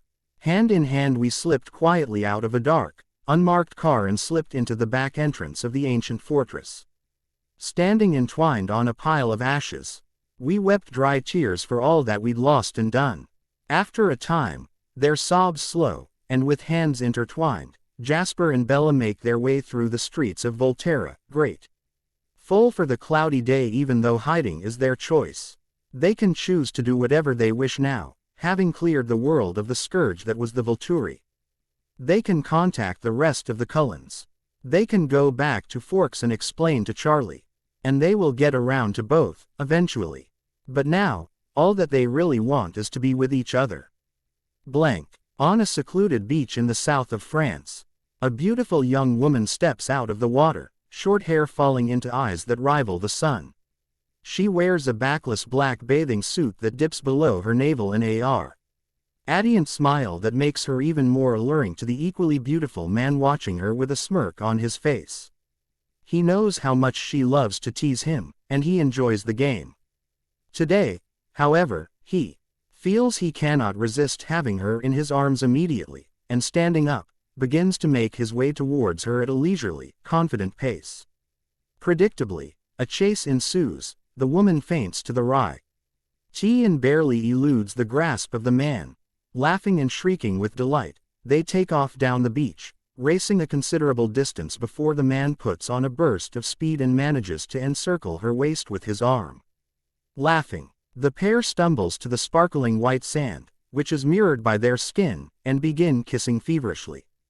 The woman pauses for a moment to admire the way the sun glints off her partner's bare, sculpted chest, and, looking up at the clear blue, feels free from the shackles of her past. The end. Thanks for watching.